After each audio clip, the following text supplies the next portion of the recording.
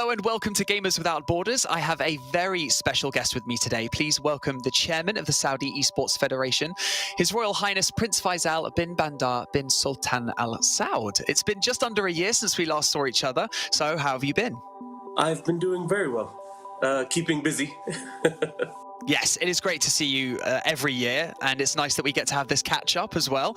And as we talk here, we are halfway through our Gamers Without Borders competition. It's going very well so far, so let's start from the beginning.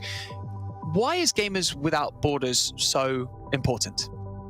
There's a lot of talk about the industry. There's a lot of talk about what the industry has done and the growth and the path moving forward. There's a lot of talk about the companies, the production, the gaming, the revenues and all of these things. But sometimes people forget that behind all of this are people. And to give these people, young men and women, an opportunity to really showcase who they are and the good that they can do, I think is a huge honor for me. And especially through an event like this that is charity-based, where they're going every step of the way to do what's best for others. And I think this is so much a part of the ethos of gaming. That is overlooked for people outside of gaming, that it's just, I'm very proud to be a part of this. Well, the core meaning behind Gamers Without Borders is gaming for good. So what specifically do you mean by this? We started Gamers Without Borders, right in the height of the COVID, not just outbreak, but lockdowns. And to be able to bring people together to give back to the communities of the world that were highly affected. So year one was focused on COVID relief. $10 million raised for COVID relief. A lot of that was spent on PPEs and things like that. Year two was the focus was on vaccine distribution and how do we get the vaccines to as many people as we can. And just, being a small drop in that ocean was a huge thing I was proud of.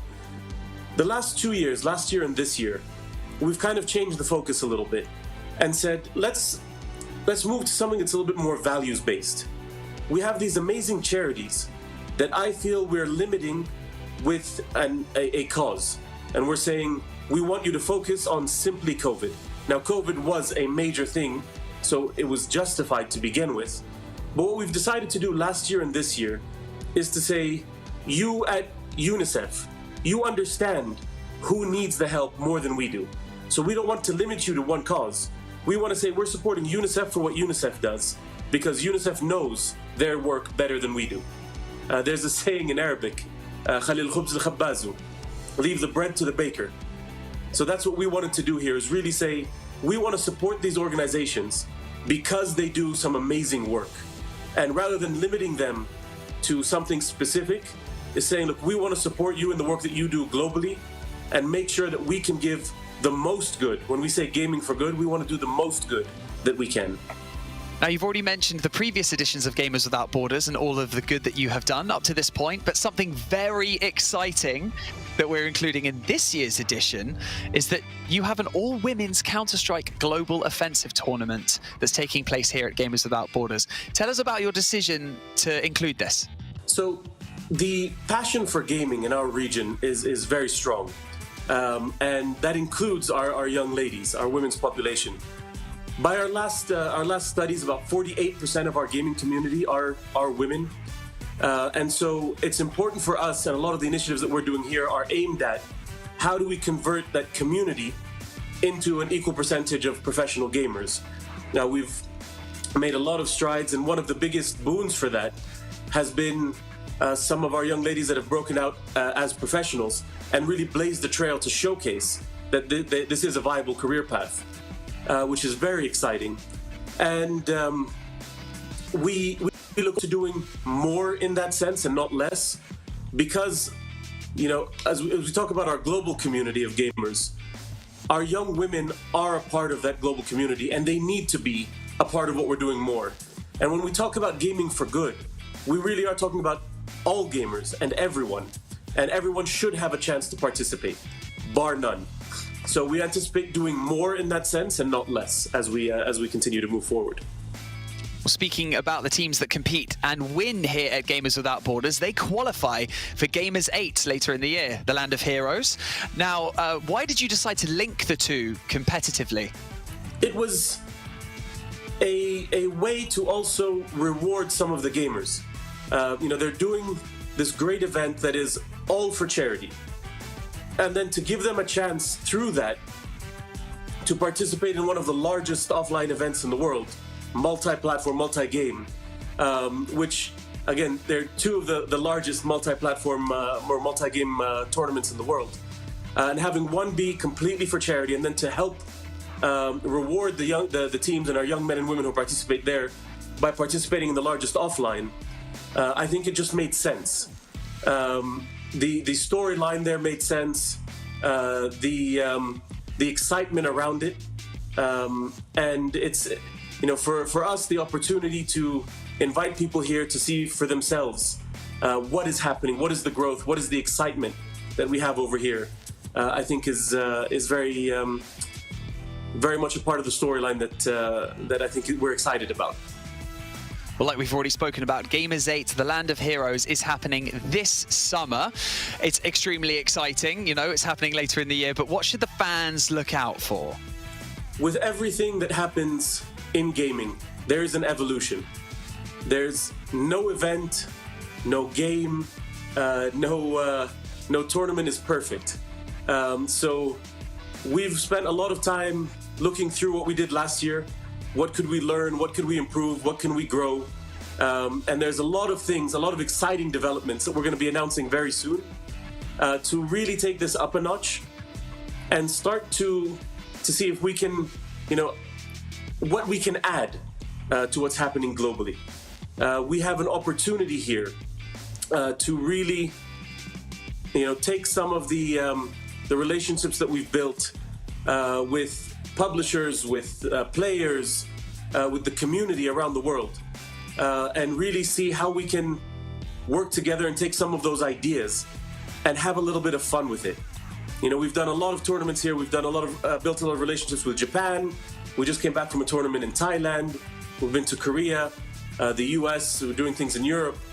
And how do we take some of those ideas and some of the excitement that is around gaming and really bring that back to the offline events and some of that growth that's coming out of the COVID and the lockdown years.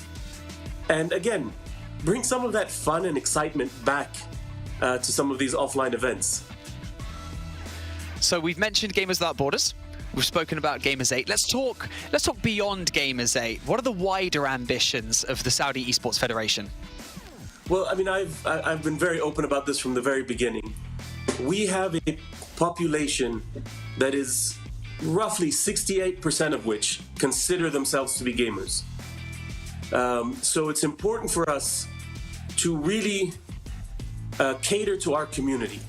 And if this is what they love, this is what they're interested in as a career path, as an educational path, it's my honor and pleasure to start to really build that here and showcase that we have the talent and we have the ability to do all of these things.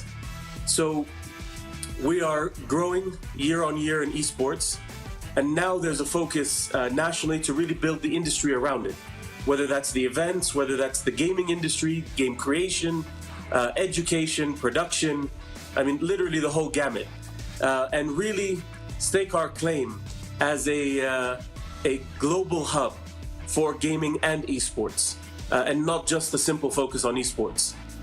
Now, we've seen how much you've done in the world of gaming for years now. How big do you think that gaming and esports can get in Saudi Arabia? This is our passion. As I said earlier, we are a population that's 68% of which consider themselves to be gamers. 48% female, 52% male.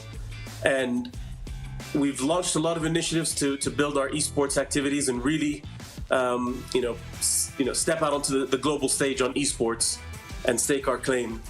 And the initiatives that we're building now with the launch of the national strategy and a lot of the other Savvy group and a lot of the other initiatives that have launched here is to really, and this is something I've been very open about from the very beginning, is our intention is to be a global hub for gaming and esports, to really give our community the opportunities that they deserve in this as an industry. We are looking forward to not just being a part of the global stage and the global community in esports, but a part of the global gaming community. And again, we've talked about game creation, we've talked about production, and there's the myriad of opportunities that are available in the gaming industry. And one of the things that we always tell people, especially in our country when we're building out the opportunities, is there's no reason that your passion or what you want to do in life has to be disconnected from gaming. Whatever you enjoy, if you enjoy gaming, there is a career path within gaming for you in that field. You know, are you a lawyer? Are you an agent? A caster? Are you production behind the cameras? Are you, an event planner? Literally anything that you have a passion for doing, there is a career path within gaming for. And that's what we're trying to build here. And as part of the KPIs that we've set out with the national strategy, when you talk about how big can it be, I mean, we've set out some quite ambitious aims, like being 1% of the GDP of Saudi Arabia by 2030, 39,000 jobs created, 200 plus gaming companies in Saudi, both local and international coming in, and many more. And this takes a lot of work, a lot of partnerships, a lot of work internally, but also what it means is being a part of the global community and being an additive part of that community, because that's the only way that this works. And you talk about, this event that we're at, Gamers Without Borders. There is no more borderless anything than gaming. I mean, you log onto a server, and whoever can log onto that server is a part of it and a part of that community. And that's what makes gaming so beautiful. And we just want to be a part of that. And when you talk about gaming, there are certain places you just think about. If you close your eyes, think about North America, whether it's California, Canada, or others. You think about Japan, you think about Korea, you think about some countries in Europe. And what we want to be is we want Saudi to be a natural part of that conversation, where when you think about gaming, Saudi is one of those countries that you think about. Well, Your Highness, thank you so much for joining me in this interview. We can't wait to see what Gamers 8 has in store for everyone this summer. No, I'm looking forward to having everyone here. And again, when I tell you we're going to have some fun with it, you'll know exactly what I mean when you see it.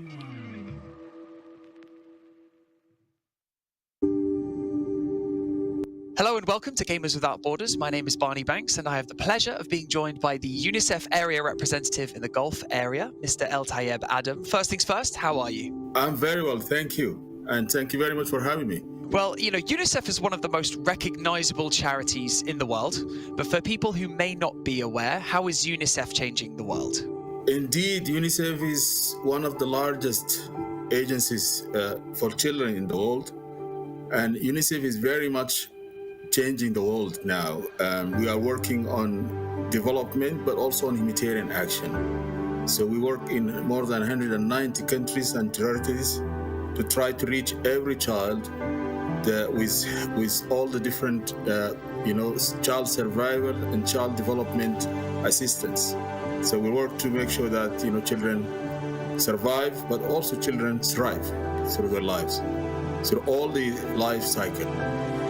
Let's focus on your role for a minute, shall we? What does your day-to-day look like working at UNICEF? Well, I think it's very, very, of course, exciting work to be doing. It's really, very important work for you to be serving children, the children of the world. So it can be a busy day trying to respond to the needs for supporting children affected by, humanitarian crisis, humanitarian, situations. At the same time, also trying to connect with partners, those who support UNICEF, such as, the Saudi, esports federation, but also many other public and private sector partners, and also trying to see how we can connect with young people, with children, who will be able to hopefully contribute to the cause, but also to try to give them the space to speak about their needs, their aspirations, and how they see the future there. So it's very, really exciting, but very, of course, busy. Working with multi, partners from the government, from the public sector, from the private sector, but also with children and also with their communities and with their, with schools, teachers, and others who work to serve the children around the world. And of course, we engage very much a lot with media, and to try and also, be able to show what are the needs of children, but at the same time to try and give the opportunity to showcase the stories of children who UNICEF have made, a lot of efforts in changing their lives, and to try and give them every chance and every opportunity to thrive and survive. Gamers Without Borders and UNICEF have been working together for quite some time now. So why do you feel that Gamers Without Borders is so important to UNICEF? Well, Gamers Without Borders tournament, actually, it just proves and shows that there is different ways, creative ways to bring opportunities for being able to contribute to a humanitarian cause.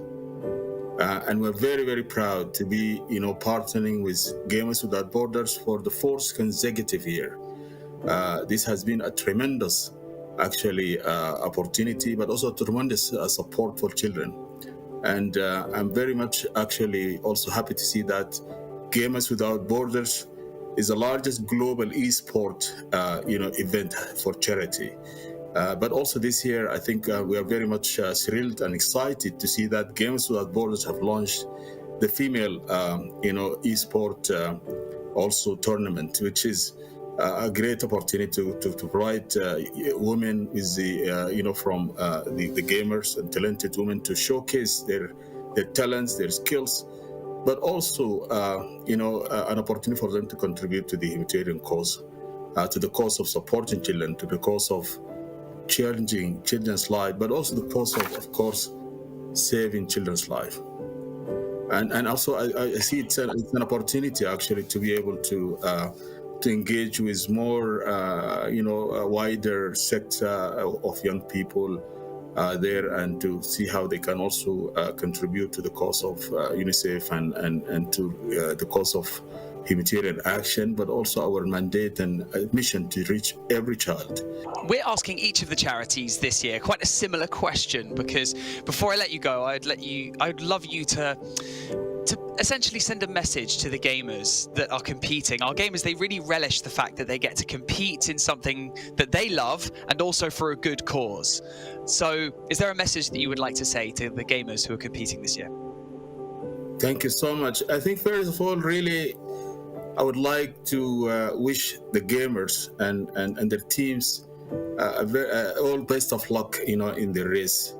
But I would like also to thank them for all the contribution they have made to UNICEF over the last 3 tournaments. In 2021, we received $3.9 million, and in 2022 also we received $6.4 million, which helped us really to step up efforts to lead the largest, vaccine procurement and supply operations in the world, as a response to the challenging, devastating, impacts of COVID-19.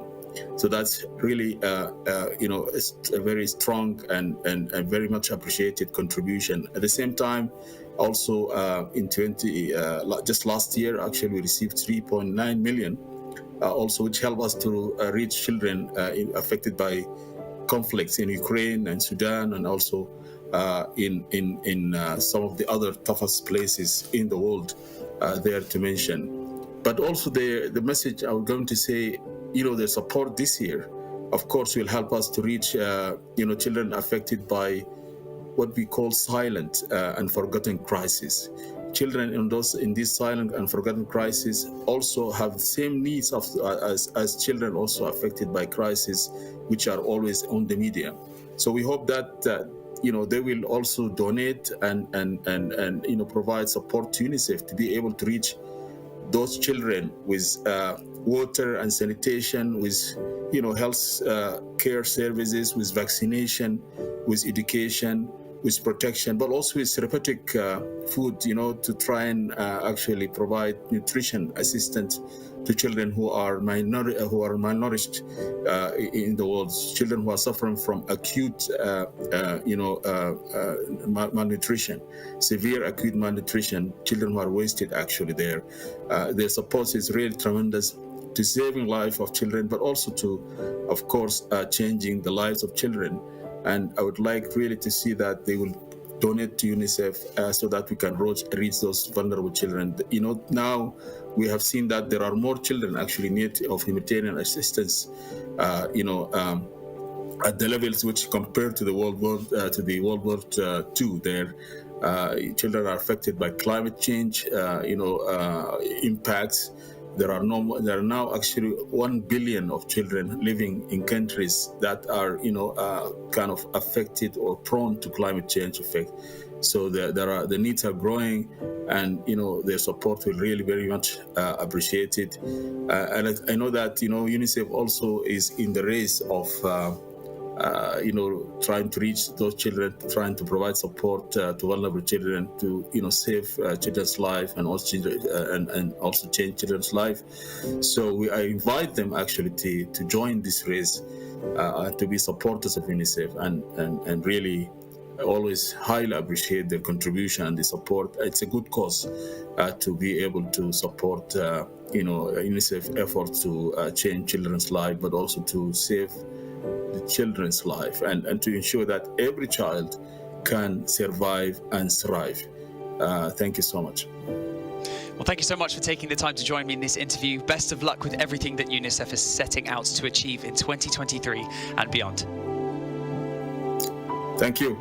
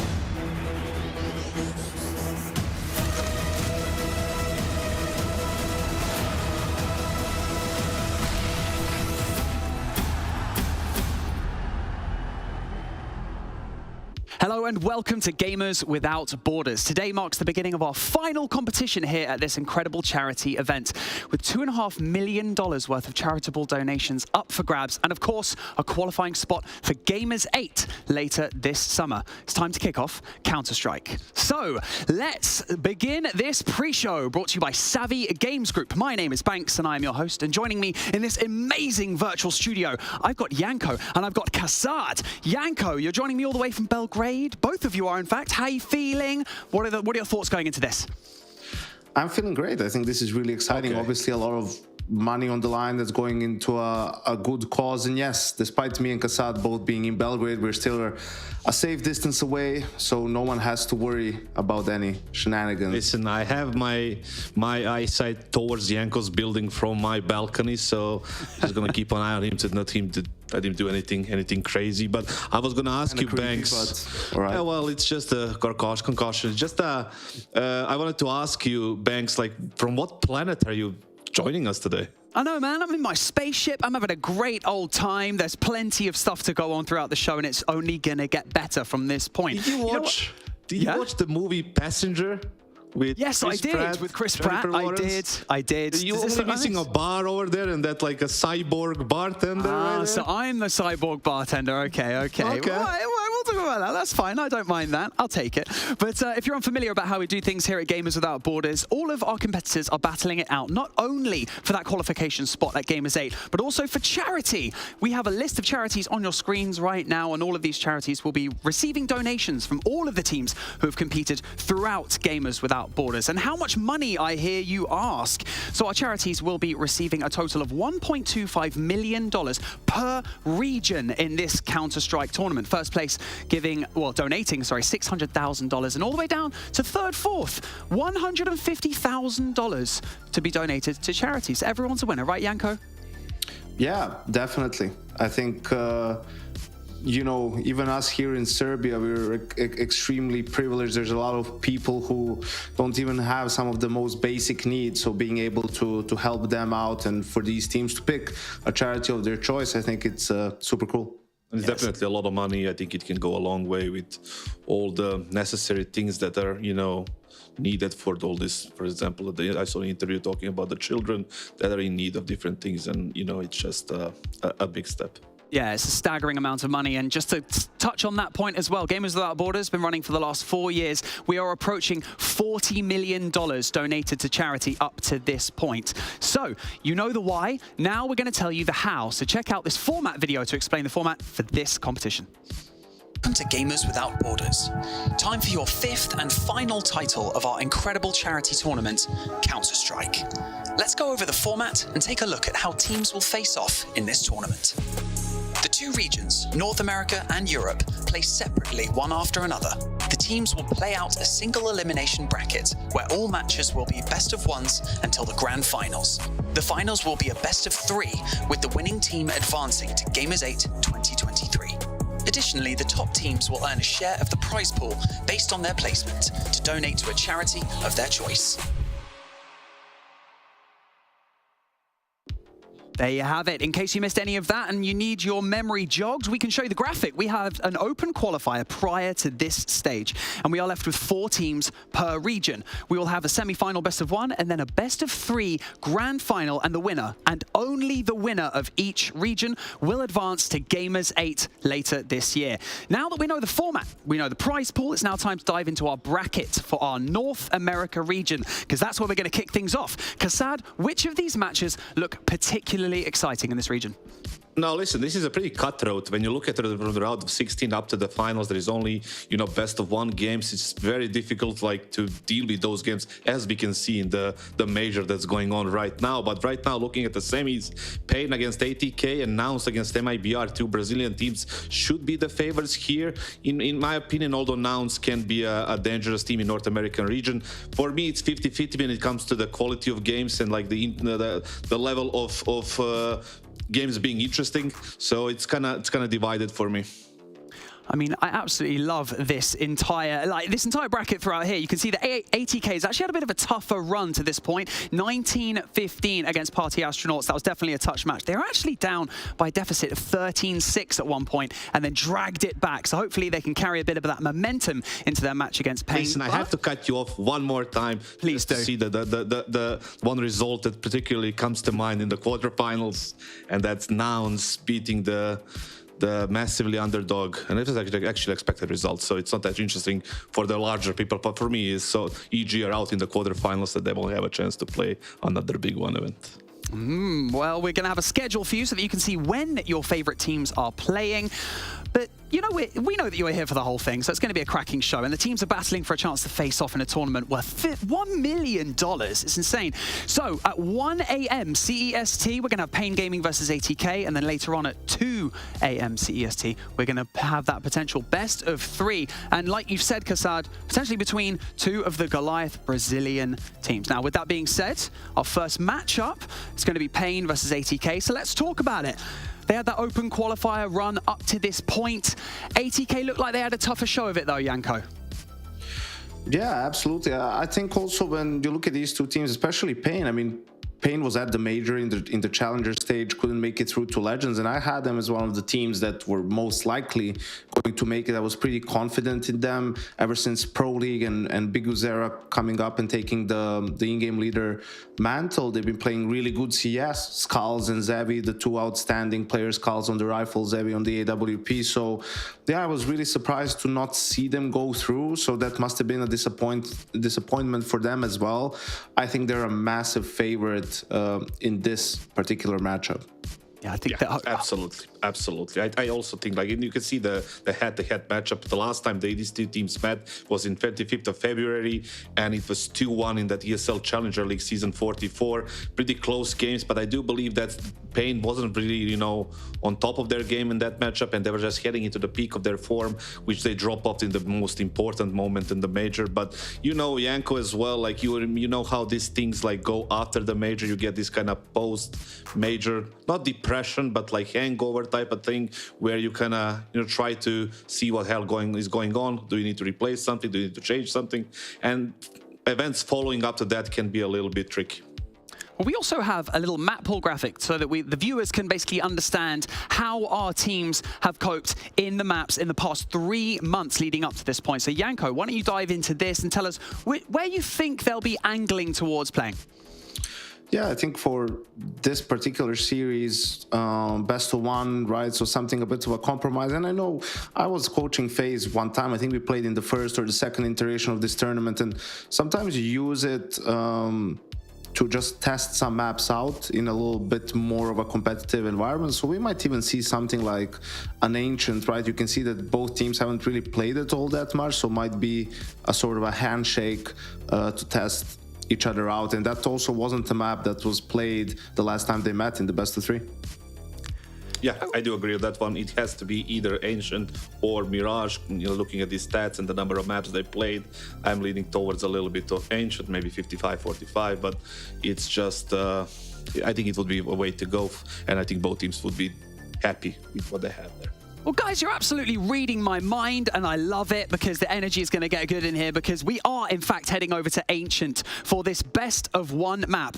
Now, what can our viewers expect? You know, we've got viewers who will be, you know, very well-versed in competitive Counter-Strike, all the way to people who are, you know, thirsty for knowledge, wanting to learn a bit more. Let's look at Ancient as a map. You know, what are we looking at in terms of pace, strategies? I want the full breakdown. Kassad, I'll come to you first.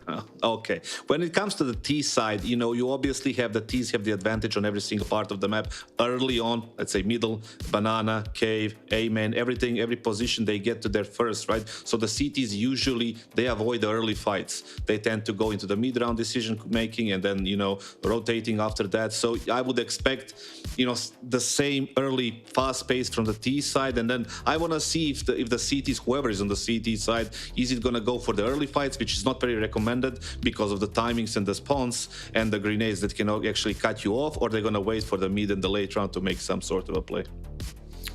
I think that's the reason why we see some teams gamble a little bit more and go for those when they want to fight for mid or lane. Like they send extra bodies there, and they usually leave A site open. They have the Opper probably rotate very early on because he can take that long angle almost pretty much from CT spawn and hold out A main. And that's why on the other side of things for the T's we see a little bit of these insta A executes, right? Because you're just trying to sort of predict that reaction from the CTs and then be one step ahead, because at that point if you're going A fast it's more or less open, you will get to plant the bomb and then it's just about playing the post-plan situation.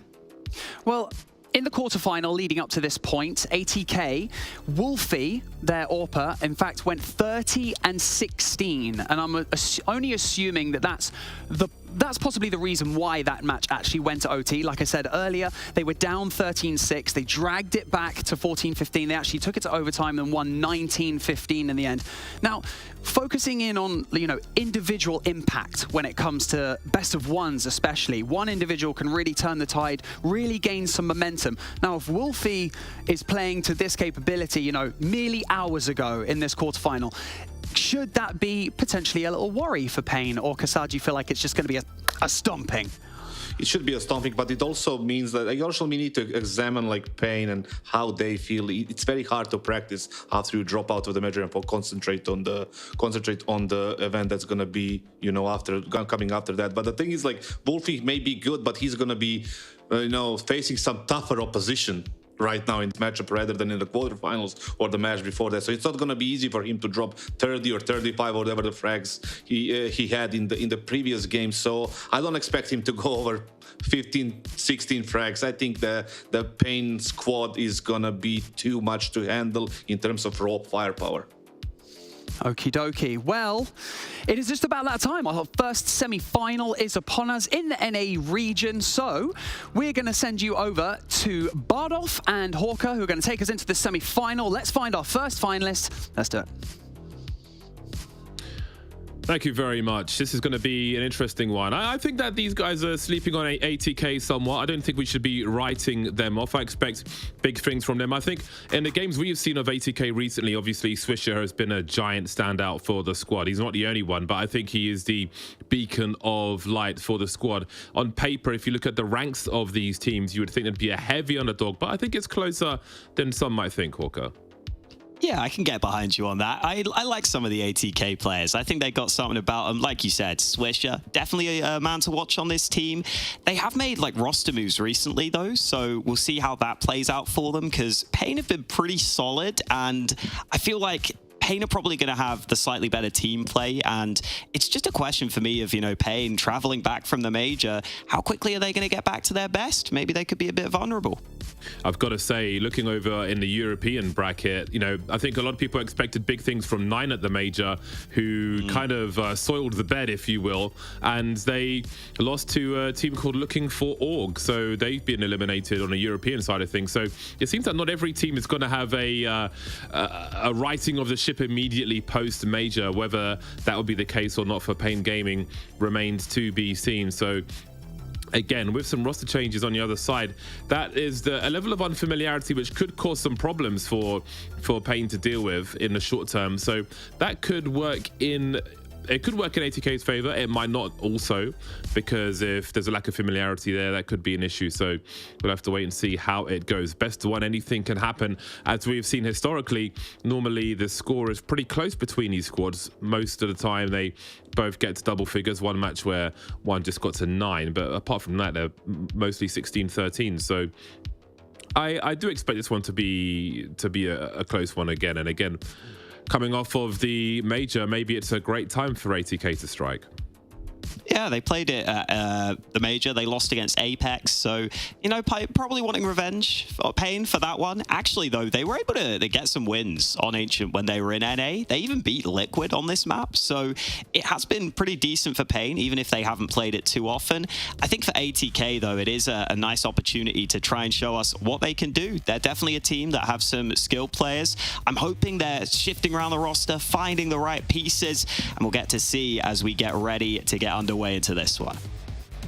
Yeah, there's a lot on the line for this tournament. A great opportunity for these teams to make their way towards the big tournament at the very end of this later in the summer. But first, they have to find success on Ancient before they get to the best of 3 grand final here in the qualifiers. Close, but there's more work to be done. We'll soon find out who starts T, who starts CT. On this I do one. like a bit of Ancient. I don't mind it. I like the changes. I think the changes have helped a lot. Seeing the mid control go down, I think it's helped out a lot, and you're getting like CT aggression still coming in.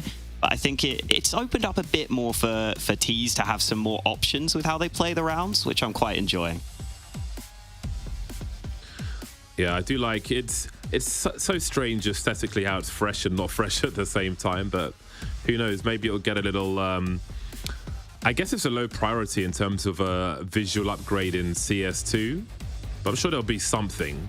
Just making this green, man. We've seen green's bad. Green agents, green maps, cash, everything. Bad, bad, bad.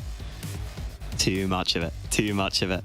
Yeah, I'm sure we'll get a nice little visual overhaul. Actually, there was, if you saw the trailers, there was the water. It's just changed a lot, and that will be really cool because they showed that in Spawn for Ancient, and it looks incredible. The new water is crazy, crazy good. Like, you'll get the trails behind people as they run, the little ripples. Man, oh, yeah, things like that are pretty novel. Yeah, I like it. Interesting. It's a cool idea at least. That's I don't know if you saw 3 Clicks Philip went to visit a sewage plant to compare the teasers of overpass to an actual sewage plant with sewers and so on, and even went into detail about how there's not enough foam around the poop and stuff. It's really disgusting. It was super gross. Actually requested more foam in the water. I'm like, please, you need to stop. You need to be stopped, Philip. You have gone too far. That's the exact sort of thing that 3 Clicks Philip would do as well. Like, he's very into very niche stuff. Love to hear it. Here we go, though. Getting ready to get underway into this one. Should be underway shortly. I think I do favor Pain here. I think I do agree with the desk. I really like what Big Uzera is doing with this team. He used to be a star rifler. Now he's turned into an in-game leader. He lurks a lot. You'll see that he has a really good read for the game. So I'm excited to see Big Uzera playing in this one. 80k are going to win, man. Oh, you think? Nothing makes sense this month. And I was doing my pick hims the rest of the major. I'm like, do I just pick up sets? Like, what's going on? I picked Vitality to go all the way versus, I think, Heroic in the final. Yeah, I think most people have the Vitality Heroic final, or maybe FaZe. Some people are believers. I low-key think, like, okay, listen, Into the Breach, whether they'll play the same way in the stadium is a different question. But man, they've been so fun to watch. They've just played with no fear. I hope they bring it to Vitality. That's all I want. They're going to get spooked. Yeah, they probably will. They have to. They're only human after all. So I would be shocked if they're able to. No, man. Thomas is a train, I've heard. Thomas is going to be chilling. He'll be all right. Yeah, he's going to be chilling. But the rest of them, we shall see. Maybe Crucial will be all right. All right, then. Into the action we go. ATK will be starting on the CT side. This best of one to see who makes it to the final. We'll find out later who they'll be playing, of course. So let's see how it goes then. ATK versus Pain Gaming. They've met, so they've on 3 maps previously, but not Ancient. So this will be very curious indeed. Pistols to start as per usual. Big Azira will have that P250. He's been made the raid boss. Always nice to see, but it's the range of the USP which will get things started. As we see, great start for ATK then. Big Azira popped early. That's going to be a problem. Neckers and Hard Zal remain. This might be a hard one to turn around with only 2 plays remaining for Pain. There's the bomb gone. And Hard Zal may be gone soon as well. Indeed, he will be. Damn, clean start from ATK. Really just denying Pain any opportunity to make the round uncomfortable there.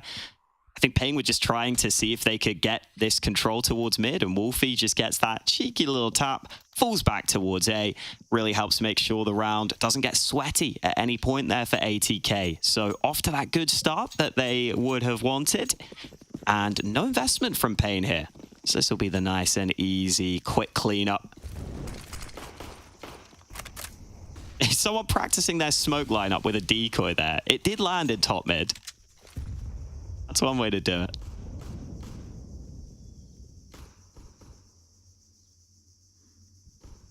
Guess Pain want to wait out the util. Try and squeeze any frags out of this that they can find. Force them to rebuy the smokes as well. Makes a small difference. Some sound cues for Bigazira. Doesn't take the bait. Missed him still poking as the smoke dissipates around the B bomb site. Love the proactiveness we're seeing from ATK here. Good support as well. Little duo dealing with that mid position. I love these. This reminds me of Train. It's such a great example. When a T side were on eco, they'd pull out the Desert Eagles and they'd stand in main and just pick the narrowest channels where the CTs, if they choose to engage you, you're almost guaranteed a headshot. Essentially a similar thing they're trying to do there with the Glocks. Harder task though. Only one player lost for ATK is perfectly fine for them. Yeah, not too bad at all. Yeah, it's a cool way of trying to activate against the MP9s. You know the MP9 can't just come around and one-tap you easily. So they get a couple of dinks off, they get one kill, and now they get the AKs out into the third round. See if they've got their mid-control nades down. It looked like they did. But the CTs can definitely fight for mid early still. They have to dump a lot of utility of their own. It looks like they are doing just that. Meanwhile, Pain setting up outside this B site, but look at that spam from Wolfie straight through. Promising starts early on the CT side for ATK. All the more important in a best of one scenario. How they work together will be oh so important here.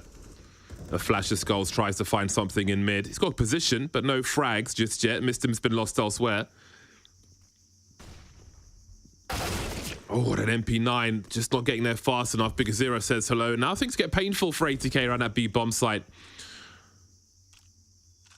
Pain still, with the time they have, waiting for a response from the CTs. As you can see, Rek is in a horrible position here. He can still hear some activity. You'll see the trajectory, but he is on an island. Only good for one there. Very hard to get to. Definitely needed to get to there. Now ATK are in a clutch. Swisher and Wolfie moving over towards that A bomb site. Smoke comes through, and Swisher will press on.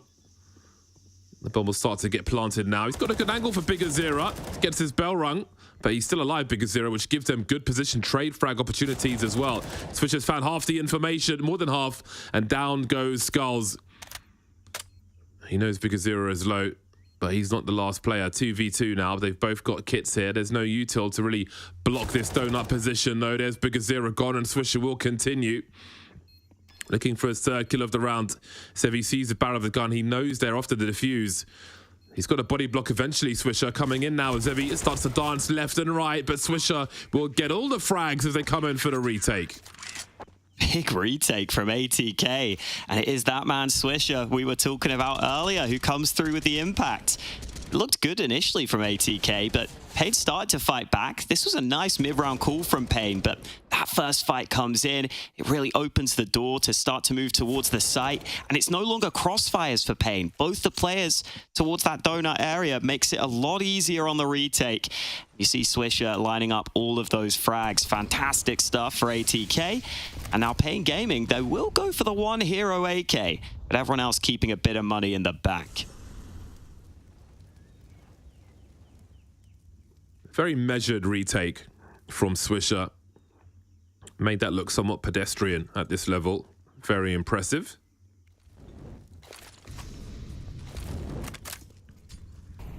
If you bought any P stickers to make memes with on your rifles, never mind.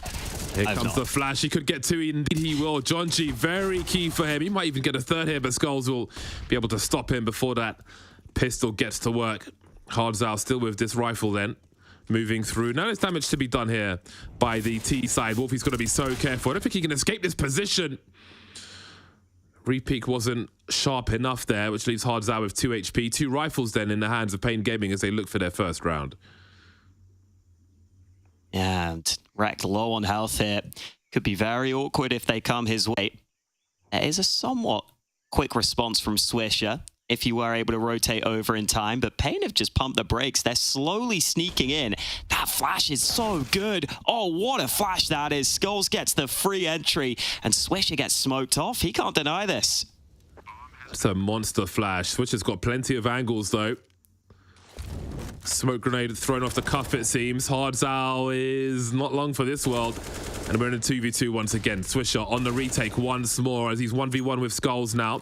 Got the flashes, but mainly he's got the gun. That's going to be key. Not holding the defuse. Skulls doesn't have the angle. He's got to start to wonder now. You may have just seen Swisher. He's got a great angle, and Swisher comes in to take one straight in the face. And Pain will find an unlikely round here with the hero rifle. Yeah, big round from Skulls. I would say the biggest star on this team. Got to see him come through with some really important frags. Jonji just wished he had a few more bullets there, but eventually got run down. And despite ATK's best efforts, Skulls finds a way.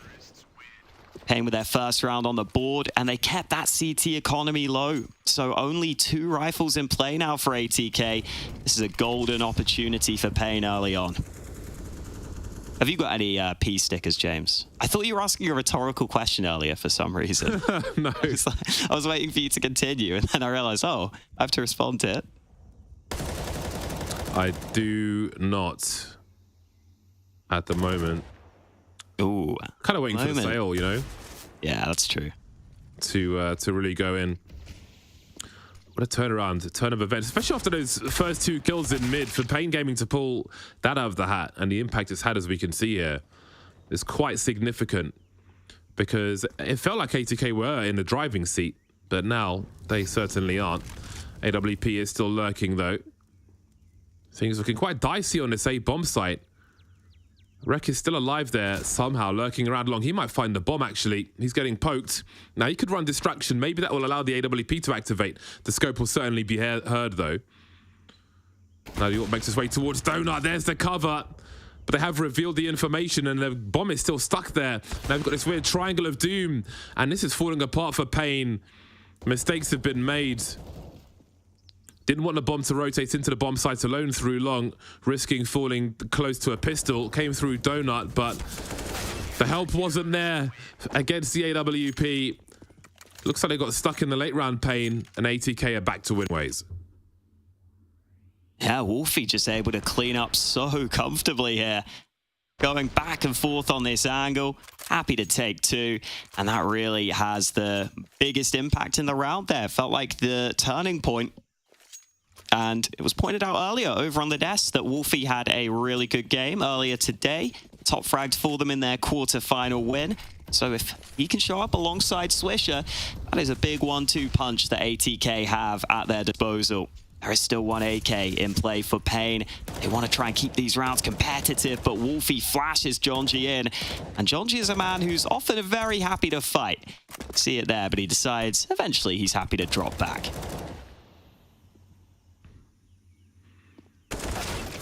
Only 3 players left. Someone's going to have to go and collect the bomb at some point, although it may not be too relevant for this round. Indeed, it won't. Jonji's hacking, and the round is over. 5-1 for ATK. That's a joke, by the way. Someone's going to make a thread. I am joking. He finally admits it. Live on stream. Love an anime gun. I use that gun. Half to just trigger people. Yeah, that's a good reason.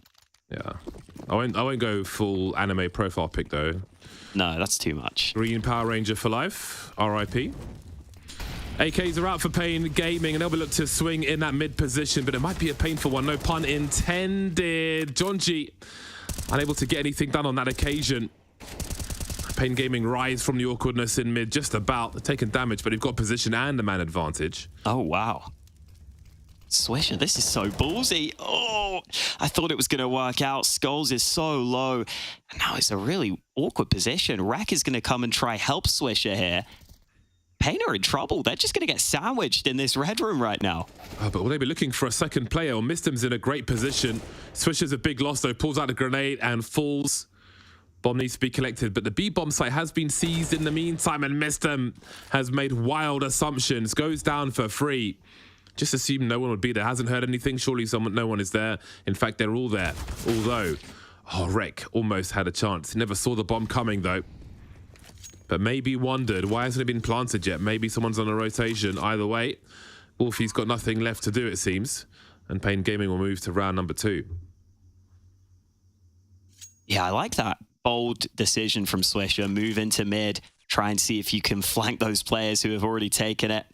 It was pretty good timing on the push, but he was kind of trying to recover a disadvantageous scenario already. And you see eventually Pain do just enough to hold on to it, and they win the fights elsewhere.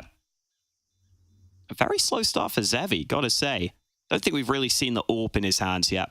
So we will wait for that before we judge him too harshly. Definitely a good round here for Pain. And again, that CT economy is just so hard to manage right now in Counter-Strike. You can probably eke out a buy here if you're ATK. But considering the start they've had, I wish they would have had a bit more money in the bank than this. Yeah, likely a repeat of the round previously where Wolfie was able to clutch, but I don't imagine that Pain will get into such awkwardness again. 3 players alive at the end of the round will be important for them. Pain, that is. Now let's see what they're able to do with this AWP. I'm sure they'll send it somewhere else and try and find another surprise to throw at Pain. They'll probably think more about keeping that bomb with the squad, at least by the mid-rounds. Let's have a look then. Oh man, Hardtail's ready for Ancient. Green gloves, green knife. Right at home. Very nice. I was enjoying that black laminate. I wonder how that will look in CS2. Oh yeah. Not too bad. Not too shabby a buy here. Oh, is John G close enough to hear the footsteps? I'm not sure if he is, but the smokes will give the game away. And they will lose a lot of position. Wolfie going for the flick. John G's on the scoreboard first. 4-4 now as they try to create some space, put the fire out. A lot of position has been lost, but Swisher is holding on somewhat. The flashes are here as well, just running low on bullets and has to fall back from those flames. So many mollies, but all the CTs are here. And that is a death pit in the temple. Only the 1 kill for Pain. They sent it into that bomb site, and I've got almost nothing to show for it. Yeah, I didn't mind the decision to just go for the all-out A play, but ATK had players in such good positions to respond quickly. Swisher even able to fight just on the edge of those flames. Makes it so that Pain get nowhere near the site itself. You need those quick kills there. You need that quick access to the bomb site. And ATK having a couple of players close by means they can just stall things out. Pain still with the buy here, but ATK really on a roll now. They just keep on doing just enough. But they still have to be scared at any point the CT economy could be broken, and it's that A play again. In they go. Rek is able to fall back, but can he stay alive? That's the bomb carrier. Hard's out to deliver. John G is here. Wolfie's on the way if he can find an angle.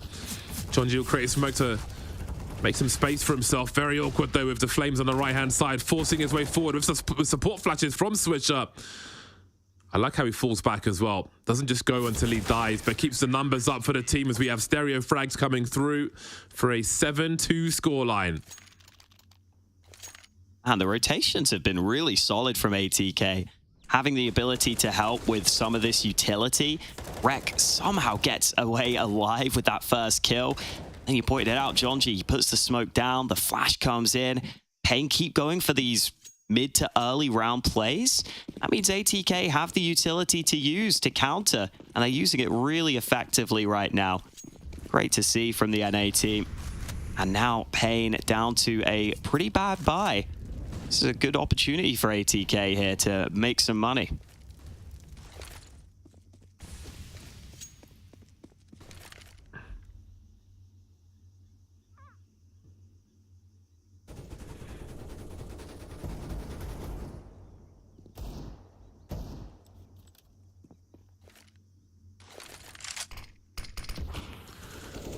There's a feeling of terror when you are holding a position versus a pistol and you pull out the smoke, Yeah. throw it, and just pray you don't get pushed early while you wait for your gun to come back out.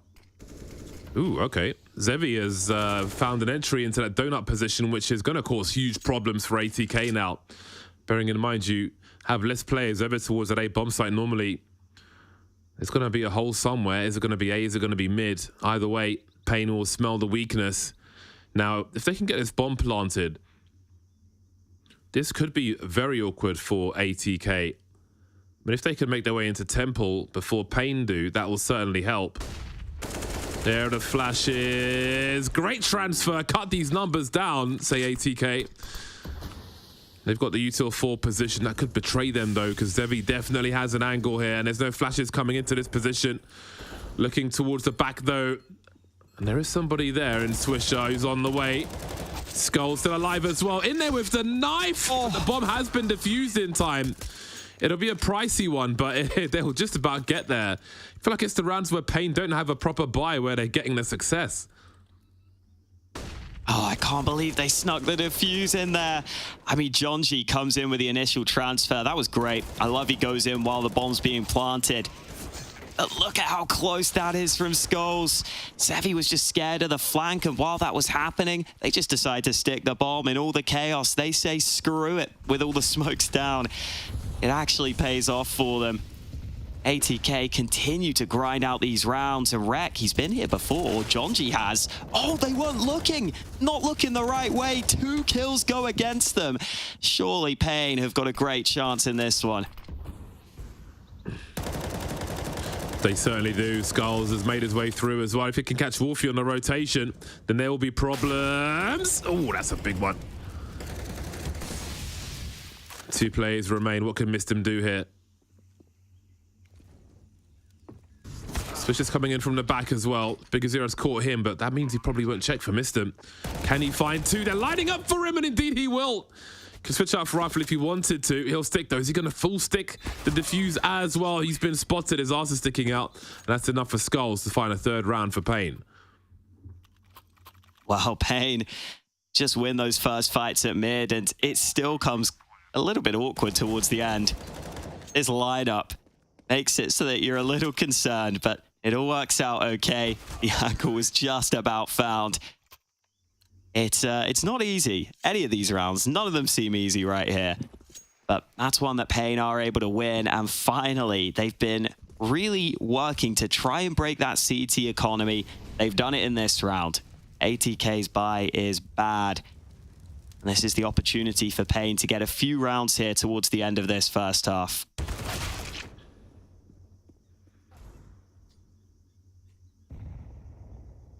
Surely sit in the smoke yet.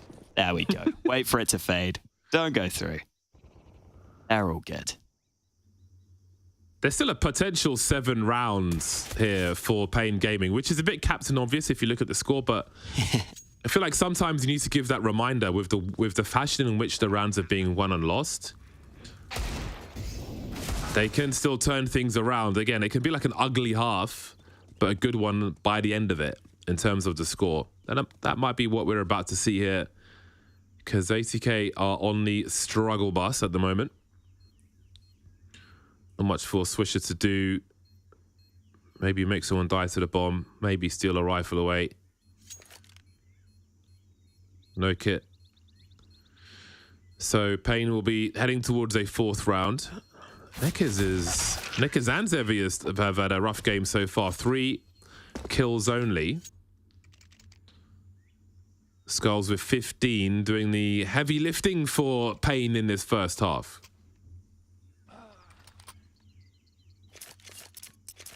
Yeah, good to see Skulls delivering. He's definitely the man you look to on the Pain side. Very talented rifler. I've got to say, ATK have been impressed with a good bit of team effort from them. I mean, Jonji having a great game for himself. I think Jonji can be a pretty up and down player when I've seen him in the past. But when he's feeling it, has a lot of impact. And we have seen that here. Some of those mid fights have been key at the start of the rounds. See if ATK can keep it up on their CT side, though, or whether Pain are able to come through with a few more T rounds, because as you were saying, they don't need too many more. And it actually turns into a very reasonable half for them.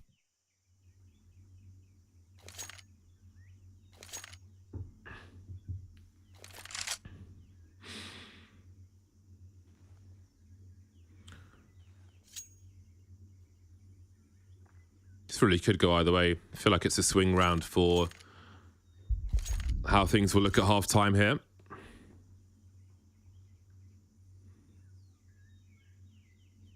If ATK can pull something out of the hat. There's good money, though, for Pain, so maybe not as big of a swing round as it otherwise would be. Because they can go again immediately. Again, our semi-finals are running in tandem. This is the one we're covering. The final is to come afterwards, best of 3. After this best of 1, the 4th map that ATK and Pain Gaming have played against each other in general. All different. We've got Nouns playing over in the other semi-final against MIBR. Nouns coached by Semphis as well. See Semphis still around in the scene. OG NA player. I like it when you get the old school players sticking around, helping out some of the new blood. Man like Semphis. Team Wedge. Yeah. He's looking great. Massive chest. Good for him. I know Nouns are a team definitely on the rise in NA as well. They've been doing pretty damn well in the region. EG in the bracket, right? Yeah, they did. It wasn't even close, really. I think it was like 16-8. Very convincing win.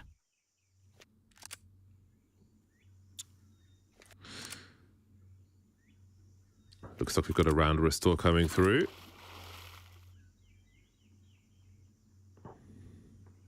I remember the days when there weren't always round restores. Yeah. And you had to set the start money to one player's money and then get that player to reconnect, then change your start money for the next player, get them to reconnect, and so on and so forth. Yeah, I played in a university tournament once where they didn't know what they were doing and they set up the server wrong for the pistol or something, and then we played it and it crashed. And we just had to replay rounds just based on our memory of okay, you killed this person and you killed this person to get back to where we were. It was pretty ridiculous, but good fun. When you've got to start at half and go back and forth for the loss bonus to be correct as well. Exactly, yeah. The dark days. Struggles. I remember various seasons of CS as well. No matter what you had in the rule book, something would always happen that wasn't covered in the rule book. Ooh, yeah. At 3, 4 o'clock in the morning. And we'd have to take a decision on what to do. And no matter how concise the rule book was, every season, something else would happen. There's always something. Yeah, I remember there used to be the German teams were notorious for finding sneaky things in the rule book and finding whatever ways to make the most of it. Fair play. Got to do what you got to do. Yeah, people going to do that. You don't realize how much people do that until you pay attention to racing, where it's all about basically being as close to cheating as possible without actually cheating. Yeah. But anyway, here we go. Big round for ATK then. For them, at least, this will determine how their half looks like, I reckon, from their POV. If they lose this round, then the catch-up is on for Pain Gaming. Chunji's been important so far, leading for his team in the frags department. Maybe lost in the smoke at this point, in that mid position. Still trying to go for something funky. Rek falling back, wondering about a lurker on A, and Hard Zal's on the way. So the skirmishes across the map here. We can see Swisher now. And Bigger Zero was not too far from him earlier on. Now Mistim's going for a poke. But everyone is still standing with 1:15 on the clock. Good map control for Pain, though. The AWP is lurking somewhere. We can see ATK being very proactive on B as well. But they're not going to see much of anything there. And Swisher will be lost in the process, lurking and peeking. Now, these CTs around the A bomb site have to get going. Oh, Skulls doesn't check the hard left. We've got stereo frags once again as the bomber's been dropped. And look at that. ATK have put their plays in the right positions. They've made the right play. Now Hardzout's got a lot to do here. 1v4 made 3, but Wolfie will trade. That was an important round for ATK to win. Yeah, we've had a lot of quick rounds from Pain and early fights, so ATK haven't had many chances like that to just take some map control clean at the start of a round. And it allows them to be really well prepared on the other side of the map. They know B is completely cleared out. They just have so many players stacked together on the other side of the map, working in tandem. Another nice round win on deck for ATK. And ooh, Jonji, gotta be careful amid that. He's still going forward though, and does not care. He is a big target. Might be easier to avoid the grenades hiding in plain sight, but he won't outstay his welcome. Wolfie on point towards A-Long. Hardzout may be walking into him very soon. An exchange of fire, and they'll both fall back. In the meantime, got some poking towards the site now as Zevi's posted up now. May have just seen a shoulder there. So Mr. may be stuck here for a while, but if he doesn't peek, then that may keep Pain frozen. But the flash will force him from the position. Swisher wandering, and there are lurkers coming his way. Oh, it's such a dangerous game. Both trying to create some space here. Mollies and smokes. A lot of focus on this B bomb site. Snipers from both sides. That smoke is a master play for now, though, but it won't be there forever. Zevi will fall to Wolfie's AWP then. Bomb still needs to be collected. Nekers may be the one to go and get it. They don't have any map control anywhere else. Double peek in the smoke. Oh, Swisher just about gets away. They're so close. This will really compromise position now, but Wolfie comes to help Swisher, and they've got all the kills so far, ATK. Confident in the tense moments around this B bomb site. No plant likely for Pain, and their money has quickly disappeared as well. Yeah, blink and you'll miss it. Their money's gone. That was all about that smoke timing, though. Having that smoke towards B ramp is huge, and ATK realized, listen, we're about to head into the last round of the half. Why not hunt? Look at the mini-map. They are on for this. And they're going to get a team kill in the mix. I don't know how that's happened, but Hardzout, oh, he burns down to 2, but he saves the AWP at least. That's something.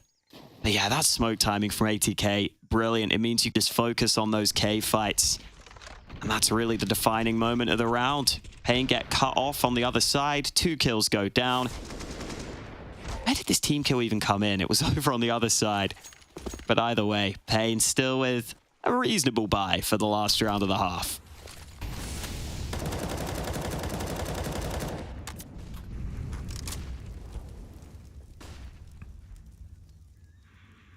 ATK surviving the important tests.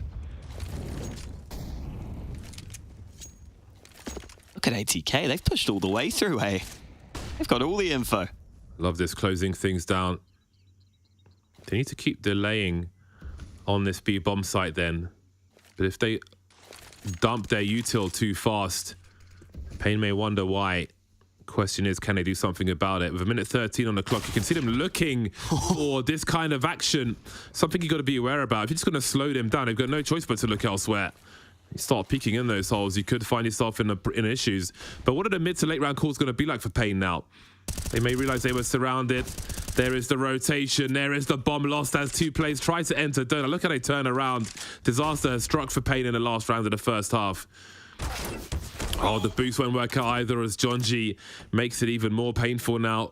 Just entertaining. Big swing from him. And Hardzout's in the clutch. 25 HP. 1v4 made 3. Denied by Rek. 11-4 then. A very juicy scoreline for ATK. A great first half in a best-of-1 scenario. 11-4. Let's see if Pain can bring it back in the second half.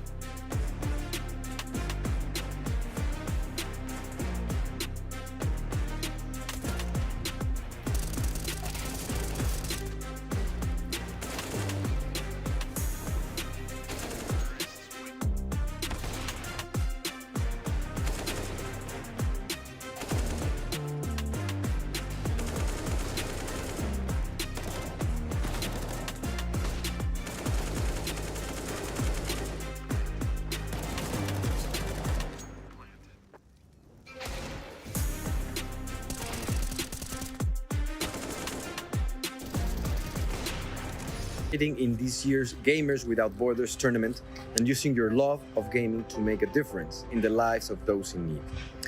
In games, you often have the chance to restart and try again. But for over 103 million refugees and displaced people, starting over can be an incredibly difficult and uncertain process. But you have the power to help by donating your winnings to UNHCR, the UN Refugee Agency. Your contribution will provide essential aid such as shelter, healthcare, education, and cash to help these individuals meet their most pressing needs and rebuild their lives. Let's come together and show the world that gamers can make a difference. Thank you for considering this opportunity to help.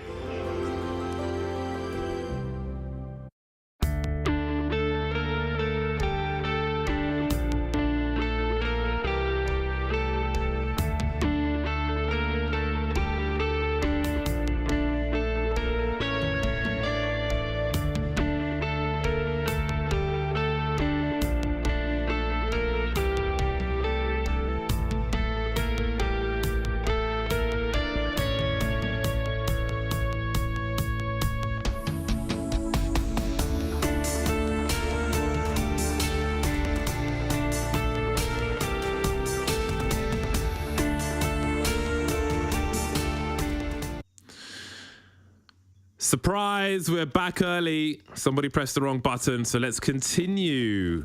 Ooh, we are really back. Oh, wow. Early and late at the same time, so it didn't stop at all, it seems. And here we are, 11-5. We'll just carry on from here, I suppose. 80k, looks like they're on a force buy with some Mac 10s and pistols. Tech 9s are out as well. It's a great start, and then maybe there's a promising finish to be had here because Pain are losing a lot around this B-bomb site. I mean, it's already a dicey situation for them. 3v5, it is doable. They've got the rifles, they've got some util, they can isolate the fights, and they've got a kill onto Wreck as well. These players are tagged, but it is dangerous. Swisher trying to reposition, getting caught off guard. They're kind of making this a little easier for Pain to come in for that retake. There's that smoke grenade there as Skulls and Hard Hour come in as well. Missed him behind that smoke then, trying to find an angle. The Tech 9 will have to do it, but he's too far to the right-hand side, running low on ammo, switching out for the FAMAS, and he didn't even reload in the first time. This is so awkward. Jumping through, he was almost there. Man, that was close as well. Yeah, that got so close. Man, it looked like Pain were about to have won the pistol and then lost to the force, because this initial B burst was brilliant. But Pain find their way in. That's the first kill through the smoke. And then at the end, so desperate, just trying to get towards the bomb. Can't manage it. And now for ATK, I mean, they did get the bomb down, so they'll reinvest a little. But it will be Pain Gaming with by far the better buy. They even have that AWP out for Zevi. So should be able to lock this one in and try and give us a good go. That was some huge nade damage. ATK going to continue. The flash was decent, but not good enough. Hardsow gets the kill blind. Skulls also in position. Looking good here as Pain mop things up. Very nice headshot from Skulls, and Pain look like they may be in much better shape on this CT side. Feel some confidence there. Of course, these, by a lot of measures, are the easier rounds.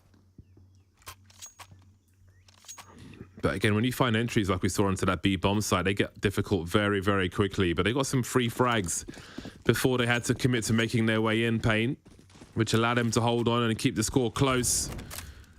Now the real test begins. The AKs are out. Wolfie's got his AWP. Double smokes. No lurking to be had here. Big Zero in a sandwich of incendiaries. Zevi drops. Are they going to go forward dry? Is anyone here for the flashbangs? No one's in T-spawn to drop these flashes just now. Big Zero will be able to find something in the mid position, but plenty of position has been lost. Swisher, I think, would have heard Big Zero fall back there.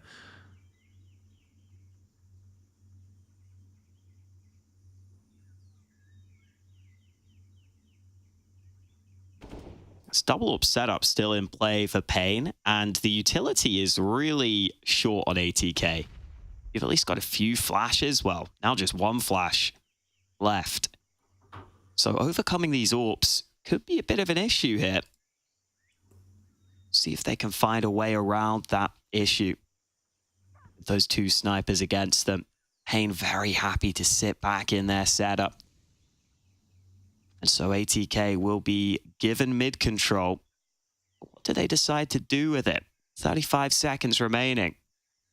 They get to make their final decision. Yeah, that's a big gamble. Especially with Swisher. This angle's hard to beat, man. Yeah, someone's got to run past there. There's a beautiful trade, but Skulls, surely it's free for him. Wolfie's creeping. The flash is here as well. How about that for some timing? They've actually done it. They've taken position on the bomb sites at the very least. And now Big Azira is hoping to be given something like in the previous round. Wolfie posted up. Flashes are here, but Wolfie delivers, leaving Neckers in the clutch. 1v3 with a scope, but you can see that John G is ready to pop out. Horrible angle for him. The confidence from ATK and that approach on the A bomb site, the flashes, pixel perfect, gave them exactly what they needed to get the job done. Not hard, not easy to do there to make it 12-7. Ooh, Neck is able to scope it. So I think he should be fine to save this AWP now. But yeah, ATK just doing the simple things so effectively. That is incredible. I love the way they set up the AWP to get that initial trade. I mean, Wolfie just had a field day in that round. He got a quad kill in the end. This was Big Uzera getting away initially. But it's all about that trade. Boom, straight in. And then the flash onto the player on site. The single flash they had was perfectly positioned. They figured there might be another player on the site. They put him away. ATK with some really effective team play there, keeping it simple. That's the way to do it. Now they're 12-7 up. Great opportunity for them here. Ooh. Dangerous game Neckers is playing. Oh, too dangerous. Brutal timing. Big Azira compromised now, and they are coming for him. Look at the position that ATK have. John G is so key as well. He can hear rotations if they are coming. And Hardzao is on the way. Missed them. Creeping on the bomb site. Big swing from him, but Big Azira delivers too. Potentially looking for a third. Down to 2 HP. Dropped through the wall, but he is delayed enough. The numbers are very close indeed. Wolfie giving a potential opening. Wolfie with even more. What a back and forth affair. Pain really cannot afford to lose this one. They can barely afford to win this one. They've got such little money. Zevi then with the USP out. 1v2 with the Asimov. Oh boy. Ouch. Didn't even get a look in. How about Wolfie? 25 for 7? This is a statement game. So impressive. And this was the golden opportunity for ATK we were talking about, because Pain's money is so bad. Look at this buy. You can barely call it a buy. Hardzao's the only one buying anything, and it's not much.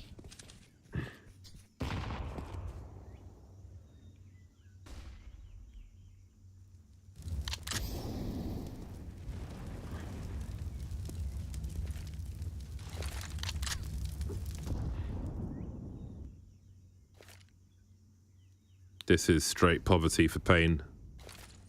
Struggles. Struggle City.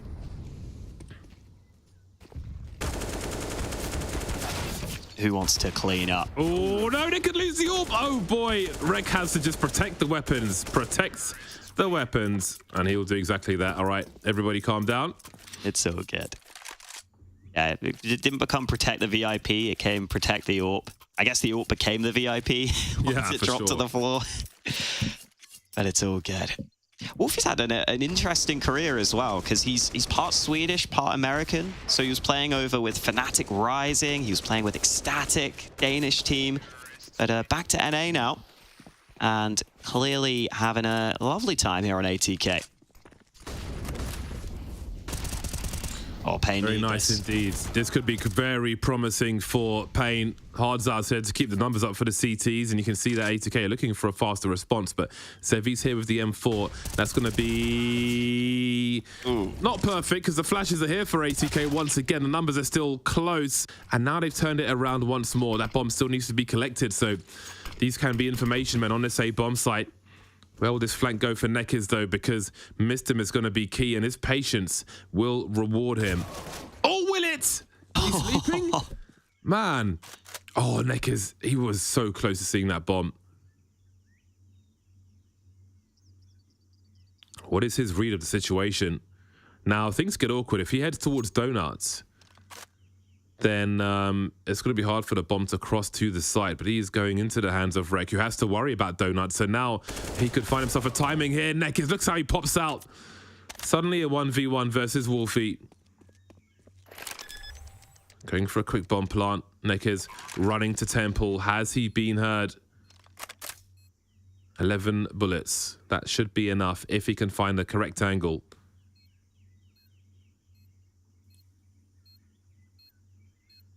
Now, does Neckers focus on the AWP that is on the floor? What is his read of this situation?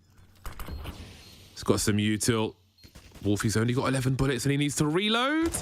Oh, he's down to the pistol. Doesn't have the angle, and Neckers has got a fantastic clutch. 3 kills in a round. Keeps ATK off of match point.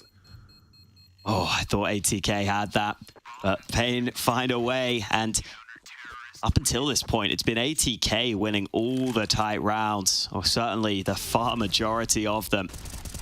This time, Neck is able to pull through for the team. Initial trades did favor Pain. It's brought back to this close scenario, and Neckers just gets the right read around the bomb. A lot more work to do, but a step in the right direction for Pain Gaming. Still got 2 MP9s in this round, though. That's just how rough the CT economy can be right now. Survive with only 1. You still have some weaknesses. That spam on mid doing a little bit of damage. Kuzera trying to see if he can play close with this MP9. There's players both sides of him. He's got to be ready for that. The molly's going to keep him forward. And as he goes back, they hear him, so they spam him down. Jonji should find this, and indeed, just the 1 shot needed. Sevi's in trouble. Distraction being run from the right-hand side. He almost got 2 there. That'll certainly help Neckers. This one could still collapse for ATK. Rex really falling back and cut noise though. Neckers continuing to hunt for the information. What is the read of this? Did they expect the rotation? Skulls has pushed through A as well. They're not seeing much of anything. Down goes Rex. Skulls lost in the meantime, but there's the bomb carrier. That's the information they need. Swisher lurking in the meantime, and Neckers makes no assumptions. Doesn't run back to the site. Knows it could be compromised as Swisher is lurking. 45 seconds on the clock. Wolfie probably wondering where Hard Zhao is.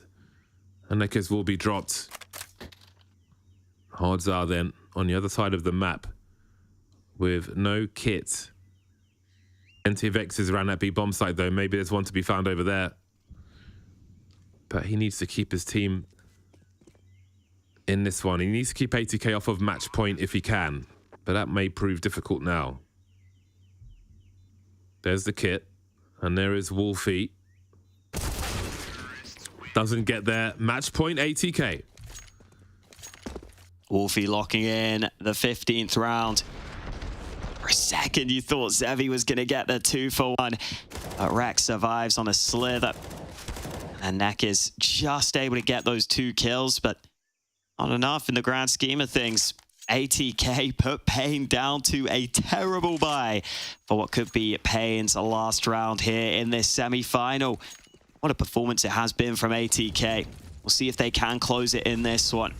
Utility there to fight for mid. Skulls takes a bit of damage.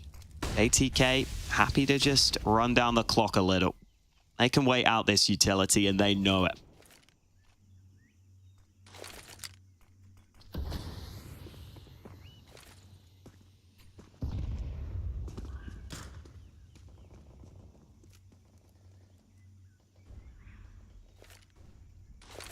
How long can Pain hold these forward positions for? This is almost all their utility. Maybe they've got the odd pop flash play left. But apart from that, they will be at the mercy of ATK. Swisher keeping them honest around B. And while they've had to use their personnel for these defenses, That'll leave less players in position to do anything towards this A bomb site. Look how he's isolating the fights for the peak. He will fall though, Swisher. He'll see two of them. Hard's out close to the 5-7. Wolfie will create some space. Skulls with 5 HP has dropped John G, and he's so close to Wolfie as well. This is a dicey one. 29 HP on the remaining ATK players. I would not be surprised if this was won by the CTs. Down to the 2v1 then. Missed him with 9 HP, and the pistol will get there. There was enough damage done, and Payne are almost at 10. Wolfie's really trying to do absolutely everything for ATK right now. He walks through the smoke with the Glock kill. He gets one there. A big Uzera, the 5-7, a pretty good weapon for the job there when they're so low. Able to get both of them. And so Payne just about hold on. 31 kills from Wolfie. 31 and 10. Seen a stat line like that in a minute. Gotta make sure it's not all in vain though. Gotta make sure they can close this one out. And oh, Skulls straight through the smoke. Jonji trying to get a good timing window, but not looking good for ATK right now in this one. They've lost 2 players and they've lost the entirety of the B side of the map.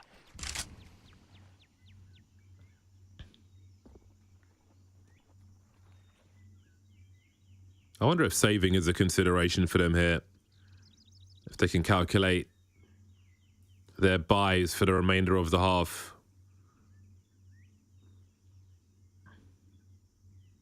Or is it more important to have some impact? Look at these lads go. Not even going to try and get their gun. Just create some space. Give the information for the rifler to come through in the back. 2 frags so far. Could have been a third. Could have been a fourth. 10 rounds for Payne. They're not out of this one just yet. But again, look at the money for ATK. Starting to show some struggles.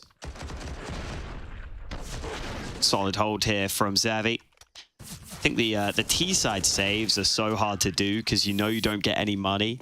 So you can leave your team with awkward positions where some of you have guns, some of you don't have the cash. So I guess ATK just wanted to all be on the similar footing, all have the same money. And that means they do have to full eco here. At least they should have the buy through in the next. Bomb has been dropped. Not much for the Glocks to do in this one.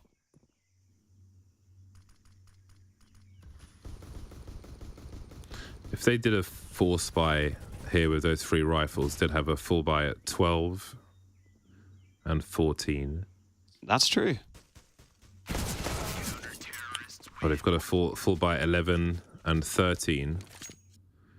And a force buy at 14. See if they sneak any bomb plants in. Maybe help them get a bit of extra money.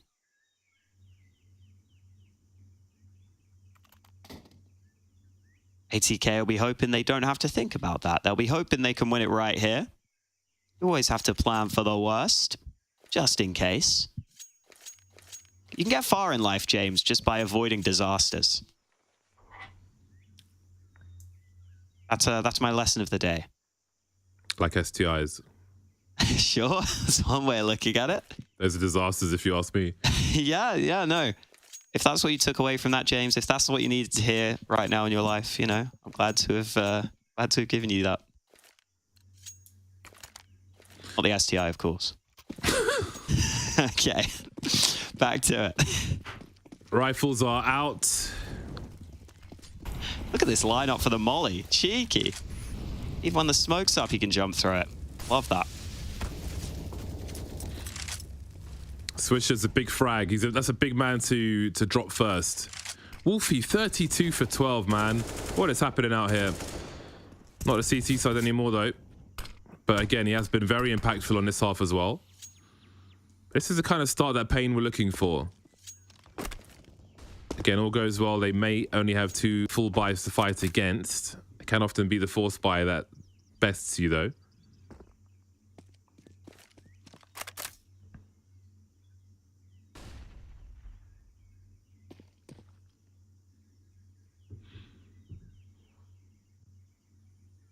ATK creeping around quietly. And mid's been completely abandoned by Pain. But with a certain timing, someone will likely go and have a look at Red Room. But for now, they're content defending the bomb sites and ignoring it completely. Yeah, happy to do so. Ardzao will now start to look back. They realize low time left. They've smoked off that B side in towards Cave. So they figure, let's see if we can figure this one out after hearing the top mid smoke. They're allowing ATK into Donut, but the rotate is beginning now towards this A side of the map. Oh, he saw so many players there. Zebi's in trouble. The barrel's been seen, doing what he can. He's certainly done some damage, and Big Zero's got a great angle for John G, I think. Oh, he's found Wolfie through the smoke. What was that? Heard the rifle, snapped him. Only one bullet required. It's given his team a chance then. 3v2. They must succeed here. Ring to Bella, John G. Again, they keep softening them up for the rest of the team to finish off the job here. Not sure if they've seen missed him just yet. Down to the 1v1 now as he tries to hide. He might have to jiggle. Skulls just jumps into it. And that's going to be that. The round is over. The last frag is for free. And Pain have been eliminated by ATK. A strong performance on Ancient. Yeah, what a performance from ATK. What a performance from Wolfie. Deserved the win, definitely. But the entire team played great. I love the way they grinded out the rounds in the first half. A lot of close ones in there, but they won in so many important moments. And a lot of great performances here, honestly, from ATK. I think this is a team that are constantly showing they can compete against the top teams right now, and it's great to see. Yeah, I think they are certainly underrated. And I would hope that their rank overall changes. But while it's so low, I think they will catch some teams by surprise. Again, they've played a few maps against Pain Gaming in the past, but like this kind of performance is no surprise to me from ATK. I think it's fantastic what we saw from them in this game. What did you say? Definitely a great result from them. I'm happy to see it. And I think for Pain, listen, you know, they started coming back at the end. They at least put up a good fight. They at least showed us some of what they can do. Just that slow start ended up being so costly for them. And ATK get the job done. And yeah, I'm all here for it, man. I'm all here for it. I like this team. They got a lot of likable guys on there. So glad to see them find some success in this one. Absolutely. We're not done seeing them just yet. We'll wait to see who they'll be playing in the final, but to the final they go. We're going to head to a break. When we're back, thoughts of the panel. UNICEF and I need you by our side for a real-life mission. A mission to protect the rights of every child. After news cameras have left, UNICEF is here. Every day, everywhere, but particularly where it's needed most. Did you know that more than 170 million children need UNICEF's humanitarian aid this year? At Gamers Without Borders, many of you have already chosen UNICEF, and I thank you for that. Choosing UNICEF is the easiest and smartest decision you can make, because you're investing in a child, and investing in a child guarantees lifelong returns, not only for that child, but also for their community and for our world.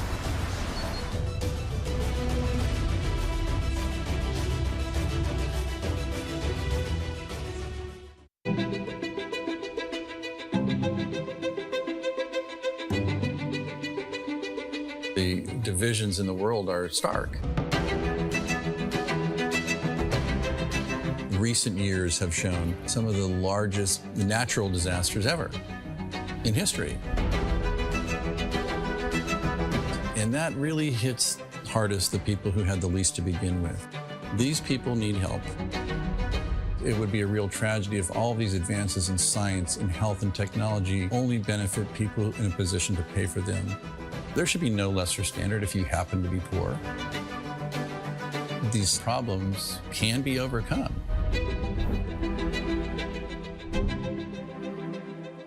Direct Relief is a humanitarian, nonprofit health organization. The focus has been on the least fortunate, most vulnerable people. On a good day, things are tough for a lot of people in this world and in this country. And what we can do is mobilize private resources for their benefit and make it available free of charge. We're the first nonprofit in the history of the United States to obtain accreditation just like a commercial distributor. and it's been expanded geographically to every country in the world and every state and territory of the United States. What's now Direct Relief officially was started in 1948 as a private effort of a war immigrant businessman named William Zimden. The basic guiding principles of a war immigrant businessman really influence what Direct Relief has done ever since, and they begin with just serving the people who need help. We have this great privilege of engaging with people who come in from very different backgrounds, but with the same purpose of trying to just do something good. It doesn't matter if you're typing or talking on the phone or working on the warehouse floor. They're all part of an effort that means something bigger, and that is the fuel that kind of keeps you going. It gives you some sense that there is a way to make meaningful progress, even for a little organization that started at a kitchen table, but that's what provides motivation in life. The notion that many people, just by virtue of where they're born, the color of their skin, the country they live in, they're going to get sicker, they're going to stay sicker longer, and they're going to die sooner. That's pretty good motivation.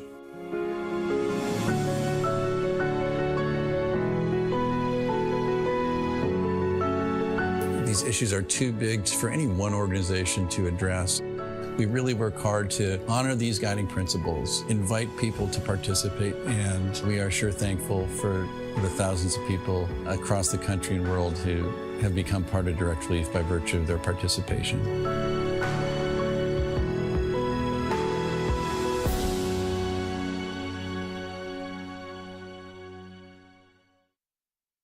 Progress is a race that has no end. After every finish line, another challenge awaits. How can we continue to push innovation in a sport at the forefront of technology? This is how.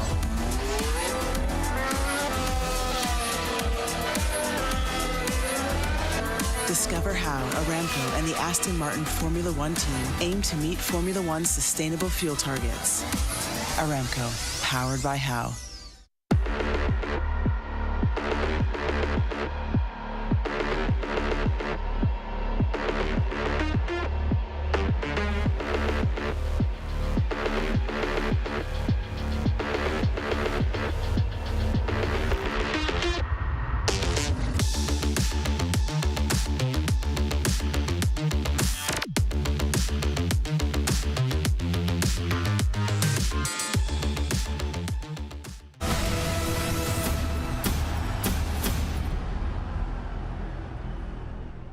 Welcome back to Gamers Without Borders. We have our first finalist in our North American qualifier here. Pain Gaming have been sent home. Commiserations, a well-fought battle, but it is ATK who will be going through to our best of three grand final in this region. Yanko, they've got to be happy with that performance. Oh yeah, absolutely. It was a great game. It was a fun game. I expected a little bit more out of Pain, but I think especially early on at the start of the game, the casters also touched on it, and yeah, I think just that did a great job. Yeah, and I told you Wolf is gonna get 30 kills. It's never know, man. It's 2 a.m. Sometimes mistakes happen, you know. Now, jokes aside, the things like Wolfie individually played great, obviously, and the whole team kind of felt they were better prepared for this game rather than Pain. And it's like, I'm watching Pain and I don't really understand some of the rounds they went for. Maybe it's that, you know, post-major jet lag type of situation where they didn't really prepare, but it was really not on their level what they showed today. Yes, I mean, I obviously was going to mention the whole Wolfie thing, played absolutely out of his socks. What an incredible performance from him. But, you know, I feel like maybe Pain just underestimated how ATK were going to approach this map, because ATK came out swinging, they were attacking on every facet, they were synergizing really well as well. So I feel like, do you feel like it was a case of underestimating ATK, or do you feel like, yeah, maybe Pain were having a little bit of a mental block considering their run at the major? Well, I think ATK had no respect for Pain whatsoever in every kind of fight they took. Even in the pistols, you can see that people are fighting on different sides, and like they're just taking fights left and right, even in the gun rounds as well, in the mid fights, in the retakes. Like they didn't care. They were just going for it, and you know that's something that you want to see from the teams at all. It felt like at some point they had infinite ammo on when they were going for those retakes, because it's just flashes coming over time and time again. And I like that, man. It's something that, for example, you saw in the G2 B&E game on Ancient, right? It's like B&E is a team that's also going to do that, like try to retake fast, push through the smoke, take advantage of the fact that the T's aren't fully set for those post-plan situations. And if you can do that, like if you're comfortable doing that and you can thrive in that chaos, you can do a lot of damage. Yeah, Janko, Pain seemed to find their feet a little bit, in the second half. They seemed to kind of gather a little bit of momentum, but I just feel like there was something missing. What did you feel like was missing from them? Like, why weren't they able to capitalize on these tight rounds? Well, just a little bit, sometimes stringing consecutive rounds, like getting truly a lead when it comes to the economy. And also nowadays, Ancient is a pretty T-sided map, so if you struggle in the first half to get a lot of rounds on the T side, like coming back on CT can be pretty difficult. And the reason why they went back is simply because of the 1v3 clutch, right? Or 15-8 or 14-8, what was it? It's like something that should never, ever happen, especially in a cutthroat best of one kind of situation. So it's a little bit of a mistake, happily for them, fortunately for them, Wolfie had a great game and they managed to, convert all those frags into a win at the end. Well, we have your updated NA bracket for you so that you can check out all of the games so far. MIBR at 15-9. So this is where we're standing right now. ATK will be in that best of 3 grand final, which will be a little bit later on today on this broadcast. But yeah, MIBR still slugging it out. They were, I believe, 14-7 up. Maybe Nouns are going to make some sort of a comeback. Who knows? I mean, what are your anticipations for that match? I know that Kassad, you said that it's heavily in MIBR's favor here, yeah? I predicted 16-11, but we're just very good getting close to it. So the fortune teller Kassad is going to be mostly right. How about this one? Not about Wolfie one. Sometimes you miss, right? It's just the way it goes. How do you get like the answers? Is someone supposed to like rub your head or? No, I have no hair, so it's kind of would be rubbing my. Exactly. I don't even know. It's just you don't do that. You need like hair. But I have a crystal ball anyway. Exactly. He's Mystic Meg, man. That's one crystal ball. Sorry about that, man. UK. One large crystal ball. Yeah. Okay. Well, in terms of like North American potential, like this could have been a much tougher experience for a lot of our teams involved. So I feel like this is actually a really good opportunity to qualify for a really large scale, like an international LAN. The prize pool is $1 million later this year at Gamers 8. So I feel like they've kind of lucked out by being able to enter this competition to then go up against the big boys later on this year. Maybe feeling like something they missed out with at the major, right, Kassad? Yeah, I mean, it's just, I wouldn't call it lucked out, but the thing is like, right now, every team wants to be in these big events, right? The $1 million prize pool is something that you don't want to miss out. And it's like the opportunity they have right now because all of the North American big dogs, I guess, are not here. Complexity, Furia, Liquid, nobody is there and nobody's competing. You kind of want to grab that spot as fast as possible because you don't get too many chances. And it's a good thing for ATK. I think we saw them on Pro League as well, where they play with Kakanito. And then they had like some mixed results, but it's good to see them having a chance to perform on another big event if they manage to eliminate MIBR, probably. But especially in the midst of the scandals they have with their organization recently, so it's good for the players. Well, I mean, I'll ask you guys a quick question before we go into our nice little break before our best of 3. I'm going to start with you, Janko. Who was your MVP for that map? I guess we kind of know who it's going to be. But what do you reckon? I think Wolfie for me, but I just think like for ATK, you can tell that they're just having a good time while they're playing. Like they're just having fun, running around.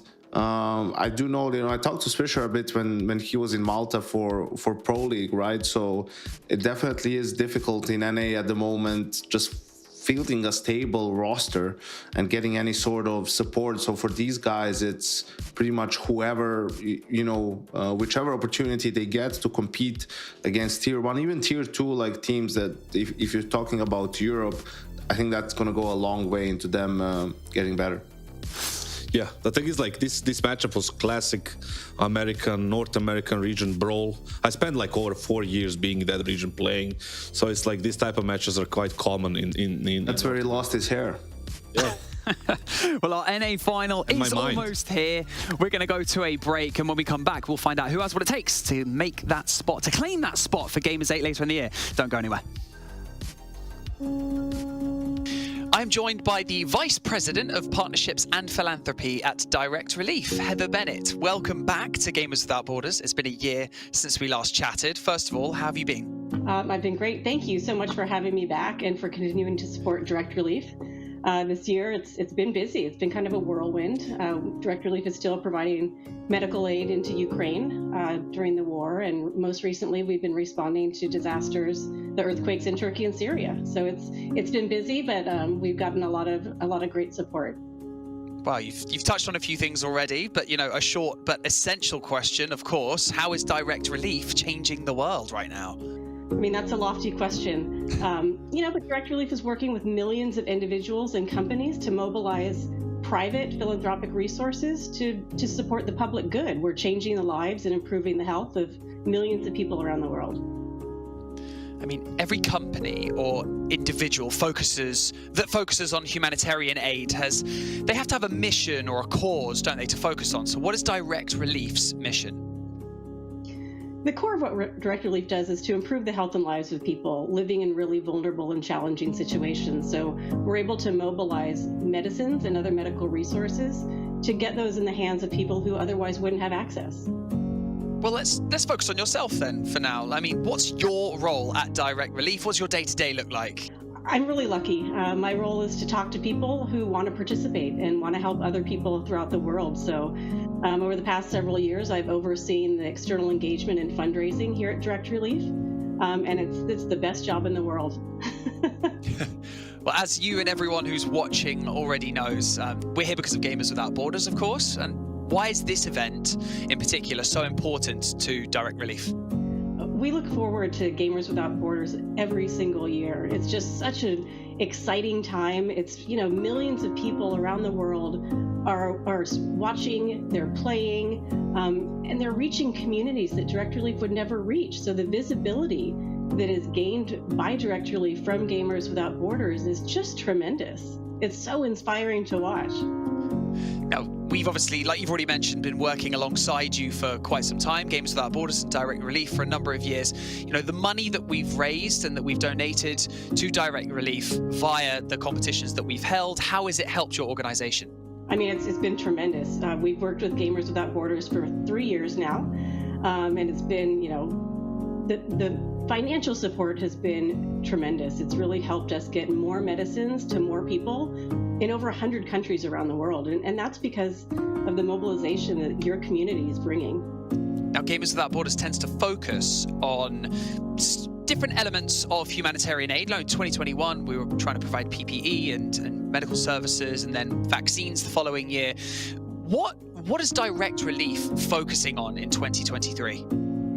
We're focusing on doing our work well. So the core of what we do is delivering medicine. So we're continuing to do that every day. Both, every day is a crisis for people living in poverty, but also during disaster situations.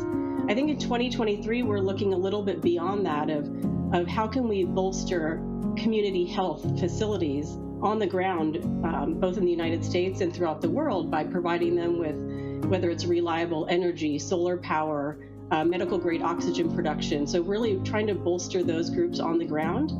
So when they do receive medicines from Direct Relief, they're able to store them and distribute them to their patients. Well, before I let you go, I'm actually asking each and every charity that we have the chance to speak to before and during Gamers Without Borders to give a message, if you can, to the gamers. Not only the gamers that are competing here, but also the gamers just all over the world. So what would your message be to them from Direct Relief? I mean, thank you. We talked about the large financial support that comes from Gamers Without Borders, but it's really what's more consequential for Direct Relief is the visibility. So I hope that every single gamer within this event and just in the world knows that every time that they hit the Go Live button and talk about Direct Relief and talk about the work, that they're part of it and that their communities are part of all the efforts that we do every single day. So I would just say to the gamers, thank you for using your skills and your expertise to change the world. Well, thank you, Heather, and thank you to Direct Relief for everything that you do. Thank you for joining me in this interview, and thank you so much. Well, best of luck to Direct Relief and everything that you're trying to accomplish in the rest of 2023. Thank you.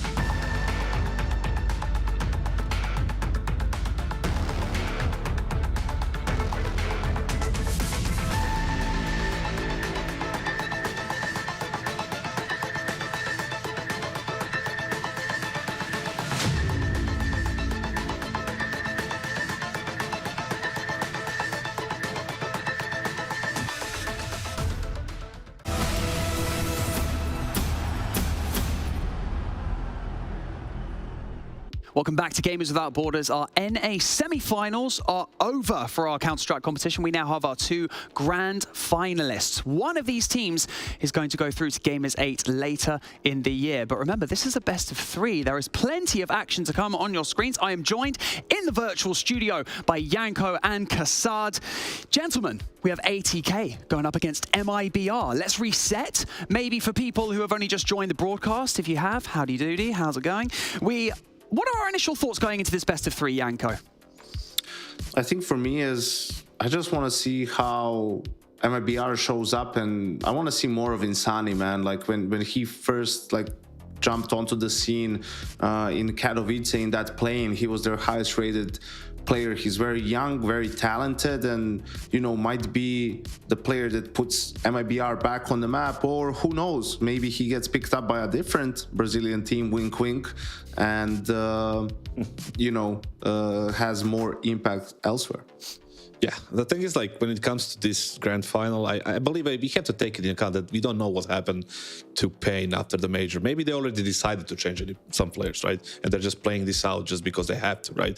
And MIBR is not going to be in that position. They didn't follow for the major. They played all these things, and now they're coming in to win this spot for the big event, because they are not the partner team in ESL. They are partner team with Blast, I believe, and they don't have a lot of events to qualify for, so getting through this kind of events is super important for them. They have the perfect if they could pick one of those weaker teams in NA to play against in this final, it would probably be ATK.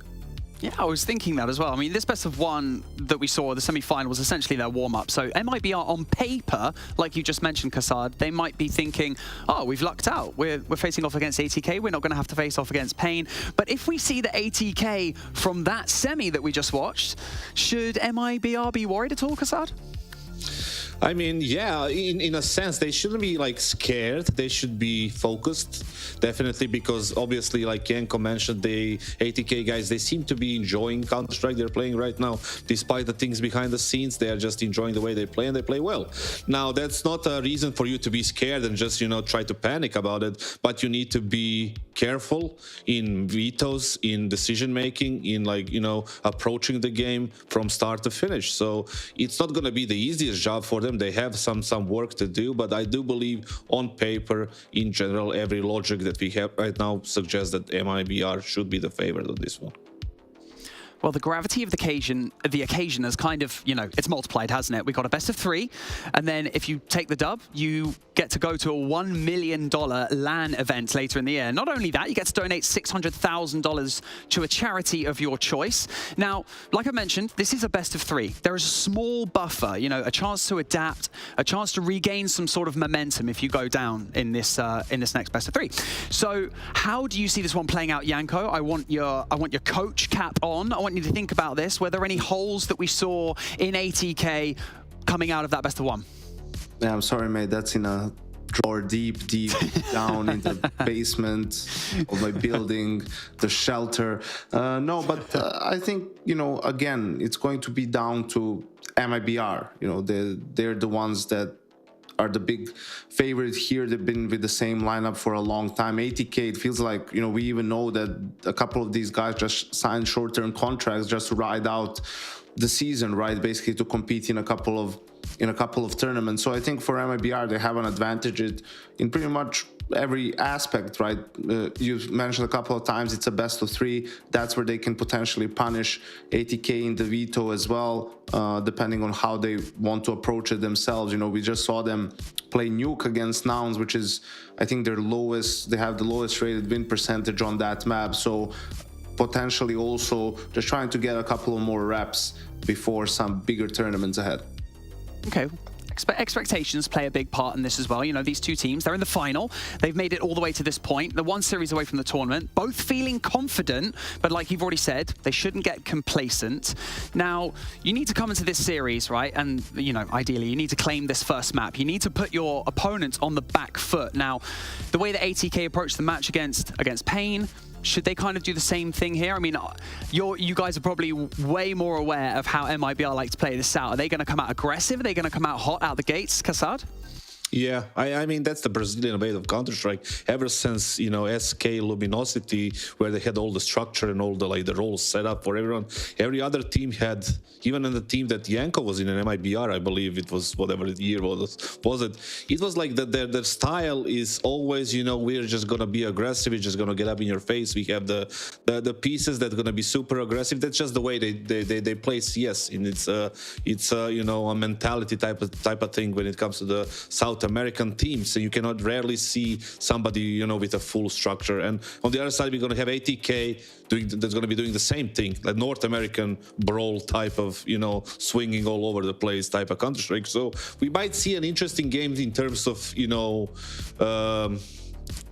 aiming wise, fragging, like highlights, double kills, multi kills, but not so much in terms of like high quality structure or anything like that. In other words, it should be a fun game.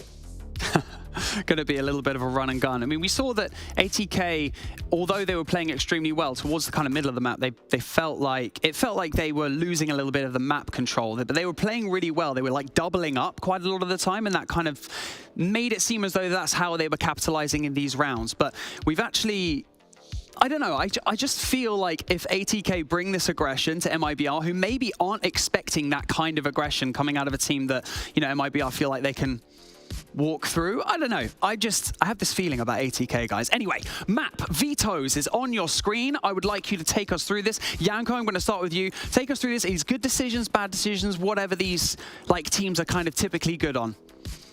Yeah, I think for ATK, it's interesting that they sort of go for Inferno. That tells you they don't really care about MIBR, because that's MIBR's most played map and highest win percentage too.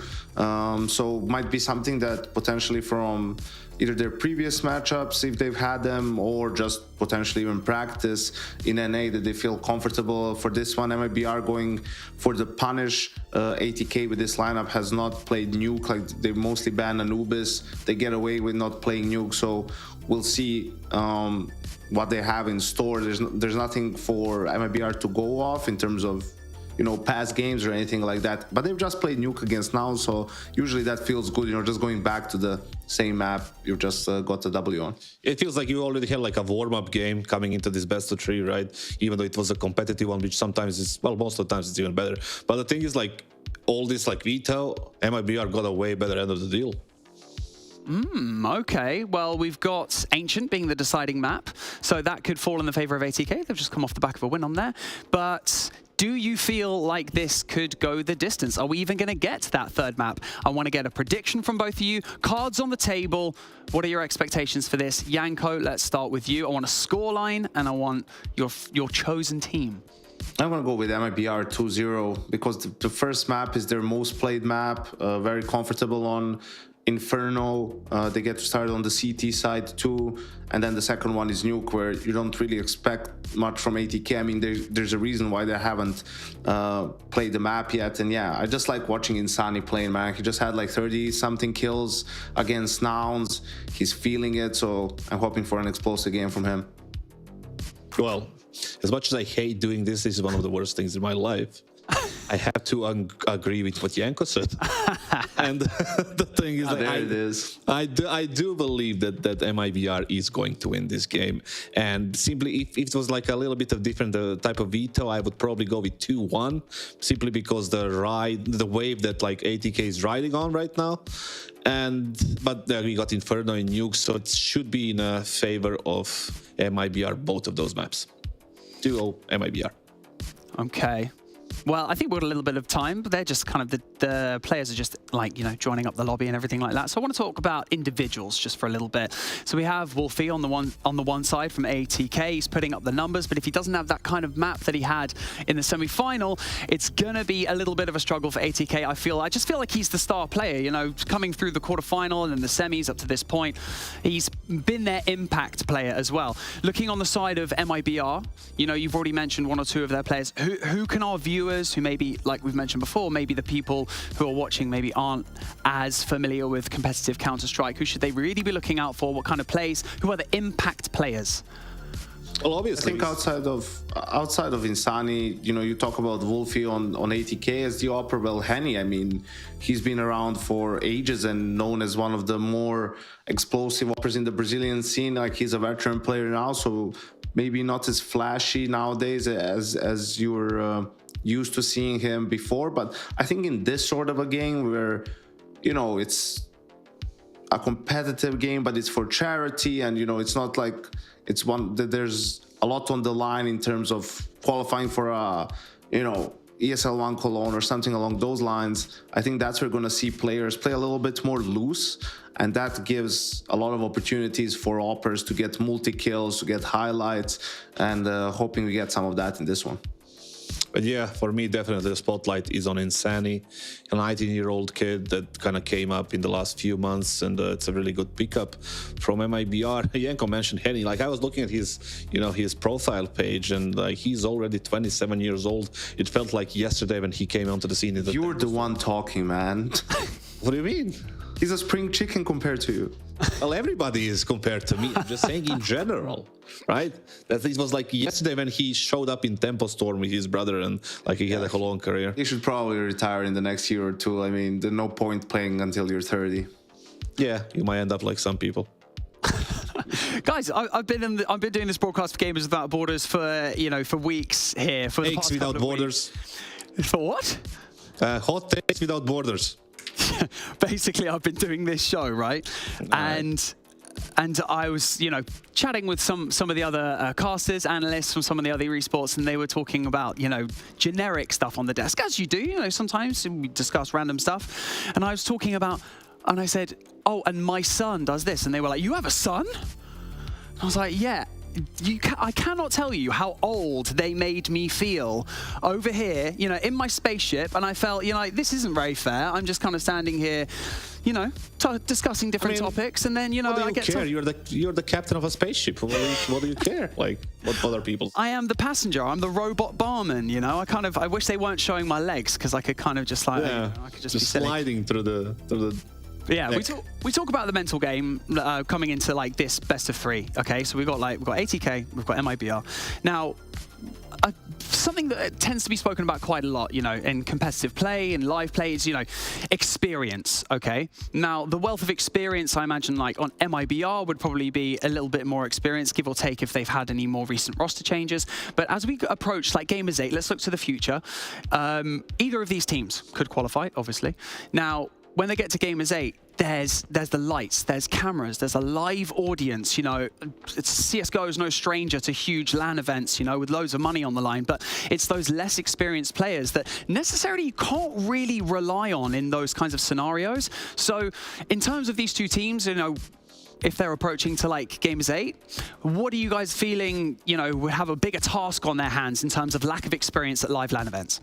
I think for me, to be honest, I want to see MIBR win this game, because I know that 4 months from now or 3 months from now, when Gamers 8 is happening, MIBR is still going to be a team. And, you know, maybe 1 or 2 player changes, we don't know, but they're still going to be there. And I don't have the same faith in ATK. You know, I think they'll probably go their own separate ways, the most of them, once the season is over, right? And try to figure out which lineup is the one for CS2 for some of these guys. So, I'd like to avoid a scenario in which they book a ticket now and then these 5 guys just meet because they qualified, a couple of months earlier and show up there instead of maybe a team that could, give us some entertaining games and potentially even do some damage. Yeah, and to answer your question about the experience on the big stage, it kind of comes down to the personality of a player. Yeah, and obviously you cannot expect like young kids to have some sort of a monster performance in their first couple of events on the big stage. But then you have like people like, for example, Monesi, who showed up pretty good on the very first event that he played. And it's just like it depends on the whole system that you have in the organization, in the team, and how it's being run, and how the chemistry is between the guys. And sometimes it can be a burden to you, and sometimes it can be a additional like kind of push for you to play better on these big stages. Well, we're still waiting for a few players to join the lobby, so we're going to toss to a very short break, and when we come back, we will start our best of 3 grand final.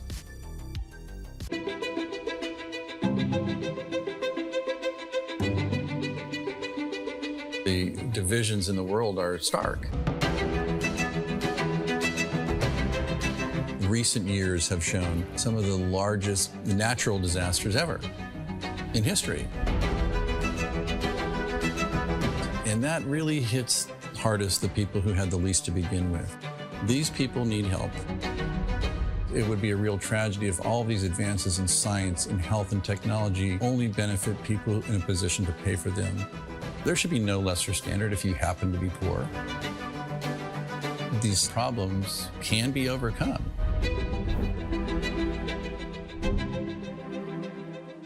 Direct Relief is a humanitarian, nonprofit health organization. The focus has been on the least fortunate, most vulnerable people. On a good day, things are tough for a lot of people in this world and in this country. And what we can do is mobilize private resources for their benefit and make it available free of charge. We're the first nonprofit in the history of the United States to obtain accreditation just like a commercial distributor. And it's been expanded geographically to every country in the world and every state and territory of the United States. What's now Direct Relief officially was started in 1948 as a private effort of a war immigrant businessman named William Zimden. The basic guiding principles of a war immigrant businessman really influence what Direct Relief has done ever since. And they begin with just serving the people who need help.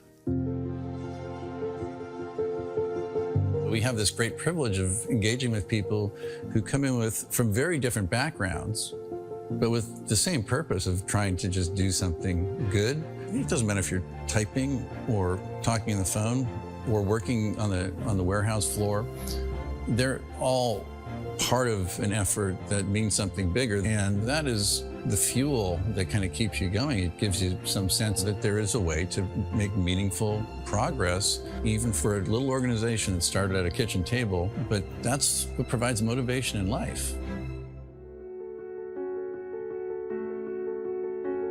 The notion that many people, just by virtue of where they're born, the color of their skin, the country they live in, they're going to get sicker, they're going to stay sicker longer, and they're going to die sooner.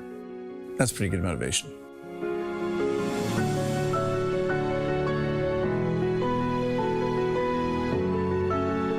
These issues are too big for any one organization to address. We really work hard to honor these guiding principles, invite people to participate, and we are sure thankful for the thousands of people across the country and world who have become part of Direct Relief by virtue of their participation.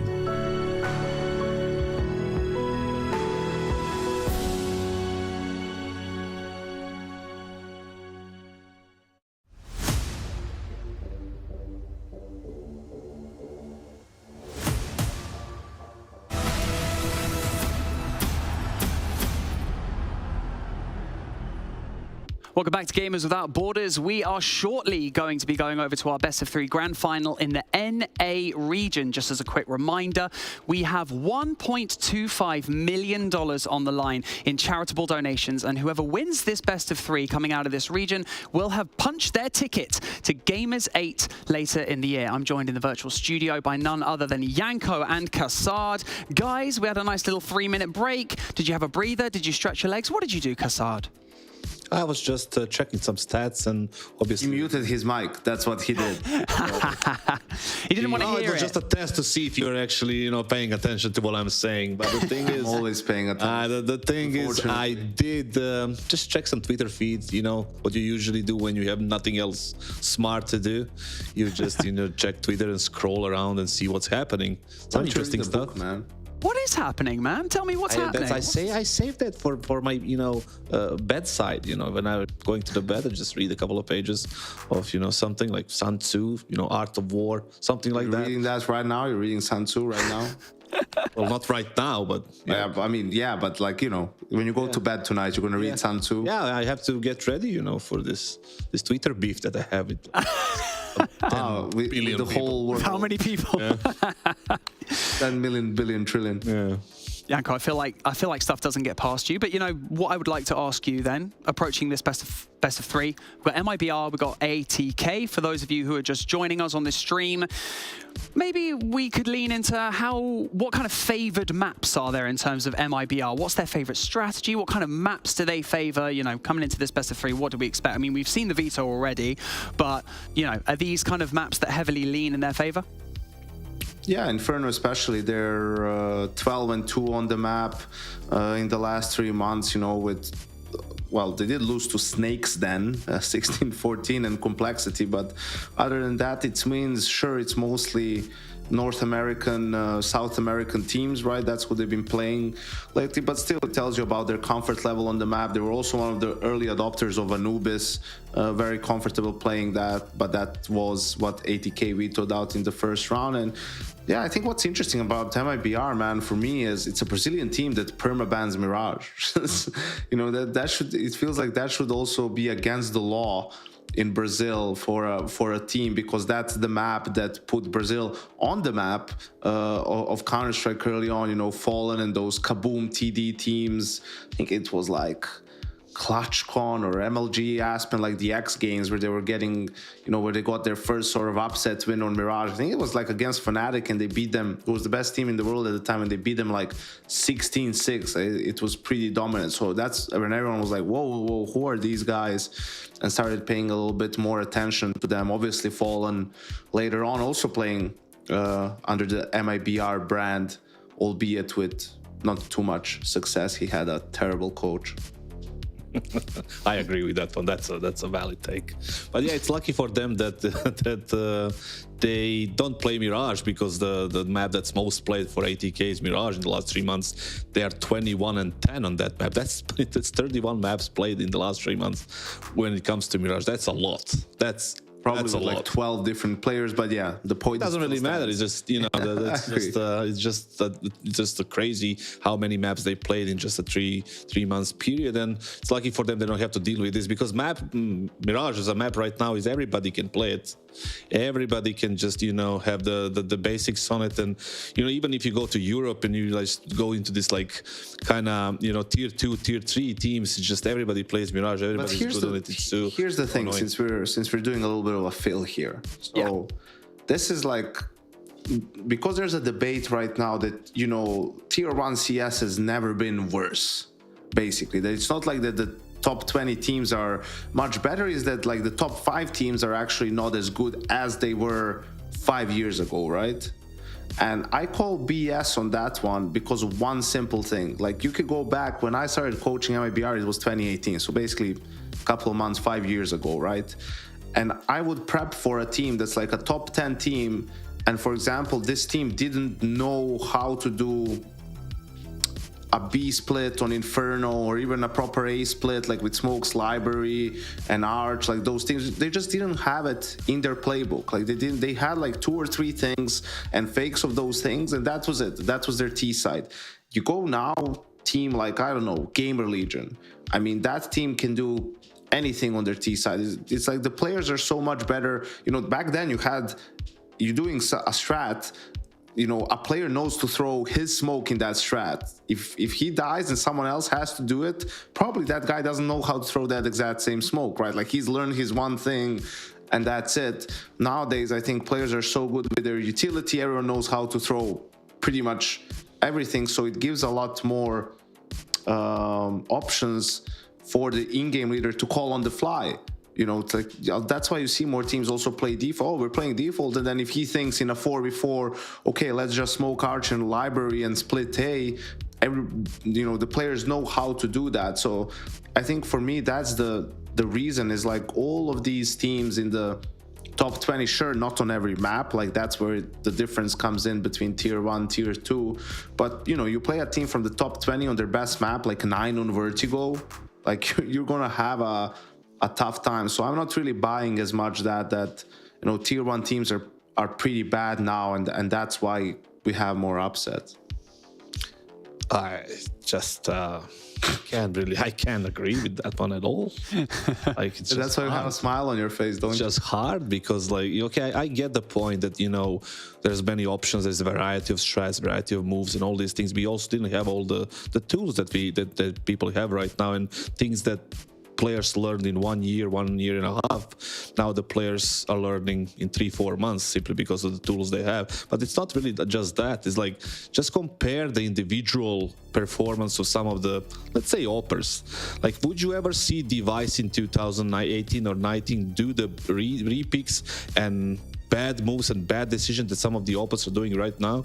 Everything relies on individual, like, performance right now. Everything is so individual. There is no team play. There is no structure as it was before. The thing is, like, I'm talking about that when it comes to the quality of CS.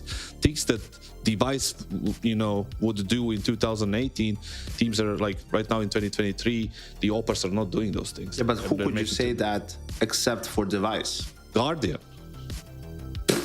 Guardian back in the day. Guardian wouldn't re-peak and like over. No. Back in the day, at the end of his career, when he was in phase with you guys, he was making a lot of mistakes, right? And I was the one who punished that as well. The thing is, like, before that, when he was in Navi and like all these like oppers and just the other players too, not just the oppers, like they were making less mistakes than the players right now. Well, I would love to continue this conversation, and we will, but it is time for our NA final. It is a best of 3. One best of 3 for all the marbles, and to punch that ticket to Gamers 8, Bardolph and Hawker are your casters. Thank you very much. Into the final we go then. This one I'm not so confident about with ATK, although looking at the history of these matches, these two teams against each other, their matches have mostly been on Inferno and Vertigo, and they've mostly been close affairs. Yeah, they've got some history, these two teams, haven't they? And they have been just very close maps, always double digits on basically every map they've played. So that's a lot of fun, and I think that's why you get a bit of a switch up in the veto as well. But ATK is still going for that Inferno, so we'll see how they can do on that, because MIBR just pipped them on it the last 2 times they played them, and that'll be exciting to see. We'll see if ATK have stepped up enough to make a difference this time. Yeah, they do have the discipline. They've long had the discipline, and I hope they do have long-term stability, although it seems like maybe they don't, but fingers crossed in that respect. And this is a great opportunity. I think maybe some big results could possibly keep things in that direction. We'll have to wait and see on that one, but again, they were well organized for that first game, so I would expect they will be this time. But of course, it is a different kettle of fish, especially when you've got someone with the style of Henny, formerly known as Hen1, and his AWP. So that's going to be very interesting indeed. And not long do we have to wait to see that AWP in action. We'll see if Wolfie can have a repeat performance as well. But definitely, this is an upgrade in terms of Brazilian firepower. So let's see what MIBR can bring to the table here on Inferno. Yeah, getting too ready for EU, James. We still got NA. We're still ready to get into this one. And nice to see we do have, a couple of American players in the final, because the Brazilian teams have started to take over somewhat. And I think we do still assume that MIBR will be favored here, but you never know. ATK have been stepping it up so far throughout this event. Excited to see if Wolfie can continue. That will definitely be fun to watch, because he definitely got the better of the Orping battle in the semi-final we just saw. And as the desk pointed out, Insani looks like a real talent. Just his raw mechanics look really, really promising. He's only 19 years old. Definitely a player to watch on MIBR, and definitely one for the future based on what we've been seeing from him. Big grand final, lots of opportunity for a big trip to Riyadh for the main event of this tournament. That'll be quite something. Not a place I've been to before, but it would be very interesting to see what things are like over there. Only one team can go though from this qualifier, and again that would be quite something. So fair amount of pressure here as well.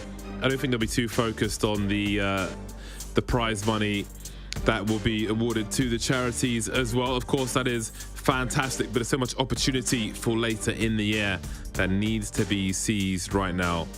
Who do you think this one? Who do you think is going to take this one, Hawker? I think I agree with the desk. I think MIBR should have the edge here. I think the veto is pretty nice for them, actually. I kind of like they've gone for the nuke, just put ATK on a less comfortable map for them. And yeah, ATK, they just keep going for this Inferno. It's clearly the map they're trying to make their home map, but it's also just very good for MIBR. They've been killing it on Inferno. So I just feel like the veto is just so good for MIBR in this specific matchup. But we'll see, because you're right. This is a huge opportunity for these guys. You know, over in NA, you don't get too many qualifiers come about for these top tournaments. Chances to really prove yourself. Yeah, this is once in a lifetime stuff potentially. Some of these teams, it's going to be harder to find that level of effectiveness on Inferno, certainly with the LWP that we saw from Wolfie previously. Once we do get started here, which isn't just yet, but hopefully soon. We're waiting to get information as to what the holdup is before this grand final begins. But yeah, I don't know, again, on paper, like it feels like ATK should get smashed, but I think they can overcome that and make it close at least. I think it will be competitive, but how competitive remains to be seen. I think we're just waiting for that one last player then to hop onto the server before we get started on Inferno. So yeah, that's going to be quite a challenge. How effective can Wolfie be? Obviously, the T side, we always say the AWP is much more effective after planting the bomb, defending a bomb site. But I think like Henny's one of those stylistic AWPers who can force the issue on Inferno. But the question for us is, can Wolfie do the same? Yeah, definitely a big question. And I think it was nice getting to see ATK play their semi-final, because it definitely showed us they're playing without real fear of any of their opponents, even if they should maybe be underdogs in some of these matchups, which is exactly the approach we want to see them taking. I think they were really proactive. They were constantly making moves, especially early on in that game. They were really making sure to always be on the front foot, and it worked out really nicely. So I will be interested to see what their approach is like on Inferno, where, you know, you can sometimes go for the banana takes, but you can't always go super aggressive. So yeah, we'll wait and see. We'll wait and see what they decide to go for heading into their map pick.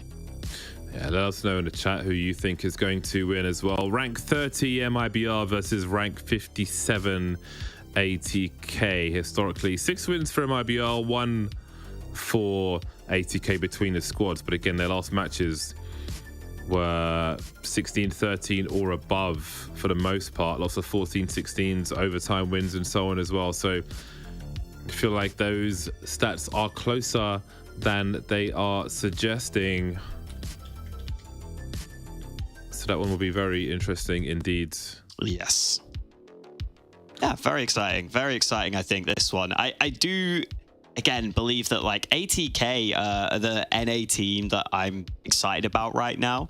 I think they're the ones that look like they have the ability to maybe step it up. And the cool thing is, I feel like you don't really have many weak links on ATK whenever we see them play. Even someone like Mistem, who I think is meant to be the IGL on the team, seems to have a few maps where he does frag. So I think that's always so important for these up-and-coming squads. You really don't want to have one or two players who are a little bit off the pace. And I don't think ATK will have that problem, which is always a good sign. Yeah, both teams bringing good momentum into this final, of course. I think they both won their matches comfortably, at least from the score we saw. Yeah. MIBR had a pretty good lead.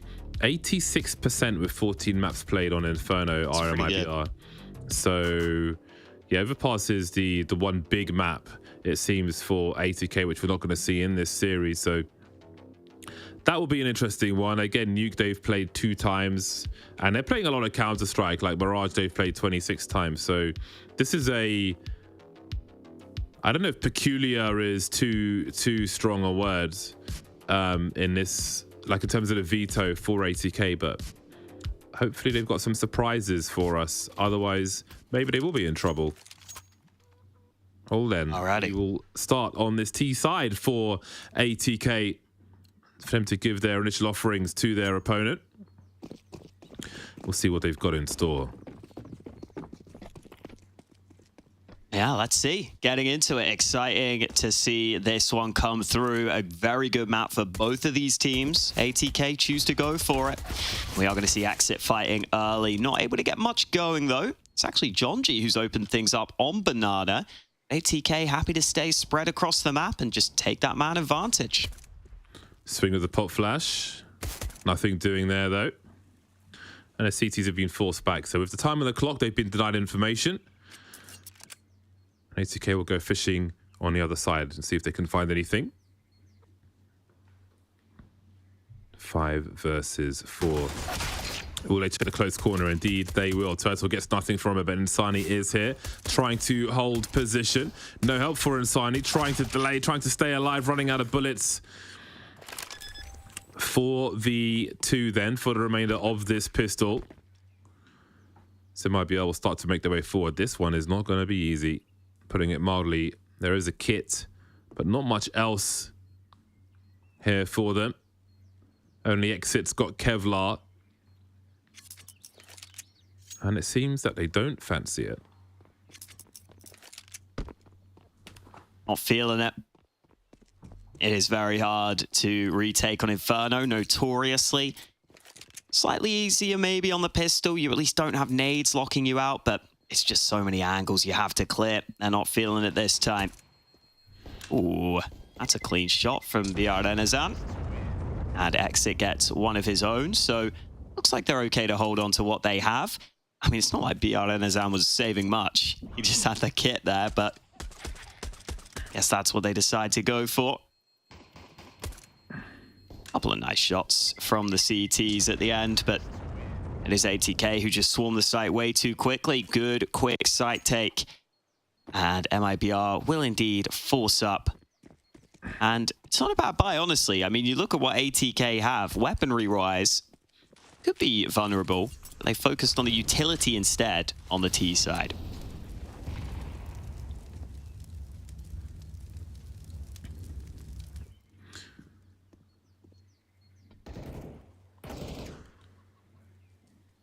Mac 10 lurking behind the presence of the Galil. MIBR will be patient though. Oh my days, what is happening in this round? Henny Turtle and Insani getting to work. Knife out won't help you, mate. How about that for a peek from Boiler? That was a shocking round. That one just, like they went into a black hole all of a sudden. Everybody was on the floor. All right then, fair enough. Saw the angle from the site as Henny got to work from short. Whew. As we see here, opening the frag to that 5-7. Just like that, we're at a 1-1 situation. So ATK with no plot will be going for the force buy. Clean as hell. Those are some real clean shots. Love to see that. And shows us that we are going to have a competitive game on our hands. That was a great nade down mid. Double nade on Banana to help clear out that right-hand side. And MIBR feel as though they have that Banana control now.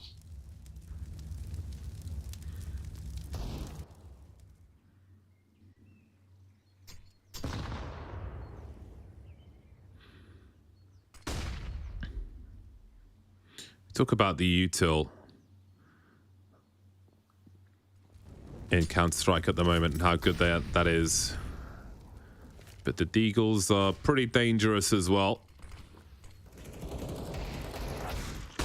Even with the nerfs, as we can see Swisher getting to work there. And Brennazan will hold down position for now.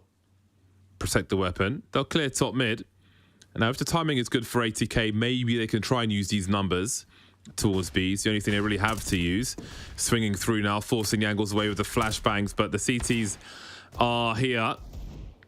And help is on the way. There's a good gap, and Nexus got a great angle, running out of bullets, and that will allow the bomb to be planted, I think. There we go. So it's a good enough situation for ATK. 3 players alive. They've got 1 kill and planted the bomb. And they've got a chance to do some more damage now. We'll forget about winning the round for the time being. 3 of the 4 players with kits as they look to not lose any more players, but there goes Insani. Still plenty of time, but look how tagged they are as well. It's quite painful for Exit, and now we're talking about a round win as well, possibly. Wreck 1v1. Turtles only got 10 HP, touching the bomb once again, and they've lost everyone. Just couldn't get angles on them in time. Wow. Oh man, what a back and forth start we're getting here. The Deags just forced their way onto the site. A couple of awkward sprays from the CT side, and they just get into the post plant, and then Wreck from that backside position, from that triple box, just does so much work in from quad. I can't believe he's able to isolate so many fights like that. But the CTs, a lot of them low, meaning it's just body shots on some of them. And now MIBR will see if they can force back again, or whether we get a return to normality.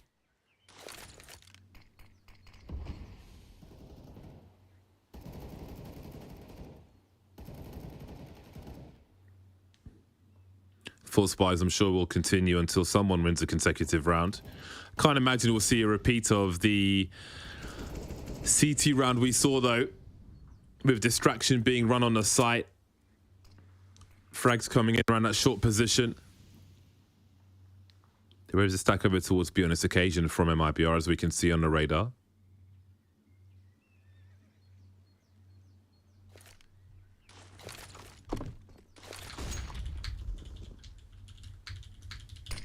Ooh, here come the smokes into the B-bomb site, and there is Brennazan up top, able to get himself into a good position. Oh my god, it is happening again. A little sketchy. They're losing all the things. Sending it into the A-bomb site then, or trying to. They will have some time pressure as well. The rifles are on the way. I can smell disaster as if it's in my own kitchen. Turtle peeking from the stairs now, doing some damage. The bomb is on the site, but it's only Wolfie now versus 3. And might be about trying to get some frags so they don't take some weapons away. No one can win around, it seems. And that is going to be a problem as we continue. No bomb plant on this occasion for ATK. This is going to be rough. Yeah, I mean, that boosted angle just gets away with so much. Surprised the second player couldn't spot for it. Jonji just tries to sneak in, gets spotted down below. I think at this point, surely you have to assume ATK might go for might go for another force, but I was going to say, you have to assume at some point one of these teams is going to string some rounds together. I feel like MIBR might be the ones to do it.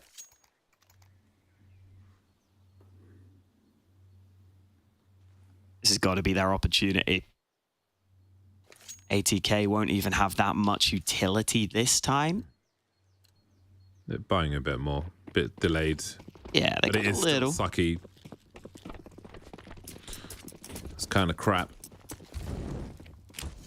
Well, you know, if you're going to have some rounds go terribly, make them the initial rounds. So you've got time to recover. Man, there was only one B there. Exit could have been caught if he wasn't careful. Now the aggression down mid could also go against them. Oh, what a shot from Wolfie. What is happening? CT's booking it down that mid position. Turtle will thin the numbers somewhat, but he has a bomb site to defend. Have to rely on his teammates to defend that long area. Successfully delaying, actually. Trying to take control of this choke point if he can, but he will have to concede eventually. Smoke is up. There might be a gap in it from what I can see on the radar. Oh, it's quite a significant gap, and maybe there's more kills to be found here. Henley will drop the bomb carrier. A sloppy grenade thrown then gives them a great chance to retake on the A bomb site. There is a crossfire, missed them with the deagle. Will have to do a lot of work. They'll hear that reload on the site. They know where the rifle is. But where is missed him? They'll see him as soon as he dances with Henny, trying to find a headshot. In the meantime, they'll capitalize on that site. Nice timing from MIBR, and there's the consecutive round we were looking for. Yeah, still a little scrappy, but it is one that MIBR make more comfortable in the 3-on-3. I like that Turtle is okay conceding the site. He says, you know what? I think we can play retake reasonably well here. It was that gap in the smoke, though. That was so costly. Don't get that bomb down clean in a 3-on-3. Instead, Henny finds this little gap. And that just delays things even further. Allows MIBR to set up a little longer in that retake, which does pay off for them. And it is ATK on a half buy, still with some money, thanks to the bomb plant. But now you do have the full rifles for MIBR and a chance to establish that early control. Oh man. Boy. Very nice. Wow. They are bleeding profusely, ATK, in this round. Fantastic grenades. Fast eco round is a good eco round. And so far it's been pretty fast. John G and missed him with a combined 1 frag so far. Even with these 4 spy wins, that's quite ropey. That's painful. Great round for MIBR, especially not losing a single person. They all have a full buy in the hole. Yeah, I like that. Early utility. Just make sure you're not going to get caught by any shenanigans. No chance for ATK to even force the early fights in this one. Here comes the full buy. And the first AWP or into round 7. Wolfie finally gets his favored weapon into his hands. Not always easy to use on the T side. We'll see the banana nades how did he down early. survive? Big damage. Got away with 50 HP and his life. That won't happen often. Hot flash, beautiful. Great timing. There's the lurker dealt with then. Again, ATK might have a mountain to climb in this veto. Starts on the T side of Inferno. Missed him, still looking for his first, dodging most of that damage. Well, MIBR throw more into this B scenario. Breno's going to be boosted by his teammate.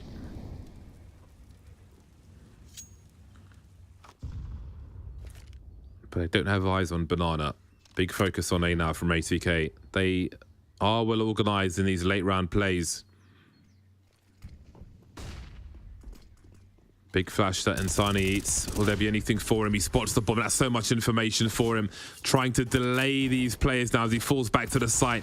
28 seconds committing to this bomb site, but it's Swisher again. It's always Swisher forcing the issue, turning things around. Turtle hiding behind the smoke.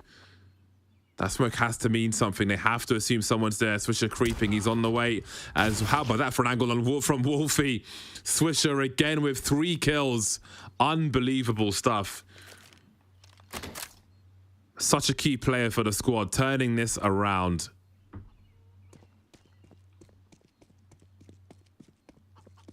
Yeah, that's a huge swing for ATK. Did not expect them to be able to take that site so convincingly.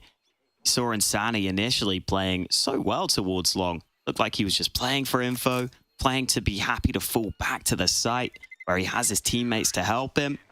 But then Swisher just delivers. Huge impact with those 2 kills. Looked like there was no way into the bomb site. MIBR not able to convert their early advantage. This was 5v3 at this point. With the bomb at their feet. I can't believe that's turned around. Again, Swisher, he is that can opener for the squad. Time and again, we've seen it over plenty of matches. He is the difference maker.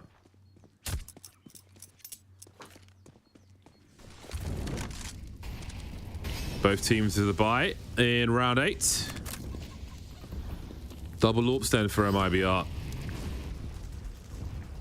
Breno will have the second. His first name is Breno. I feel like it's easier to say Breno than Brenzan or Brenozan. Brenzan is okay. Yeah, I've heard both. Ooh, nice little trade early. And he's still up with that AWP. He's decided to play back from pit in this round. I mean, Day Long is a little open. There is a player trying to wrap up. Jonji's just waiting, though. And they might just pull the trigger in a minute on this A site. Oh, is Jonji going to sneak through their own smoke? That would be bold. Ooh, Exit could be in some trouble here. Left eye peek as well. Down he goes. Never expecting that. Wonderful work from ATK, who are swarming the site in the meantime. And he's still standing, though, just about. Oh. Just the AWPs now. I say just. They are big AWPs, but he wouldn't even pull the trigger on that occasion. Like pulling legs off a spider on this A-bomb site. ATK will tie the score. That's such a cheeky round from ATK. Using that smoke to just have Jonji sneak up and isolate that fight onto the library player. And then he just underhands a smoke of his own.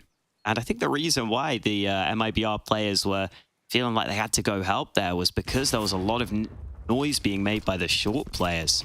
So they think they have to rotate in, and Jonji uses that to his advantage. Very cheeky play.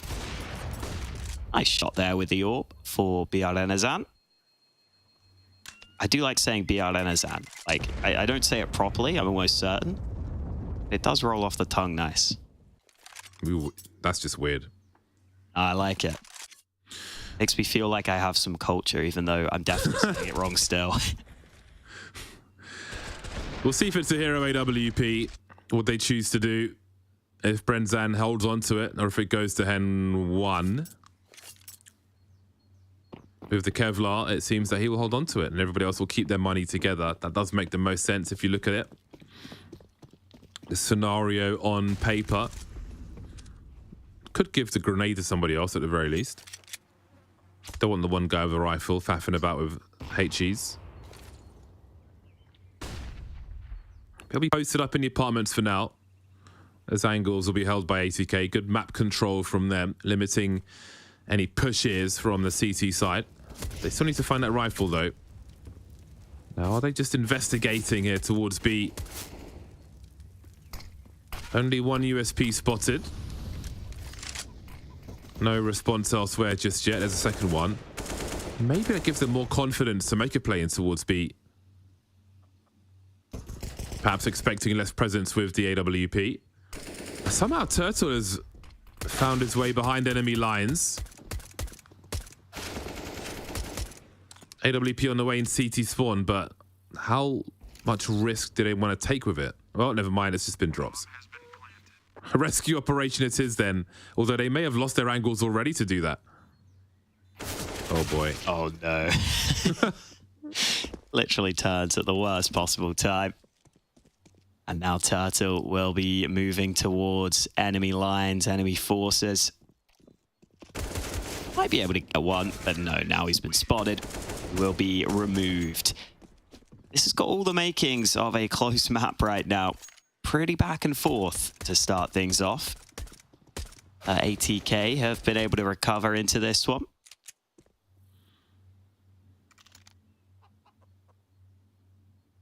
will now get that buy from MIBR. But it is always tough when you're behind on the economy game on the CT side. ATK have got some buys left in the hole, whereas MIBR is spending all they have, and they're still missing some utility. No AWP for them either. Rex gonna go running up Banana. No fear, but no problem for Exit. He holds, he waits for them to come to him, and ATK's pace doesn't pay off. Wonderful continuation spray. Even with the silencer and 4 enough bullets in 2023. Oh my god, Swisher's peaks are so nasty. Now you start to see how he manages to turn things around for his team so often. What on earth was that? Moving through as the point man with the flashes coming through, but they might need more, and they don't have any. Just smokes and mollies now. Still stuck in the smoke, but they finally made their way through. Exit's abandoned the bomb site itself. Looking to keep the numbers up. Maybe afraid of Swisher. Wolfie's posted up on Banana. He's got 2 coming his way. He's missed the first one. Not ready for Insani up close. And there's more to do. Bomb's been planted. Missed him around the smoke. Nice peek from Insani there. Still work to do, though, as they search for these frags. There's no kit on any of these players, but they have plenty of time. Oh dear. Over the top goes Insani. Is it just me, or did both those ATK players jump at the same time? Yeah. Are they trying to boost each other or get boosted by each other? That's awkward. Yeah, it was always going to be tough. They'd lost so much map control, but as soon as you double jump, you give away exactly where you both are. And they are just going to run in and take you down. Another 5v3 start from IBR, but this time they stay a bit more composed. They're happy to give up the site as long as they can stay in a favorable position, and they set up that retake quite nicely. Good to see that MIBR can play like that. I'm enjoying seeing the way Insani plays some of these micro positions as well. He's really good at just jiggle peeking and just getting that info at the right time to help out. Here's Henny. Went for the massive flick, and he takes big nade damage in the process. Oh, another nade. He's lucky to be alive right now. Oh, he's not anymore. Air raids continue then. Henny likes to have that heavy output. He'll have to wait for another round. This top mid stack is massive. There's 3 CTs. It's a chunky grenade as well, which makes it so much harder for them to peek. And another grenade. Bruno gets a double. But Swisher is back once again. It's always Swisher. Wolfie creeping through. Can't protect this bomb. And AWP has been collected. But for how long? Exit now in a 1 versus 2. Wondering what to do. Concerned about his left-hand side. That's where Rek comes from. And ATK keep poking. Swisher again with the impact frags. 15 for 7. That man's so dangerous. He has to be the one they target if they can. Yeah, he's been everywhere. Out through the apartments. I think that MIBR just didn't know exactly how to deal with that wrap from the apps. Their setup is so focused on top mid, and the 2 short players, yeah, they're stacked on different elevations, but neither of them are really looking Swish's way. Neither of them are really ready for that fight. So they kind of get caught out. Swisher makes the correct moves throughout the round. Still an M4 here for Exit. And he's really looking for an angle. He has been sprayed through, and that's the rifle gone.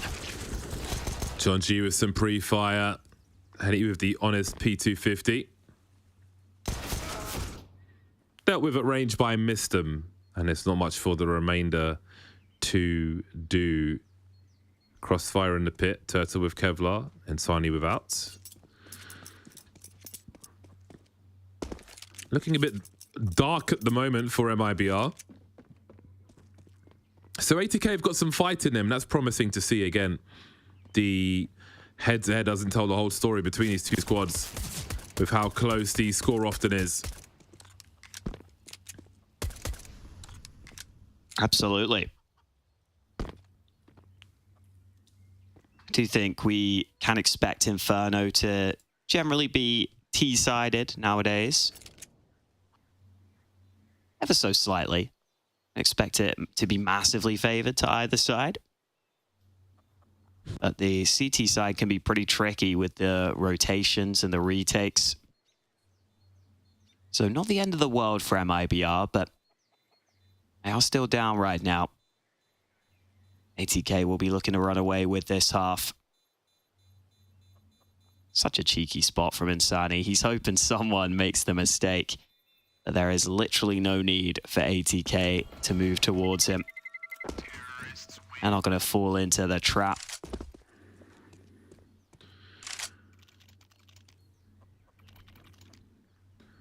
Seven to 5. AWP is out on the CT side once more. Just the one for now. It will just be the one.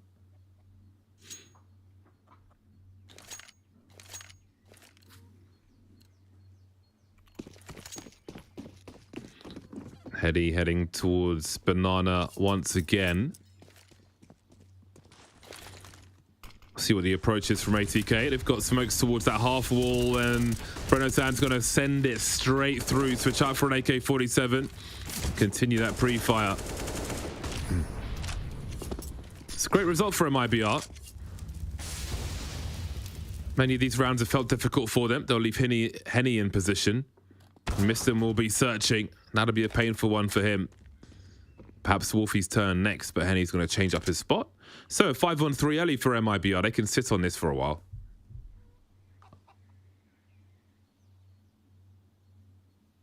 Oh, Swisher wants to take initiative, and he will. Exit caught in the open. Oh, that's a great shot from BR and Azan, though. And I think at this point, MIBR will feel pretty confident. The only problem could be Rex sneaking in, and he has got that kill. That really opens the door because Henny is isolated towards B. Another fight won by Rek. He's going to go back to get that bomb. In the meantime, Wolfie, he's sneaking on the edge of that smoke. Oh, Rek has been dealt with, though. And now Wolfie has to go back for that bomb, and that's just so hard to do here.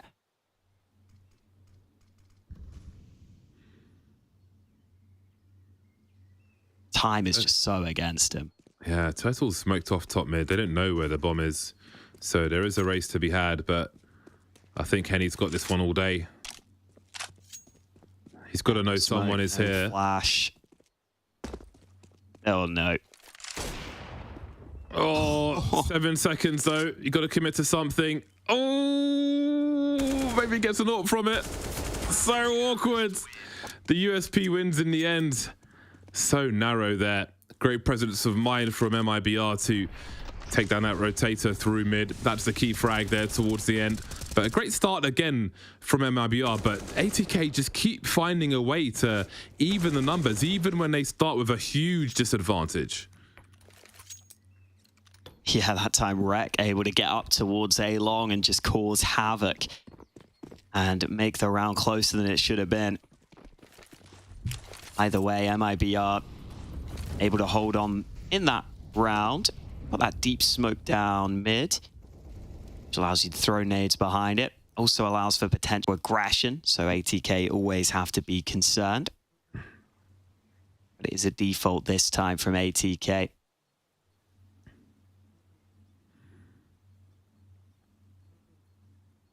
Would expect a flash if they peek this angle. Or maybe just the smoke. Oh, great jumps across. They've got the opener.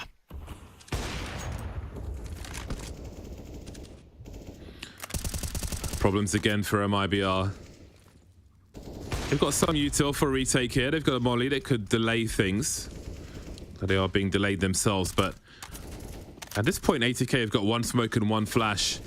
There's a HE towards that default position. So, presumably a smoke for CT spawn. John G in the smoke. Will there be a flash for him? He's just going to lurk out. He could catch Henny off guard here. We are in safe territory, or perhaps we're not, as Exit will be trying to do exactly that. Lost too many man on road there for MIBR. They're going to be left with not much for the last round of this half. Yeah, listen, John G plays this high variance style so often, where he will often die in rounds, but can sometimes just pop off like that. Great aim there into CT. And Exit just looking to save this AK. They know exactly where he is. And Miston will get him for free from the other side. You can even see it in Jonji's stat line. He still died in 12 rounds here, despite ATK winning a lot of them. He will always just happily go in on the front foot, try and take fights. But you saw how it can work for them there. And MIBR with a bad bye here into the last round of this first half.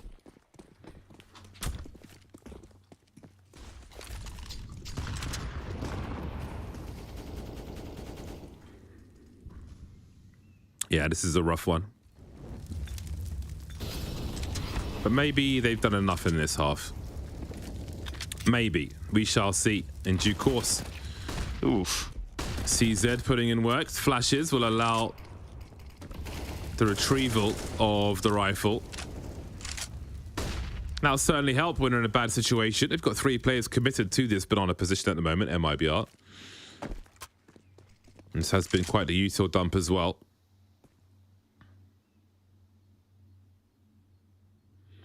ATK will cut noise, but relatively hold position. And we can see MIBR playing very defensively on the A-bomb site in the meantime. Relying on ATK to make a late play, and chaos and uncertainty being in their favor. MIBR.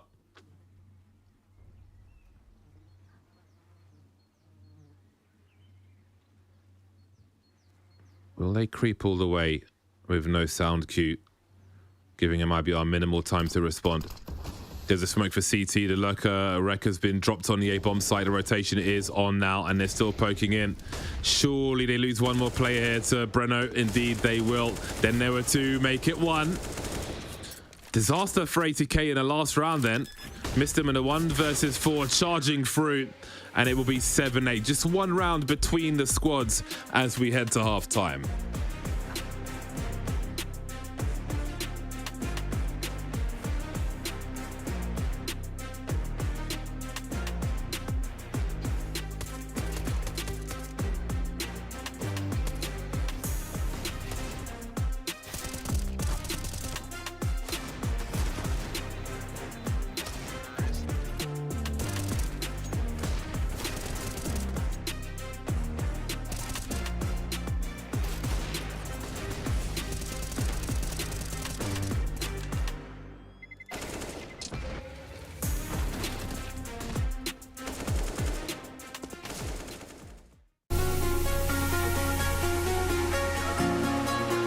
At Gamers Without Borders 2023, I chose UNICEF. Being there for children is not only a noble cause, but also a smart investment in humanity. We chose UNICEF to ensure that everything we do through Gamers Without Borders will have an impact on the very, very long term. A child will grow up and our impact will grow with them.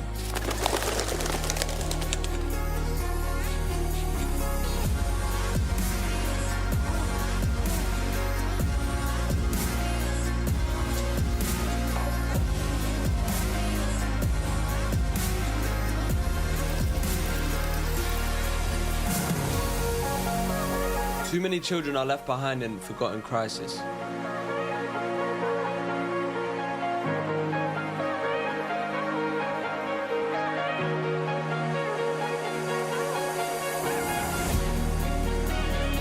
Children don't only need our help when cameras are pointed towards them. UNICEF is there at every step of the way. And we're proud to join UNICEF on this mission.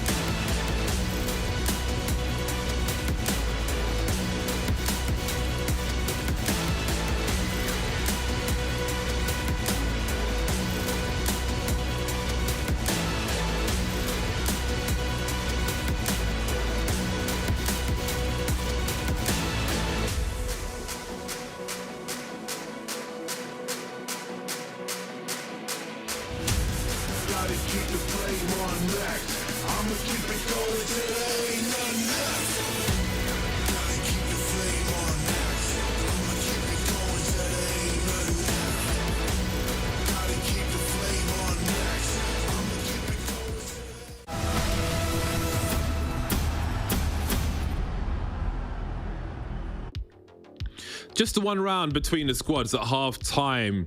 It is very unpredictable, the situation I think we're in at the moment. Again, we started that first half with basically 4 spies won round after round after round.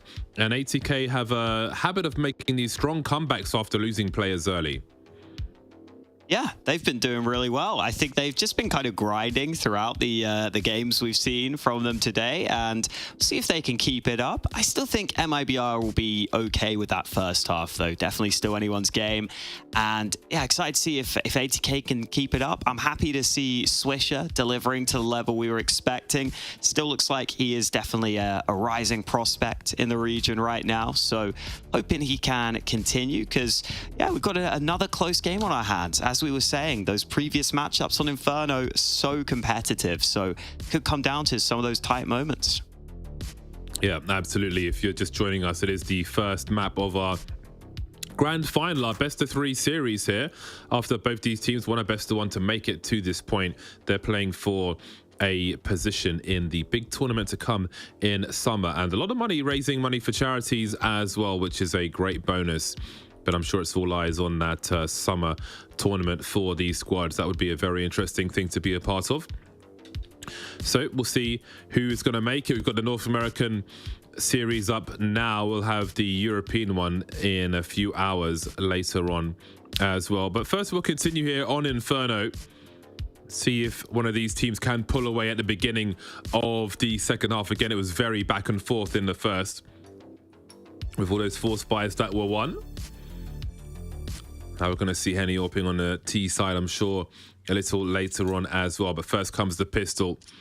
We can see he's been donating some util to some teammates. All Glocks here for MIBR. Turtle and exit will be Kevlarless, and immediately ATK with 4 plays towards the A bomb site are going for the fact, chasing Exit, who finds the first kill. But Swisher can't defend this B bomb site. He's going to concede it. Wow, look at these frags coming through from MIBR. It is a massacre. Absolutely bonkers.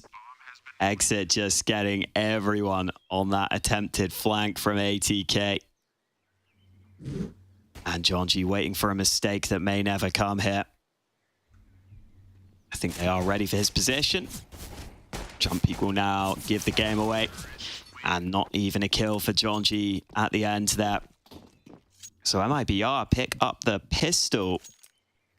And that really could help them out here, as long as they can get the consecutive rounds here to start this second half. Because that first half went incredibly back and forth initially. And ATK want to try and do that again as they go ahead and pick up the 4 spy into this one. Scout is out for Wolfie. Not too often you see an effective scout on Inferno specifically. And it won't be this round we see it either, at least not in the hands of Wolfie.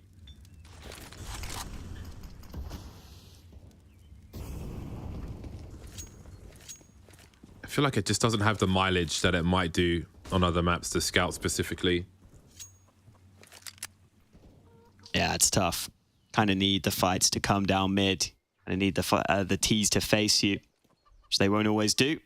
Oh man, Swish has just gone down with it as well. That scout not working for anyone right here. The bomb is down T mid still. Okay, yeah. They're going to smoke off Banana. Hopefully that bomb can go over to A, because that site is completely clear. And I think MIBR will have this figured out now.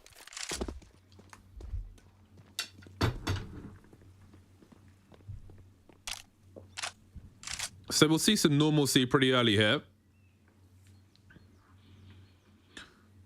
With this consecutive round 1. Not the craziness we saw in the first half. A potential AK to be saved then by ATK. Do you give that to Swisher? I wonder. He's so consistent for his squad as well. As we can see him and Jonji putting up the numbers in that first half. And Sani with little to lose here with the Mac-10. Creeping through. We'll see what they're able to do. Oh, that's a nice headshot. It really is. Oh, almost, but not quite. No second rifle collected by ATK. MIBR in the lead on the T side. Can they extend it? Perhaps they can in the short term. Yeah, looking good for them here at the start of this second half. Though they do still have that AK to contend with. See how Mistem decides to try and activate with this AK. Does he have players nearby to try and help him out? Does he go for some aggressive plays himself? Wait and see. Meanwhile, on Banana, fight's going down early and not very favorable for the players with just the pistols.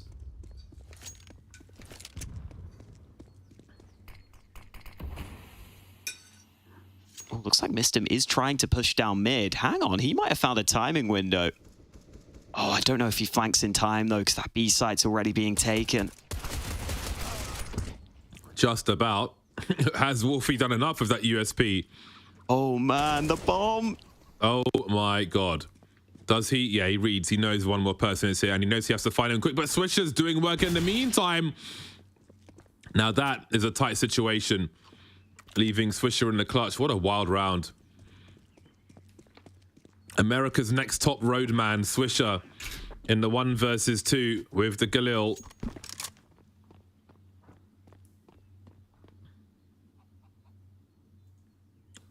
Scary stuff. When you know it's Swisher as well, he's just a constant thorn in the side. But it seems he may look to make it expensive for the T side instead. Yeah, you always want to see him go for it, but you can understand. Not going to be easy to come back into this round. Man, that got so sketchy, though. The fact that Mistem's able to find that timing was very impressive. And a good recovery in this round from Breno. Gets a quad kill, up to 21 now over on the MIBR side. Fair play to Wolfie as well. Got 1 with the USP. Mistem just couldn't win that second fight that he would have wanted. And here come the guns for both teams. Wolfie having a really quiet game in that first half, but we always say that AWP can do more on the CT side. See if that's the case here on Inferno.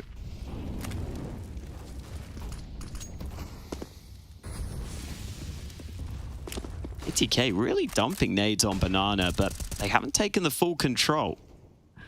And MIBR will take control now.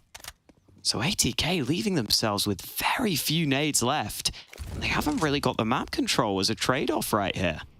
Perhaps they expected something of MIBR.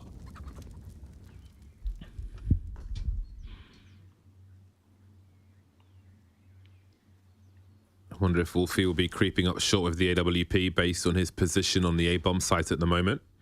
Always good for a late clearance of top mid. And he's starting to head in that direction. It's the late game position as far as A is concerned. Obviously compromises your rotation, but so powerful for information. Just no noise whatsoever. Sudden surge then from the T side, and Wolfie just playing anti-flash.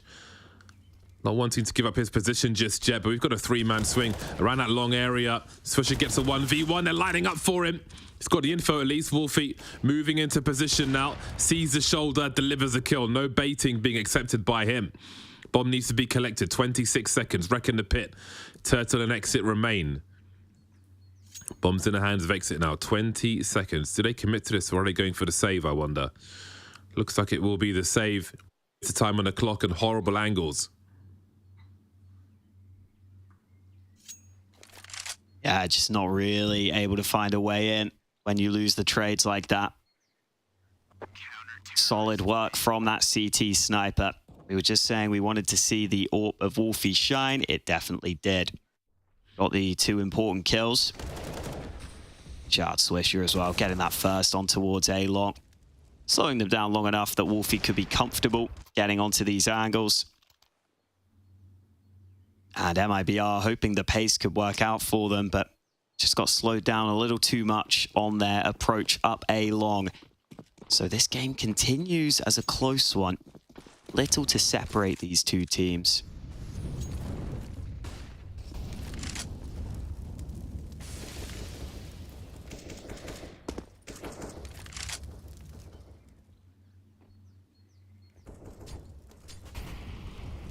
Oh. Oh my God, What? surely not. That's unbelievable. Accidentally missed him, blocked his own team's incendiary, jump peeking, and that gave Exit the information to do the spray through the smoke and find the entry kill. Unreal, but still a round to be played here. As John G tries to hold things down. Suggesting he's fallen back. Very cheeky activity that we're seeing here. It might be, for the most part, still bunched up on Banana. 50 seconds on the clock. Cutting noise, heading towards the A-bomb site. This is all the information that ATK have at the moment. Well, with John G by the sandbags, but that's somewhat limited. He is starting to jiggle, though, just a little bit, over towards B. So tense. You know there's a push coming and there's 4 players behind it, but where and when? There's the flash avoided, but Rek, oh, what a mess there. He had such opportunity. Switcher focused on short now as Wolfie runs. Distraction! A great headshot through the wall, but Exit might be able to find a way. There goes John G as well. Wolfie charging through the molly. They haven't heard him. He's got the 1v1. There's 8 seconds. There's no time for Henny to find a bomb plant here. He's got to try and race to the kill. Wolfie hiding behind the boxes. 1 second to go. Storming through the molly, covering the footsteps, unbelievable, down to the wire. Oh man, that's a miracle round from Wolfie. First getting the wall bang headshot. That's one you can line up. And he's able to find it, but then pushing through the flames, I thought they were going to hear him, but he makes the ballsy decision, moving into the molly, and it works out so well for him. See Exit just trying to get that bomb down, had no clue Wolfie was through. What a round for ATK, and that could be a big swing round. MIBR's money broken.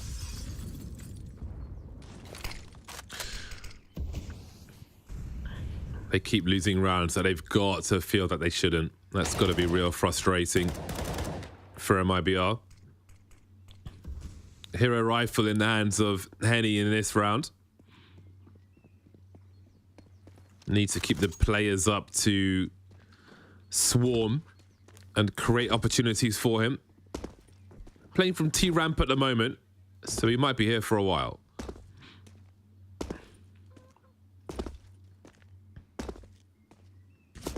Can see the pistol swinging there to give Henny an angle.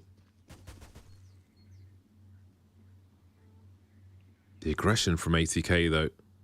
Mistim's got the flash in his hand. John G playing a very scary game. I don't know if there's time for this flash to go off. He spotted Henny. There comes the flash. The bait is here. And he's so blind. Labored kill with the FAMAS. But is one frag going to be enough? He's got a fair amount of information. 35 seconds on the clock here as Mr. has Wolfie in CT spawn now, who's posted up with the AWP. He's got 2 flashes as well. There's no util for MIBR, who are going to have to run into this crossfire as Mistim starts to bait now. They cross. Down goes Mistim. Down goes Wolfie as well. How did that one fall to pieces? I don't think his gun was ready then when that push came through. MIBR giving ATK a taste of their own medicine. They've been on the receiving end of so many unlikely rounds by ATK. Now it's time to get revenge. Wrecking a 1 versus 3. Their money's going to be decimated. Sees an elbow domed by the FAMAS to his right-hand side. Oh, I mean, this game is really coming down to who makes the fewest mistakes, it feels, at this point. Because, man, some of these round losses have been brutal. There wasn't much to work with here, but MIBR able to find a way in. And again, look at what it does to the economy. I mean, this time, surely MIBR can't lose to this buy. There's basically nothing for ATK. Oh, that's such a frustrating one to lose. They would have had the opportunity to really be in a good position. Nice movement from Rek. I've never landed that jump. I know, it's hard. Never. There's a workshop map called Jumps Training where you can practice various jumps, and if you make it successfully, it'll teleport you to the next challenge, and I always get stuck there. There on a jump on train. My movement sucks. I don't make any of those nice jumps. I gotta work on it. I do miss the old jump on the hut roof in Nuke on the A-bomb site into the window that used to exist and no longer exists. It's good that it doesn't exist, but I do miss the skill jump. But it is on that map as well. That Jumps training map.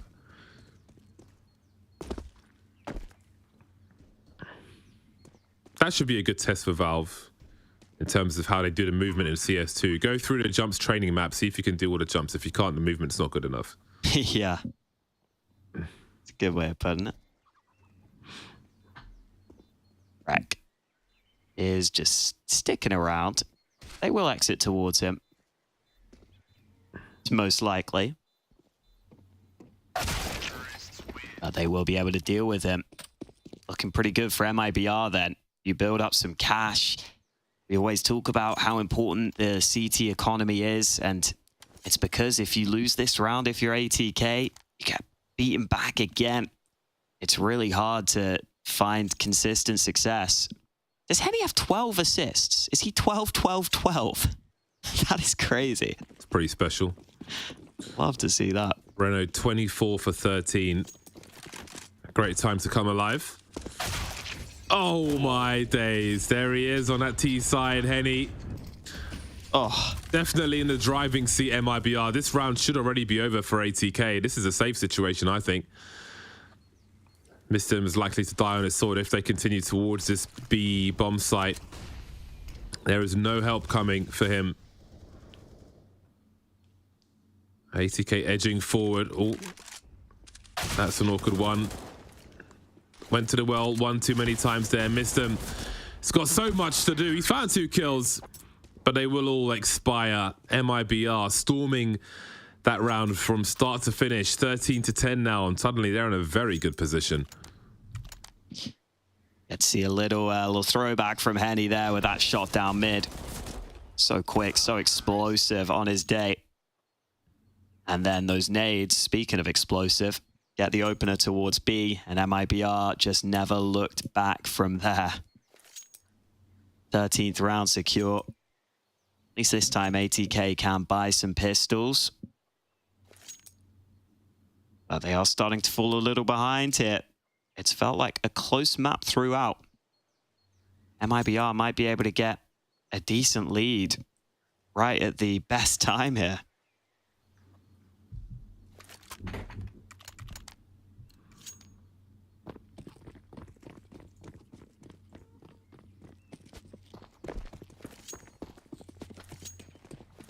Very ropey situation for ATK. We know they can do work with Deagles though.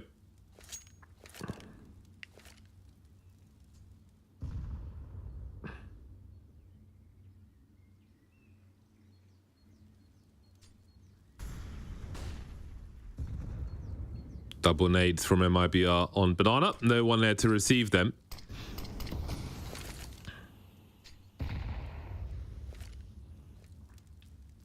MIBR being very, very careful. Well positioned to avoid all of these grenades. There are still 3 smokes here for ATK though. 2 of which are over towards the B bomb site. The last of which is in the hands of Swisher on long. So this is an important time to take top mid. There's that last A smoke then from Swisher to that long position. And as the bomb heads towards B, you start to wonder how much trouble MIBR might be in here. Oh, they force their way over. Have a look at the rotation we're seeing as well. There's the first smoke. And it looks like they're going to wait. They still got Insani. Putting some smokes up, but surely ATK commit to this one. One more smoke to go then. There's the first kill as well. I smell disaster. I smell disaster. Jonji falling back. 18 seconds to plant. What do you do? Do they just like save here? Because what else can they do? If they pursue this round, they're just going to lose rifles to these CTs. They waited too long. You got to bait the grenades out. He's going to die after time as well. Man, what a mess. Yeah, just not doing enough to get rid of those smokes earlier in the round. And Jonji, they're so bold. Runs out of ammo, goes back through the smoke. Ended up getting another kill through the smoke. Crazy that the Deeg's able to get that much output. But that's what's going to happen if the T's are running through a smoke so late into the round. And now it's back to that position where it feels like anyone's game. MIBR taking some hits to their economy. A couple of players dying after time. Could not call this one right now. MIBR fumbling the ball there.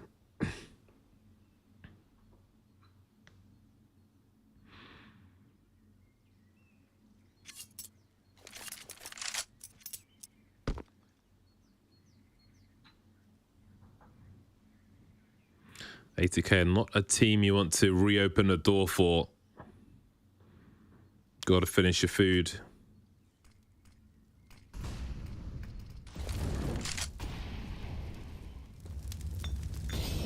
Simple two-man setups, but it's Rek on his own who needs to deliver if he can. He's got many players coming his way, but he'll bait long enough for Swisher to come through on that rotation. But Insani's here as well. 3-on-2 in favor of ATK. Insani with 1 HP, and Jonji's got a grenade. Where will it go, though?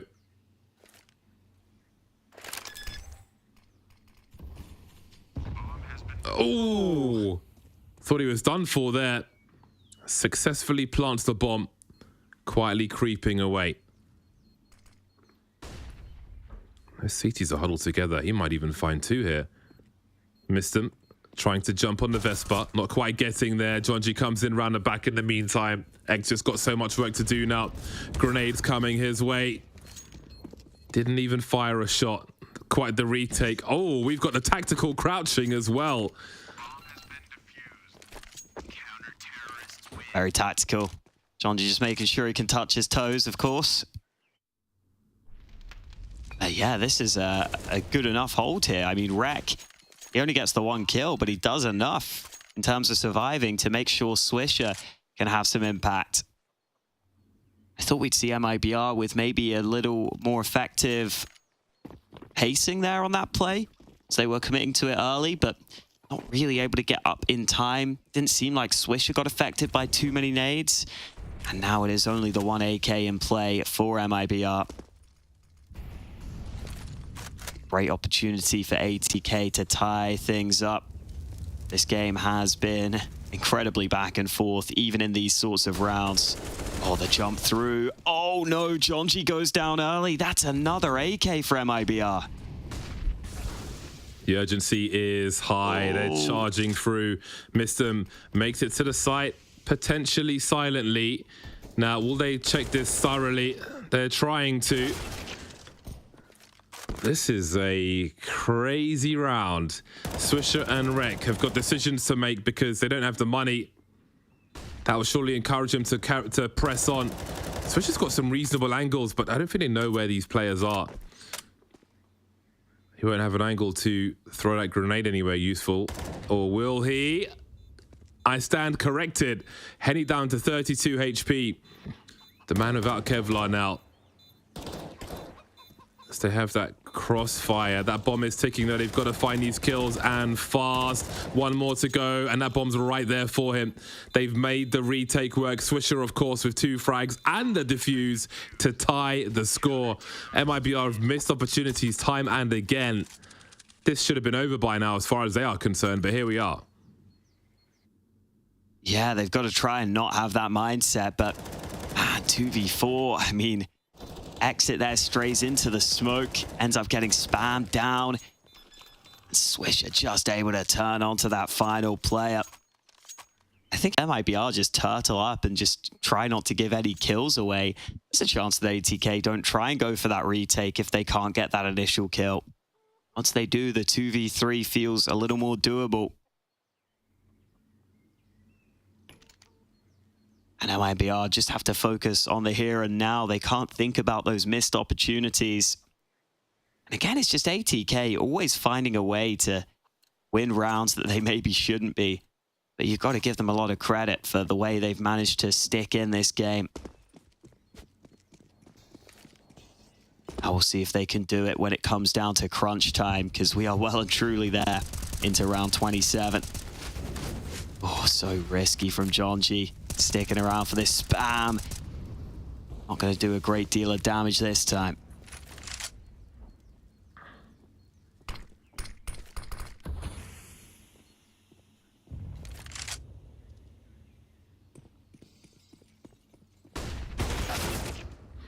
What a flash. Surprise. Jonji's here to help. He's got one more flash.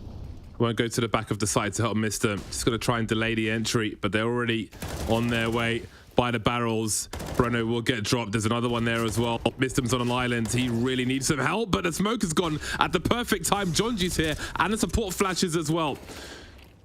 Smokes up on CT, and they're falling away. Exit gets his reload in time, though, as Jonji tries to punish that reload. Swisher finds his way into the pit. That'll leave 2 on the B bomb side as MIBR slow things down. Looking for flanks on T ramp are MIBR. Crazy rounds as we get towards the end of the first map of this series. Creeping towards B once again. Have a look at that angle in CT. My word. And there's no smoke either for MIBR.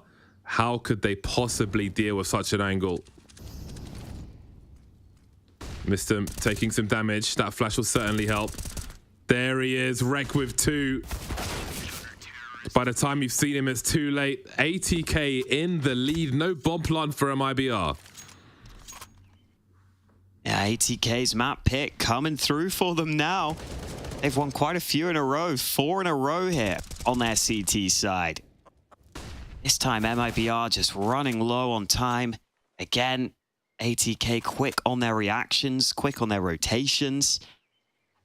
And MIBR unable to do enough to get into a bomb site there. And that means without the bomb plant, they do have a decision to make here. Money really not that great for them. Got some Tech 9s in their mix. So it is going to be the half buy. Now again, we're not going to take too much from the buys right here because so many low buys have been won. And we do have the hero AK from Insani. But ATK 1 away from map point. And even though ATK have lost this map the last 2 times they've played it against MIBR, you can see why they go back to it in the lead right now. What to do, says Rek. 3 plays spotted second mid.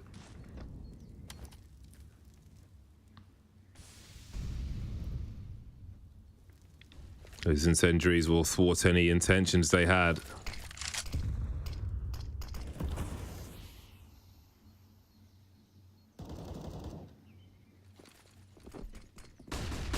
Guess he's got those lights he can use as well with that specific lineup. Very nice work there from Swisher. Rek is here as well. Yeah, definitely a smoke to copy there. Extra information behind the lights. Turtle prays for someone to reveal their shadow. Oh my god. Tech 9s, man. Oh, okay. Turtle. Wolfie deploying grenades while he's got an AWP.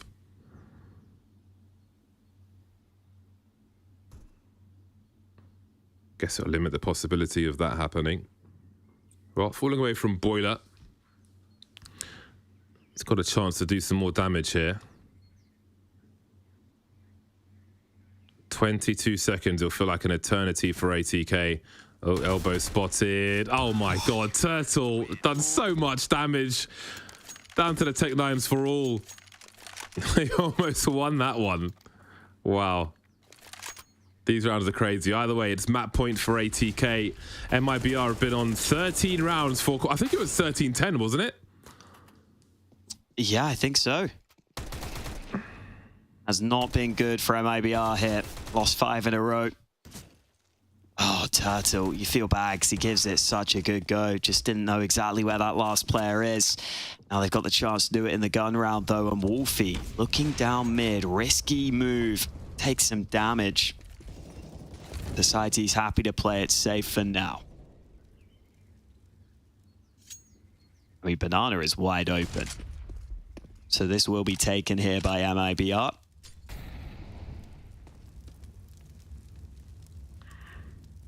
Oh, Jonji playing sandbags, currently alone. Is he going to get flashed in here?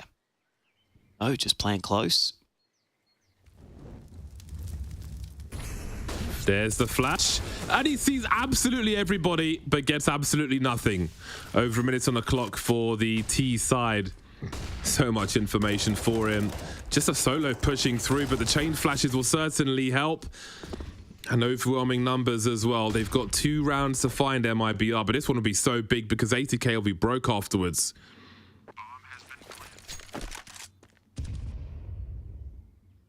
2v3, such a marginal situation. Wolfie's got that AWP though. Considering they might lose everything if they try and commit to this one. Don't outstay your welcome, just get out of there. Focus on saving your own bits and bobs. Yeah, really marginal to go for that one and be left with nothing in the last round. Be indefensible, basically. Yeah, that's tough. You've got to make sure you hold on to these guns. Ooh, I don't even know if I want Rek to stick around here playing for Exits. He does lose his gun. Exit is able to recover the AWP. And that is one less rifle that ATK have to work with.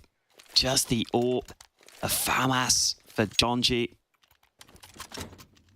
Thrown over to Swisher now, but it is not ideal for ATK as MIBR try to fight for overtime. What a game this has been. It's been so hard to read, so hard to predict. MIBR gonna run up mid instantly.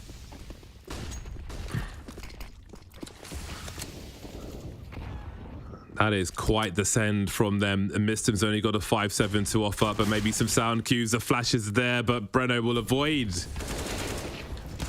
Looks like we might be going to overtime unless the remainder can do something about this. The bomb in CT spawn at present. Wolfie, oh boy, he's posted up looking at CT. And we've got somewhat of a stalemate. Maybe MIBR praying for an over peak from ATK from the A side of things.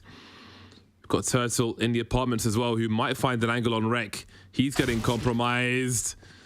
And now Wolfie's on the wrong side of the map. MIBR brought to the limit in normal time. Surely they convert this one then. 1 versus 4 for Wolfie.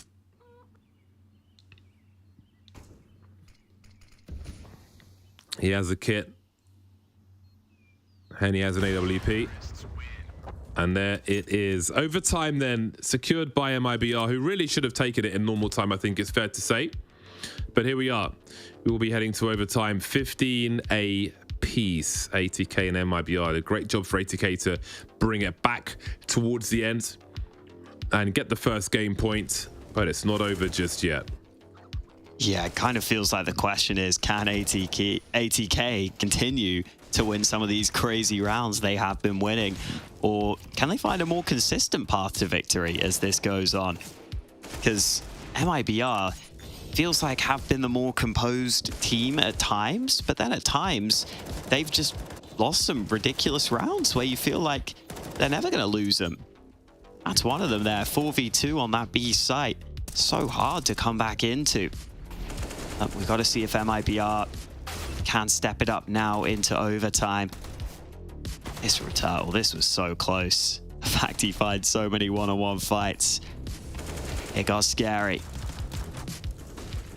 Yeah, it seems to be a special skill for ATK to find a way to turn things around in the middle of many of these rounds and force their way back into the action. We saw it against the previous opponent. We see it against MIBR now, so I don't think it's like a bad trait for MIBR, as much as it might be just a special skill for ATK at this level to force their way back in and keep it close. And again, the history between these two squads as well often, if not always, ends up in really close results towards the end or overtime. So there's another one to add to the tally here, as we're not even done yet. Overtime is still to come very shortly, hopefully. We will continue this one in overtime. Just the first map of this series, the grand final today here in the North American region. We're going to head to a quick break, actually, before this overtime begins. So stay tuned. Don't go too far.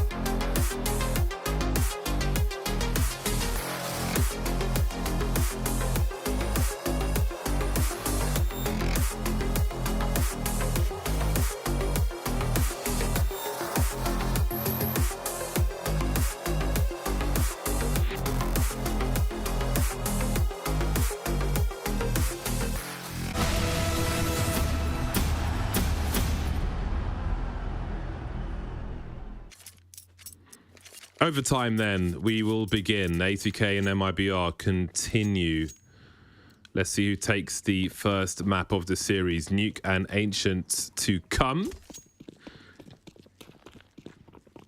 If a third map is required, of course, but first, let's focus on the first. MIBR squandered a lead towards the end, but managed to bring it back after losing that lead to overtime. And Henny is here to drop Jonji as Rek is gone as well. Just like that, we're down to a 3-on-3, but Henny is still lurking, Exit dealt with. Swisher will fire a few shots, maybe expecting a rotation. Not sure what we're going to get here. Wolfie's not seeing anything down mid, so Swisher will have a job to do, as he often does, and he always delivers. 3v1 on this B bomb site, but Wolfie is on the way. Swisher having a look-see, but he can't escape. That leaves Wolfie with some work to do. There's the HE grenade towards that default plant spot, and some flashes as well. Doesn't commit though. Oh, what a head. Okay, great wallbang onto Insani. 2 more to find. Henny's still standing. He knows he's got the AWP. Dodges the molly. Exits in the pit though. With the USP, oh, this would be a monster clutch from Wolfie. Full commits, but Henny peeks immediately and deals with the matter. Oh, some of the rounds we're getting here, I almost don't understand how we're getting some of these kills. Wolfie with that wall bang. Unbelievable that he even brings it close in the 1-on-3 attempt. Oh, how does that hit? And gets out the USP, but Henny, despite being low on health, able to win the duel while the AWP was on the defuse. And so MIBR this time do hold on, however close it may have come. Jonji picking up an AWP now.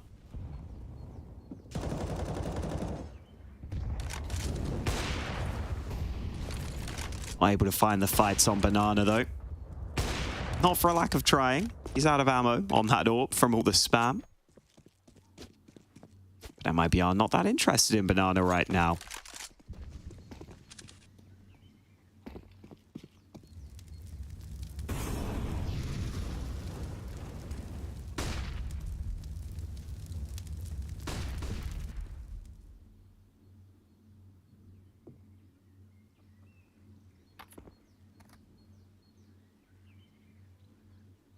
Oh, 4-man rotate to A, leaving the other AWP alone on B. So if MIBR commit to this, they have got a great deal of players to deal with.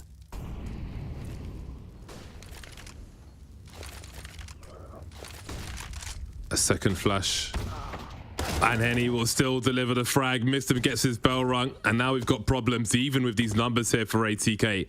30 seconds on the clock, and it seems like the rotation will be full as Jonji makes his way over as well. Long has been compromised. Mr. has an angle though. Rek will run distraction. Mr. biding his time for now. He sees many players coming in that short position, and they're all falling.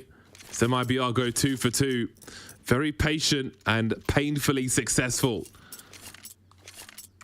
Yeah, I'm sure there was some hype released after that round. Look at the money. ATK have a couple of weaknesses here.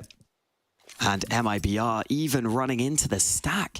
They just frag out. They don't care. They go ahead and take the fights.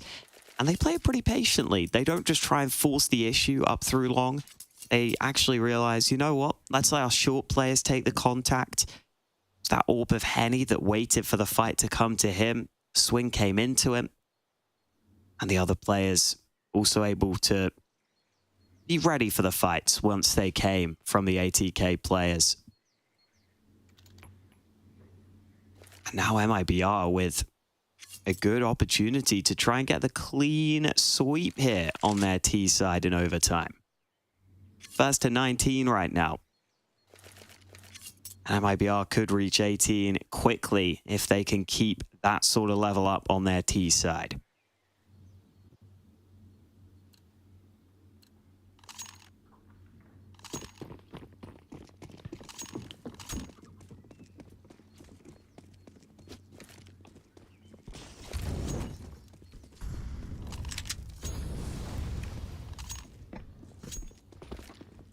Let's see what the pace is for MIBR in this round. Oh my god. The damage on that grenade is unreal. Yeah. The timing is so specific. Promising start. A slow start from MIBR. Kind of expected this after the success we saw in the rounds prior. Just inviting a response from ATK.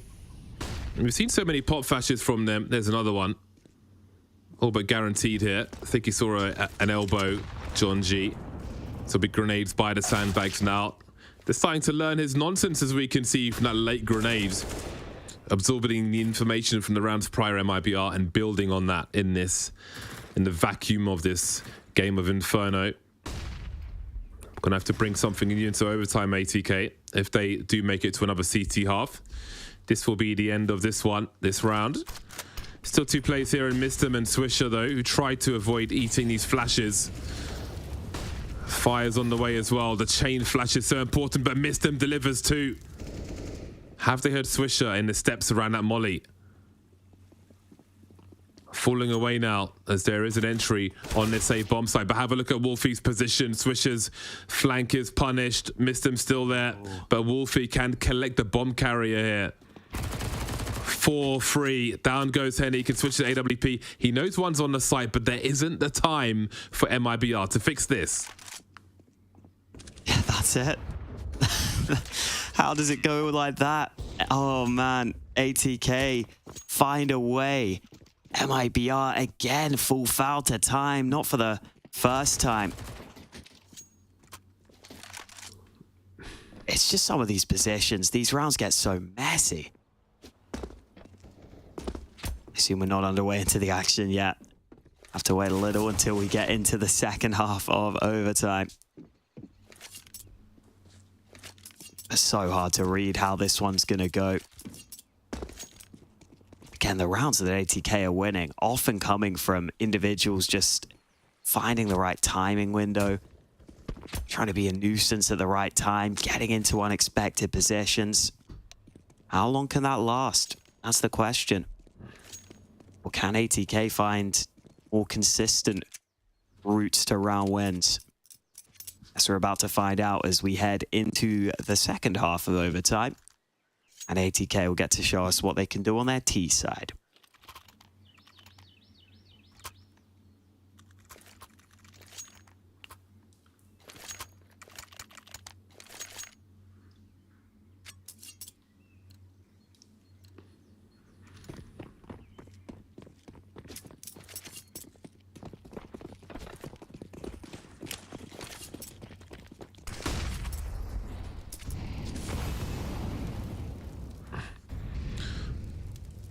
Wow, that grenade did 0 damage over Breno's head.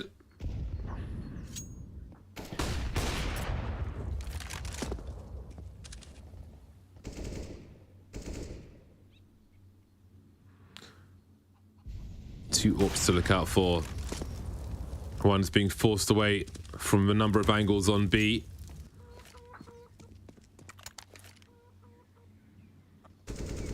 Util left over from earlier on. A minute on the clock very shortly for ATK as they force the angles away. So denied information towards B and now they're doing the same towards A. So MIBR, unless they try and force the issue here, they will have no idea what's coming their way. Henny moving over towards that long position now with the AWP on the A bomb site. 49 seconds and guesswork as John G is creeping around smokes once again towards B.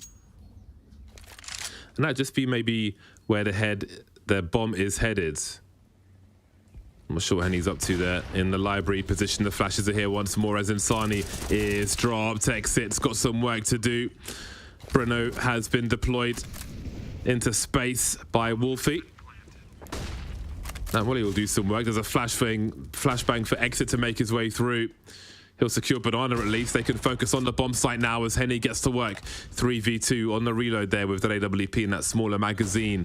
But he'll continue his push. Rek and Wolfie remain. And now it's just down to Wolfie. 1v3, reload of his own as he spots one by the barrels. Is he going to be baited now? Does he focus elsewhere? So many targets coming his way. But a retake will be successful and MIBR will move to game point. Not always easy to use the AWP on the retake, but Henny ends up getting a quad kill. Coming back into that B site. Brilliant round from him. See John G, such a high-risk play, pushing through the CT smoke, tried to make it work. Not able to do so. Exit hits him with the turnaround, and MIBR with 2 opportunities, 2 map points to try and steal away ATK's map pick.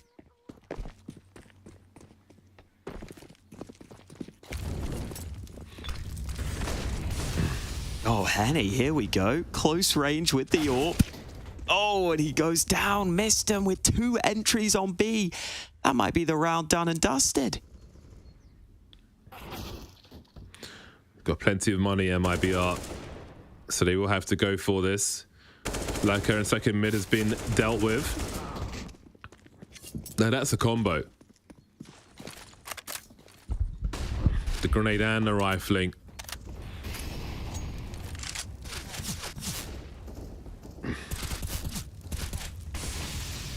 MIBR have to go for this. Exit's got money to drop, so does Turtle.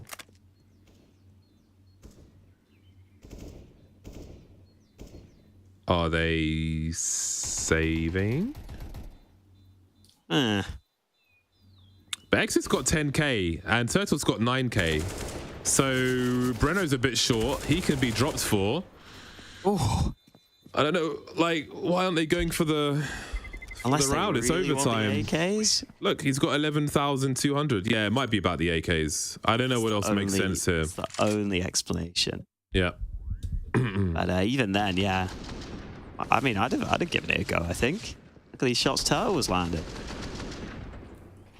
Obviously easier to do that when they're all exiting and running into you, but still.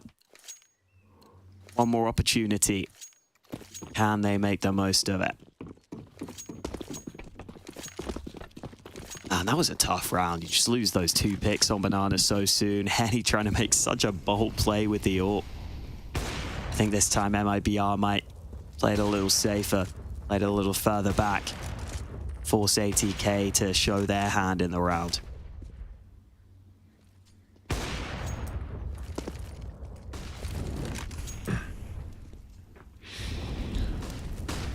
Can't falter again, MIBR.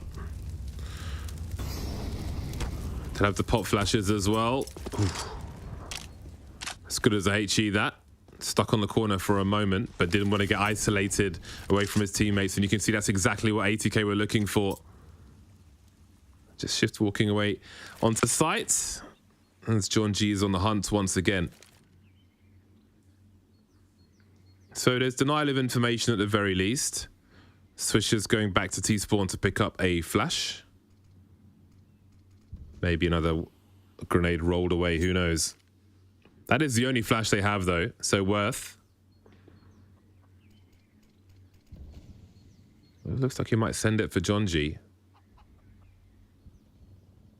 He's got multiple smokes as well. John G just going in dry there, but he'll be punished. But now there is a window where no one is watching long because Henny rotated over. Can they strike with this ATK? 24 seconds on the clock as they start to make their way towards the A-bomb site. They have to deliver here. They've got to get this bomb planted. 4v4 now, but there's another player in the pit in Turtle. Will they be looking for him? Of course they will. Turning it around. Now there's no position for MIBR, but that's one way to get it. Henny with the quick scope. Punished by Rek. Gap on the smoke. Breno won't be afraid of it though. 2v3 as he hunts Wolfie on the side. Finds him as well. Missed him in the graveyards. Now Exit's the only man between ATK and a second overtime. Just being held in position here.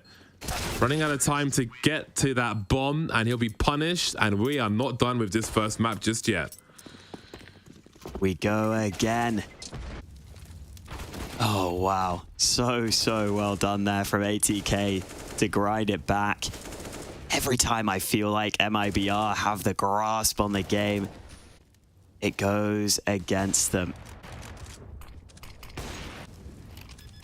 ATK, I mean, it almost feels like they might just find the way to win this map at this point. Like, any time I'm about to count them out, they come through with it. Very impressive stuff.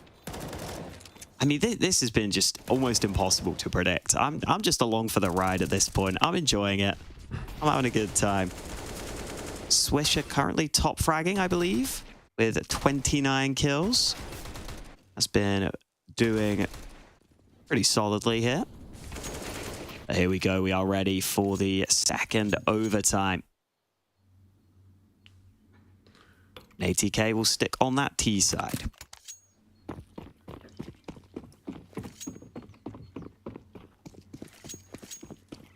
Two ups again for MIBR.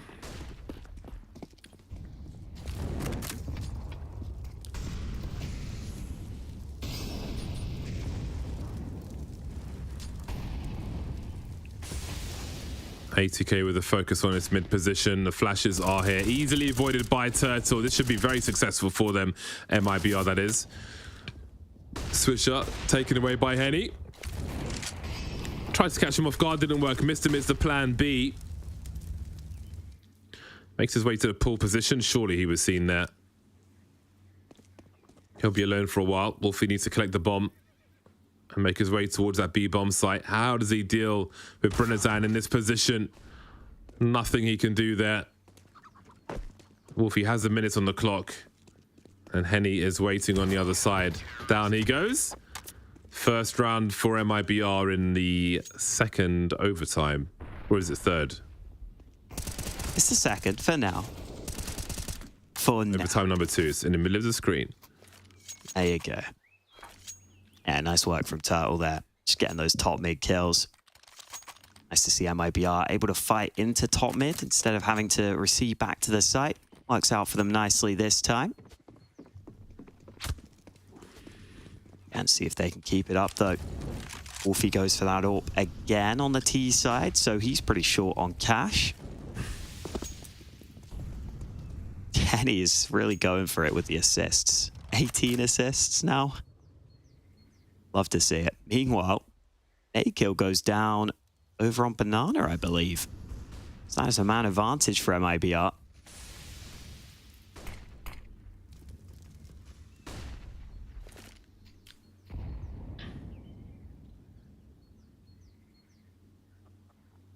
The bomb's not over on A, but a couple of the ATK players looking for something through the apartments.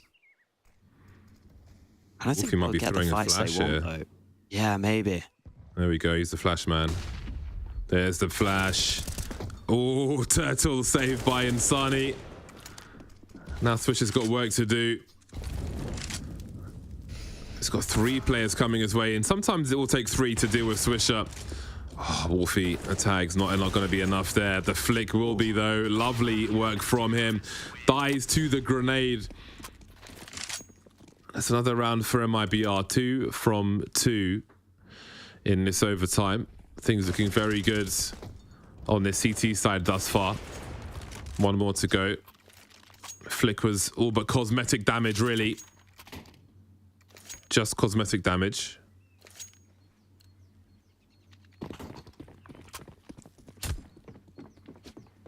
Yeah, no real impact on the actual round. And unfortunately for ATK, they've got to find something here because they've already lost both of the first 2 rounds here in this second OT. 8 down Banana. There's a player closing the distance right now. Wolfie has beaten the utility. Oh, there's the info though, and big damage onto Wolfie.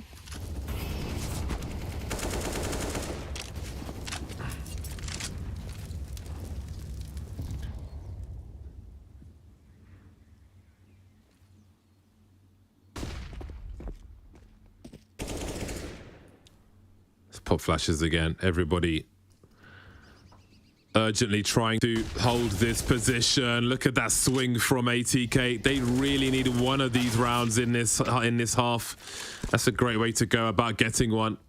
Henny in the clutch now, 1 versus 4 with the AWP. He'll get his first 1v1 from Swisher. Don't want to make that mistake again. Sort out your trade frags for the remainder. Molly's to hold position for a time, and the smoke as well, so it gets even more difficult for Henny. Switches out to the AK-47. He has the kit. But he's got to get kills. He's got to avoid the trade frags. Missed him, doesn't give a crap about that. Just going to charge through and deal with the matter. So a much needed round then from ATK. They don't go 0-3. 1 for 2 will have to do. As for MIBR, they are closer once again. They've got chances once more. It's up to them to capitalize on them. Game is not live just yet.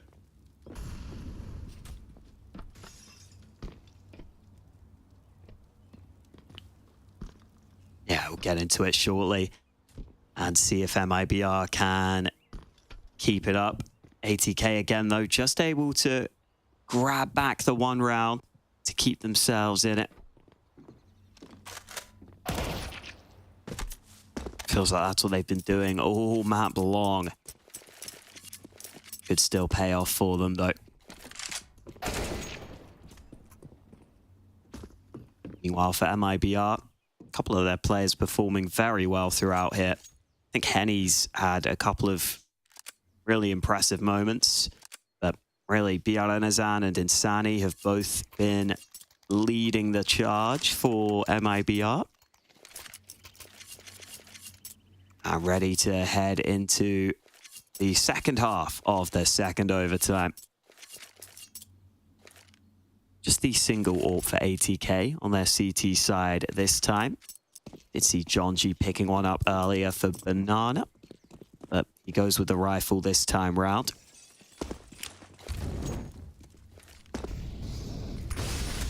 Ali Molly down mid. Meanwhile, Banana control is being taken. Bit of nade damage done to MIBR as well. MIBR putting players outside this A site early. They want to go quick here, at least into top mid. ATK are so out of position as well, but still they'll get a kill or two. So many smokes up as well. John G can hop onto double stack if he wants to. That might be expected, though. Probably will be, with how many things they can see versus how many they can't from these positions. MIBR. Oh, that's just cheeky from Rek. And again, the lead is disappearing for MIBR once again. They've barely responded to any of this. And finally, we'll see something from Henny. He's trying to get that wall bang.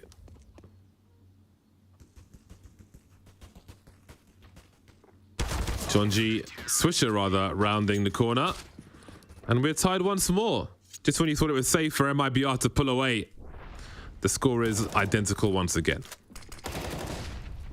Some clean shots from Rek, playing around that apartment's position very well.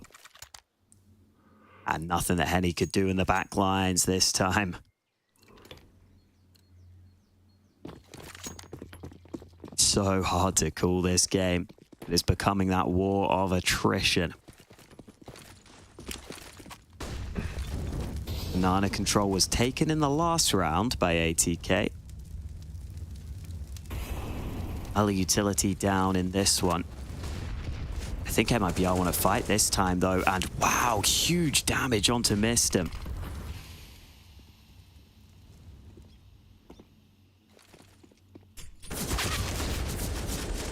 Oh, they spam Georgie in the smoke. What do they do now? Do they read weakness towards B? Maybe one player holding flashes. That's what it normally is, especially with John G in a position like that. Does that mean opportunity? Have they rotated already? They won't expect what we're about to see on the radar. This is a hell of a call from ATK.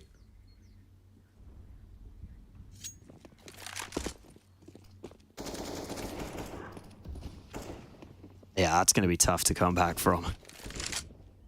I won't believe this. The only thing ATK can try is like just doing an execute of their own from Banana almost with the nades they have. Oh, they're not going to deal with the AWP though. Henny gets two, and now this is so hard.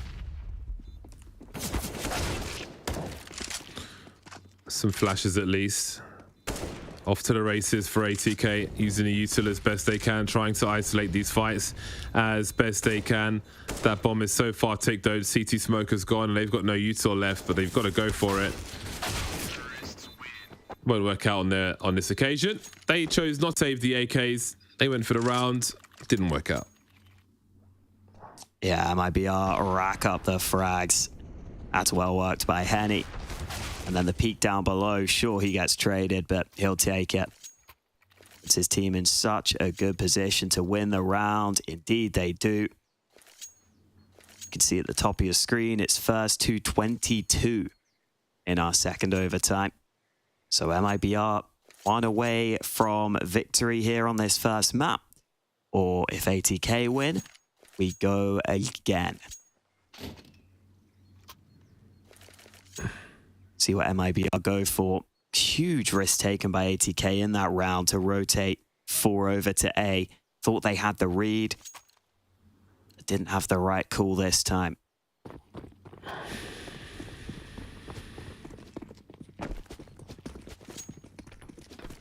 $4B early for ATK. They want to take banana in this one.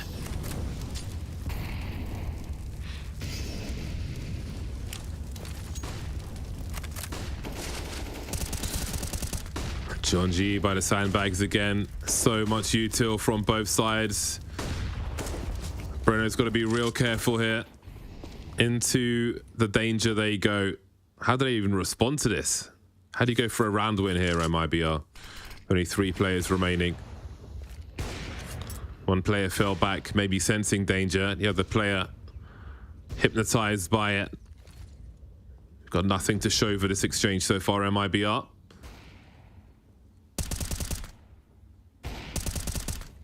Getting ready to punish a reload, but they're slowly falling back. John G. Only to pop in again. Love the play. Didn't have the bullets for it. But it'll get him eventually, it seems.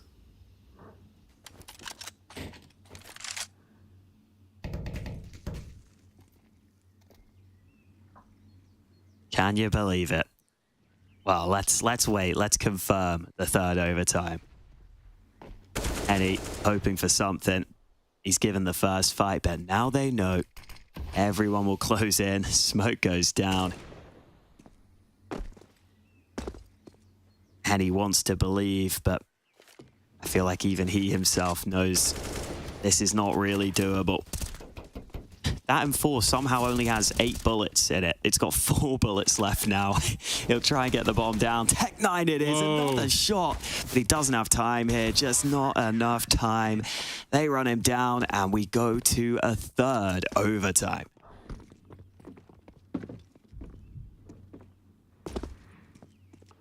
Someone's going to have to be brave and finish off the job here.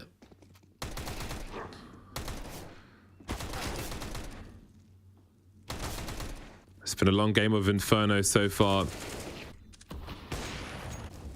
I feel like we have seen MIBR like try to adjust to the CT plays around Banana. I don't know if they forgot about them, but John G, again, a problem by those sandbags.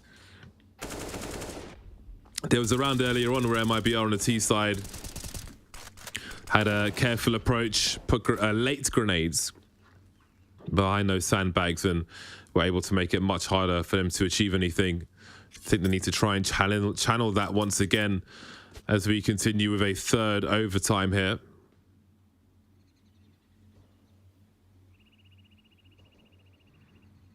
This one will be reset, I presume.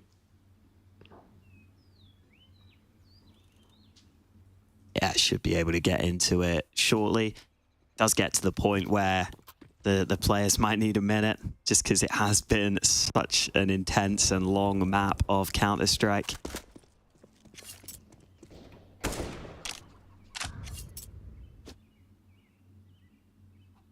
You know, the players have got different ways of de-stressing. Diarenazan apparently likes shooting random objects in the kitchen. Turtle likes smelling the wall. Got different choices.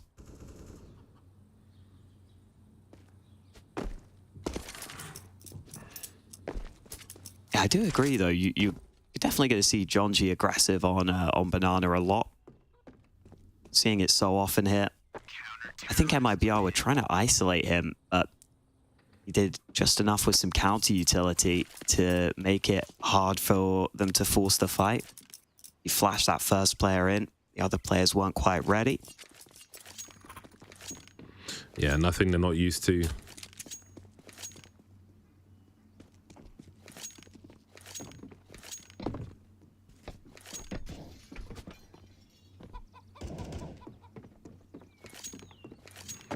Just waiting for the players to ready up so we can continue this first map of the series.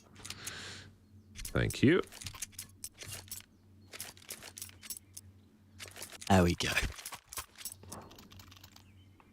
Ready to get into it. ATK haven't been going for that double orb setup too much here in OT. MIBR have been favoring it on their CT side. By the way, Henny has rocketed to the top of the server with 37 kills on that orb. Great to see Henny performing here in overtime. Here we go then, third overtime at the ready. And Jonji will go flying into Banana early. No challenge from MIBR on this occasion. Holding on to most of their util, it seems. MIBR have been really slow on their T sides. Although when they've been slow, I feel like they've had success just fragging out later on. Again, a measured approach. How will they deal with these sandbags, though, where Jonji continues to be a nuisance?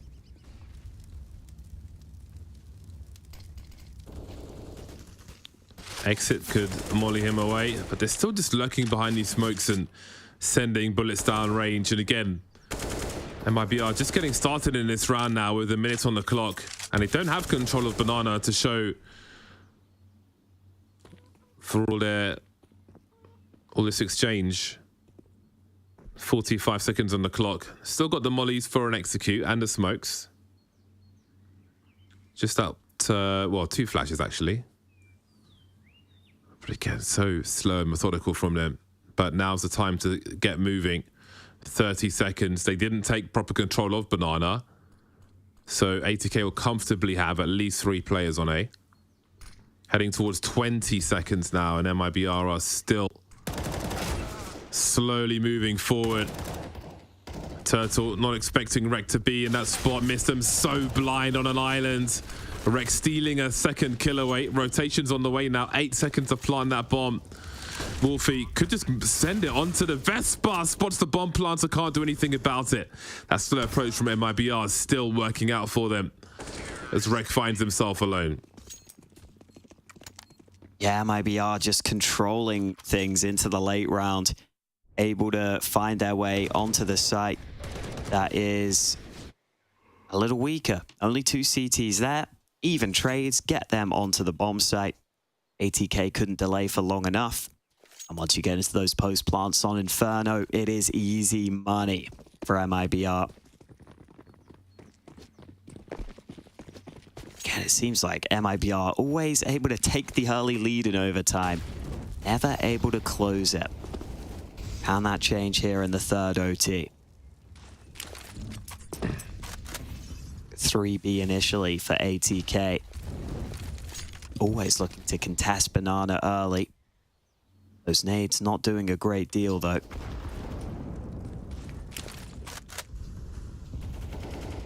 Yeah, no real nade damage there for ATK.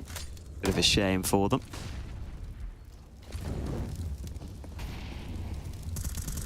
Oh, the mollies might allow the fights though. Mister moving in through the flames. He can't win the fight though. And now Jonji needs to be careful. He's the only B defender right now. Buying time with the smoke grenade. Trying to get some bullets off towards the logs. MIBR will offer something towards this A-bomb site as well. A Rek on the immediate rotation. Again, MIBR just playing that clock and being rewarded once again. There goes Jonji also. Still a bomb site to collect though. Wolfie takes one in the face through the wall. And Rek now will drop Turtle, who was top mid. Completely resetting the situation. Hoping time may favor him. Look at how he has changed his spot. Last seen on long. Hiding in the corner now. Hasn't properly been checked for. Elevating. Look at the time he's buying. Wolfie's almost in a library. And down goes Henny carrying the bomb. Unbelievable that they brought that back. 22 apiece. This is... I don't even know what to say.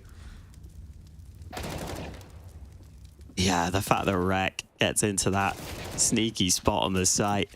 I didn't think he was going to be able to get away with so much, but he does. And again, MIBR, just when you think they're on top, they can't quite close the round. Rek just gets there right in time, just gets onto the A site. And now Swisher, well, trying to make a move down mid while fights go down on Banana. Oh, Mistem's burning, down to half. He'll go down. Swisher also loses his fight. And surely this time, MIBR, you would think, have a huge advantage in this round. But we've seen that doesn't necessarily mean they're going to close out the round. Oh, with Jonji getting spammed. 5v2 for MIBR. Perfect start to the round for them.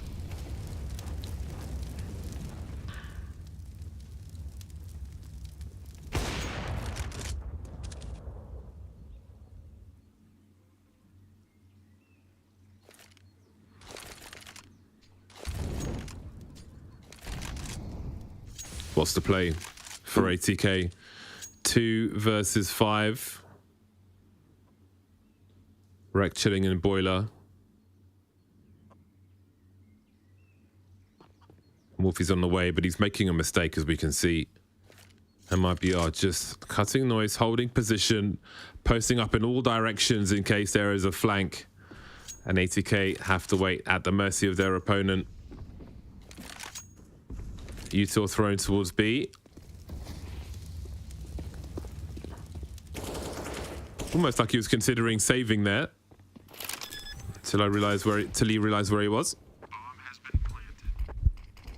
2v5 then.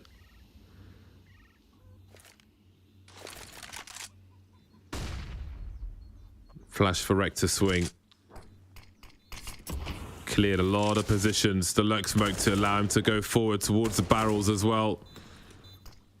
Love the detail, but there's more work to be done, namely in the fragging department. Not going to happen. Henny with 2.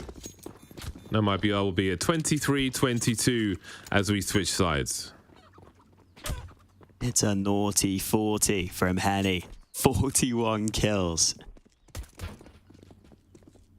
Crazy scenes here on this first map. And listen, we've been saying both these teams, a lot to play for here. Money for charity, but also a spot at Gamers 8. A huge tournament with all the top tier teams in attendance. And for these NA squads, they don't get those opportunities too often. There is Henny. There he is. He's in the mood right now. Tell you that. The man of the moment for MIBR. He's been stepping it up in overtime. First to 25 right now. In case you can't see the number on your screen there. So 2 more for MIBR.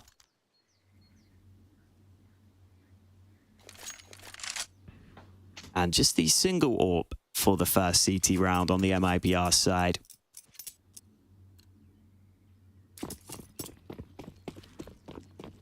As we get into it. 3B early for MIBR. Nana fight's always so important on Inferno.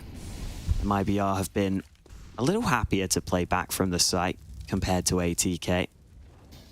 Oh, the double nade. Oh, Turtle feeling the pain early.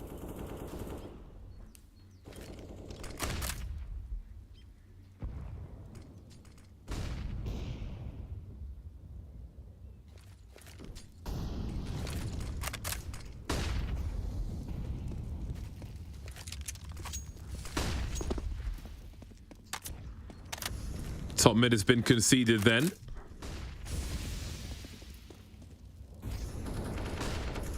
So many mollies to clear these spots. ATK have dumped almost everything. But Swisher on long is always going to be a help. Switches out with Mistem then. Taking heavy damage. And Exit's going to be looking for more. Dealing with it, seizing it.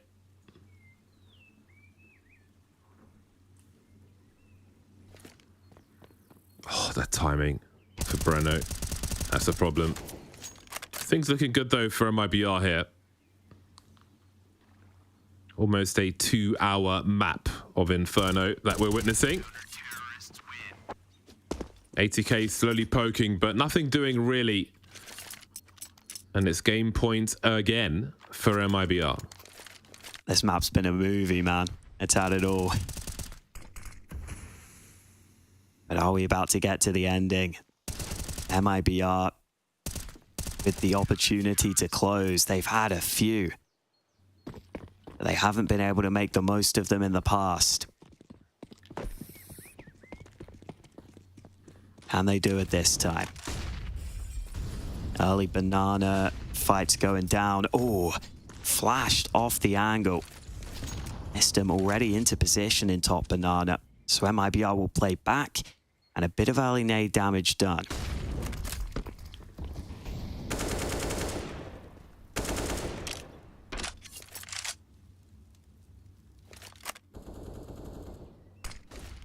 Oh, Swisher just snuck through his own long smoke. And Sani must not have been ready for it. No one is ready for Swisher when there's urgency to be had. Making his way towards CT spawn now to cut off the rotation of Breno. And still Mistim's offering something towards the B-bomb site in the meantime. So much map control for ATK and plenty of time as well. In that library position now is Swisher as Mistim is dropped on the B-bomb site. Henny on fire, blind and dead.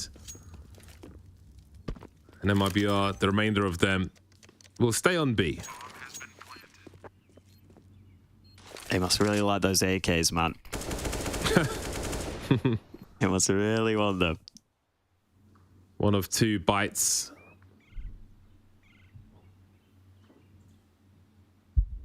Before we go to another overtime. I don't know how many overtimes I could handle Hawker on his first map of the series. Yeah, it's a good question, isn't it? How many, could you think of like, you know, like games you've played yourself that have gone to a crazy amount of overtimes? Some have gone to the 30s. Oh, one or two, okay. want to face it. Really? 30 rounds. I don't think I've ever had anything 13. like that.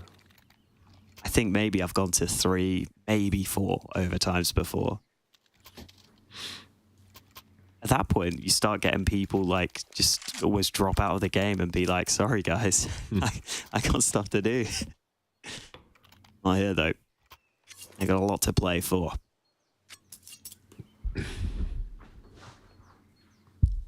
All right then. Game point for MIBR still rides, otherwise overtime number 4.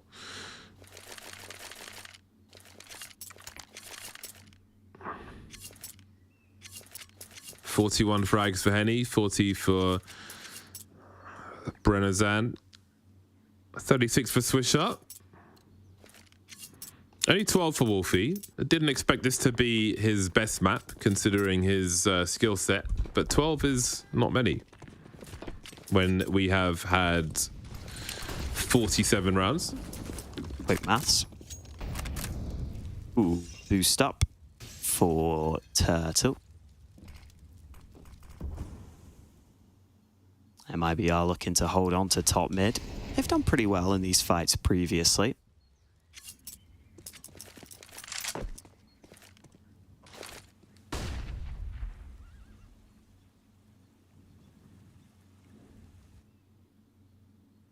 Patience for both teams. Haven't had too many rounds like this where there's no real action early on. ATK will start to group towards A, and it's this double stack on short side.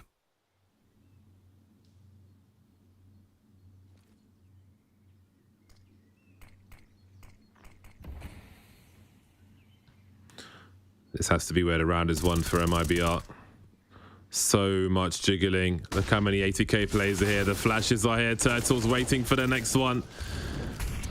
Big fight. Brennozan, has he done enough? Has he bought enough time? Exits, making his way towards library. Man advantage is here for ATK, and they are booking it back to the B bomb site where Henny waits. 25 seconds on the clock. Through the smoke. So much distance between the entry attempt and the remainder of the squad going for the bomb plant with no cover, and Henny's just standing there taking it for free. What is happening towards the end? Another attempt now. Wolfie's gonna have a go, and Henny is still here. That is one way to lose after so many overtimes. Crazy scenes on Inferno as MIBR finally take it over the line. Henny the man to do it. Henny, who stepped up so much in OT. He was delivering all over the place. And with that AWP, just so many shots at the end there that were made easy for him, but he'll take them all day long. An absolute behemoth of a map, a marathon, you could say. But MIBR did feel like the better team throughout and eventually able to close it out. Yeah, a bit of a deflated balloon in that. The way the last round went, where Henny kills the first guy and then just no one covers the bomb carrier while Henny's still there. It's crazy. But something had to separate these teams, and it probably was going to be a huge mistake towards the end. So there we go. That's a crazy game of Inferno, which basically took about just shy of 2 hours for one game of Inferno. But hey, it's a grand final. They're not often close, but that one certainly was. We're going to head to a break. More action to come. Every day, it feels like there is a new crisis. Families displaced by violent earthquakes and wars. Warm hearts sleeping under cold blankets of stars. Lives destroyed and washed away. Families fleeing into the unknown. But look closer. See the hope everywhere. See the ones running towards disasters to help. Compassion exists all around the world. Kindness is healing wounds, bringing hope for a brighter tomorrow. Look closer and see the many families like Layla's who've lived through unimaginable hardships and yet haven't given up. Please don't give up on those forced to flee. Donate now.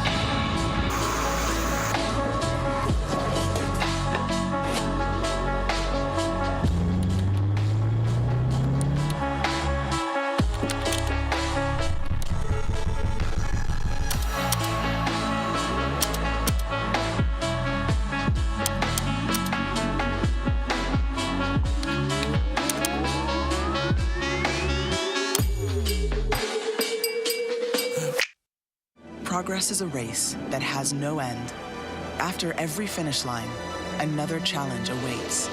How can we continue to push innovation in a sport at the forefront of technology? This is how.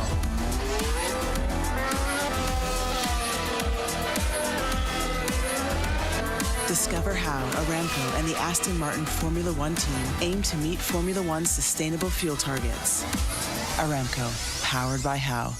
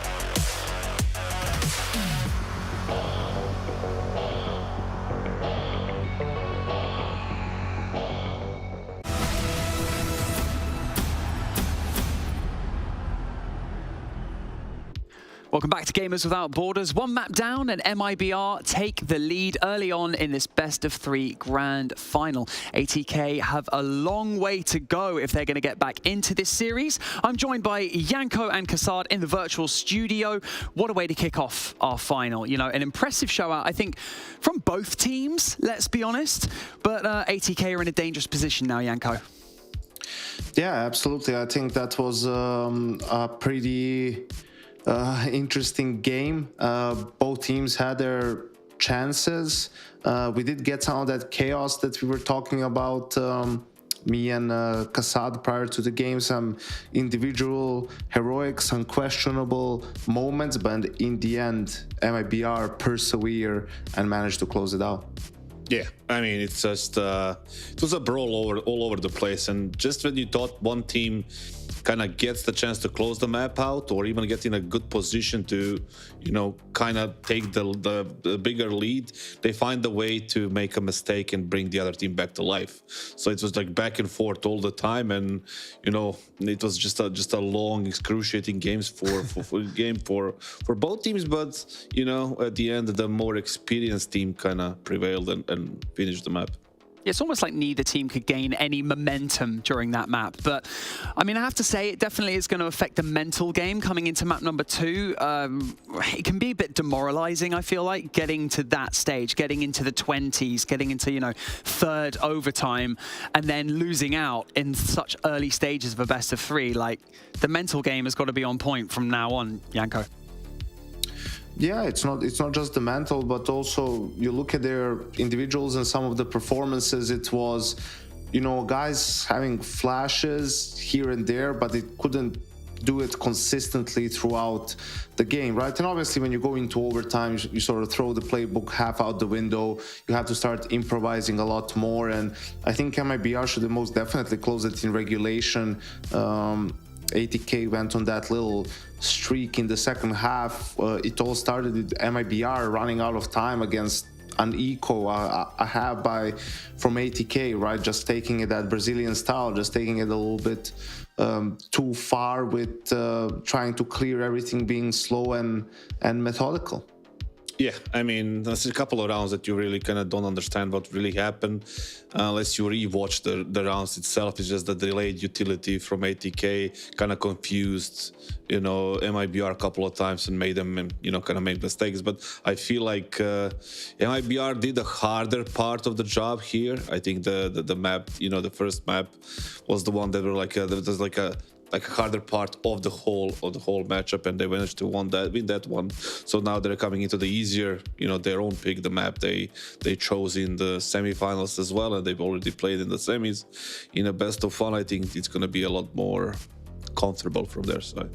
So it could be a swift closeout, possibly. But, it was a really close map, this Inferno. And if you kind of had to hone in on it, Kassad, I'm going to come to you for this. Do you feel like, could you notice any holes in ATK's, play style that they could possibly fix before they go into Nuke? Or what did you notice? It's not like something they can definitely fix. I saw a lot of missed utility from them and misused utility. That's something that you can maybe talk about between the maps and just, remind the guys to use it a little bit smarter. But when it comes to the structure, you don't see any kind of great structure because they're a semi-mixed team. So they have to rely on the fact that, on their confidence and their aim and just raw skill to kind of fill those gaps they have in their structure and the team play and the other stuff. So it's nothing really crazy. It just needs to, they need to go back to basics pretty much. You mentioned utility there as well, and I feel like there was a few instances where there was a really fantastic display of utility usage by MIBR, especially in a few of the earlier rounds. Now, cast your minds back to, I think it was 2 hours ago in round 6. Basically, there was a double nade, a really impressive start to the round by MIBR. Now, Janko, you spoke about utility usage almost being automatic at this stage in, professional CS. So is that simply just for the viewers at home, is this more like just a default strat that they will call at the beginning of the round, and then it's almost a little bit of luck sprinkled in there if it lands or not?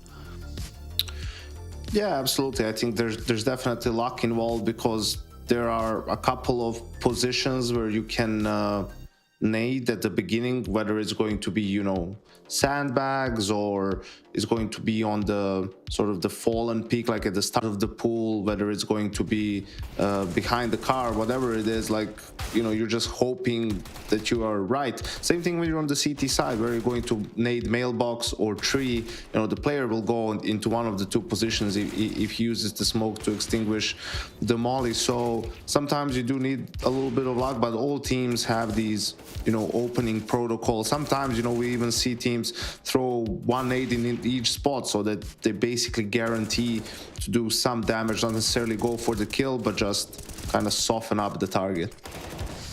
Yeah, I mean, it's just a team's preference at this point. In the higher tier of CS, usually teams, and when they have the time, they usually prepare these things and see what are the players' tendencies so they can use utility on the middle, early or late. But, in games like this, you don't have time to prepare all that much. You just need to go off whatever you have and hope for the best.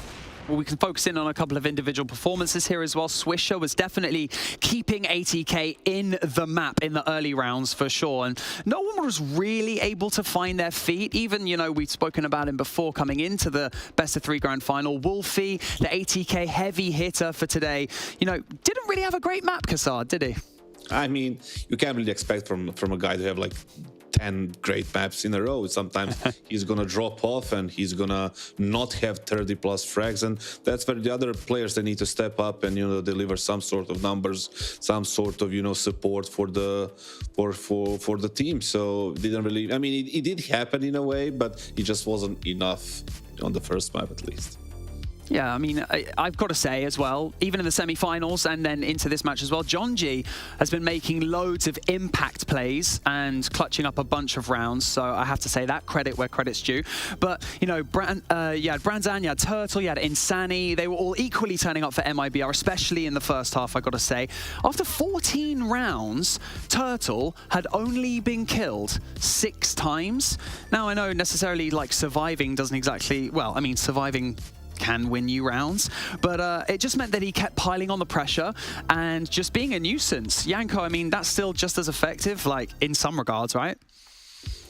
Yeah, I mean, not all impact is shown on the scoreboard, right? Sometimes you're just supporting your teammates, sometimes you're in the right place at the right time. You get just one kill, but that's that one kill that, turns around in your team's favor. I'm interested to see how Nuke goes, because this lineup of ATK hasn't played it yet. That's why MIBR picked it. It's sort of a punish pick. We talked about utility, so let's see if they can put up a smoke wall to begin with. Surely they know at least one of the versions, at least the most default one. The Furia one. Yeah. Well, the Furia one? I was thinking about the Astralis one. But it's the same thing. We spoke about in Inferno and Nuke, kind of almost both leaning into MIBR's hands a little bit, but now that we're coming to Nuke, sorry, it's MIBR's pick. I feel like we've all kind of lent into this and said, right, MIBR, if they take Inferno, we're almost guaranteeing them taking Nuke. ATK aren't going down without a fight. They're showing incredible instinct. They're playing really well together. They're synergizing well. They have individuals who are standing out. So if those individuals play well, it could mean anything going into this. Now, I do feel, though, like MIBR were a little bit better at controlling the pace, especially in Inferno. I don't know what it's going to be like in Nuke. So they slow-rolled a few times in an attempt to kind of let ATK make mistakes or let them push up early. But I mean, somehow, even Hawker was saying this during the map, somehow ATK came out unscathed on multiple occasions. Now, on Nuke, what are we going to see? Like, Kassad, like, do we feel like MIBR are just going to control the whole map? Like, we say that this is their dominating map, so what are we expecting to see? The thing is, like, they're probably gonna start on the T side. Like, if there is, like, logic involved, they should be starting on the T side, so they can definitely control the pace. They can either play slow defaults, or they can have like faster defaults with a different kind of smokes. But it depends on them. And also there is a matter of endurance and the mental state, mental game, psychological aspect of the game after such a long map, and a team that's not really a team, how they respond to that. Like, how is their stamina, how is their endurance there? So there is a lot of factors coming into the second map, and in every single one of them, I feel like MIBR has the advantage. Let's talk about the actual map itself, like physically. So, Yanko, like, how does Nuke typically play out? How is Nuke, like, for the viewers, may not be as well versed in this, how would you typically see Nuke played out to its fullest scope, its fullest advantage for, some of the better teams?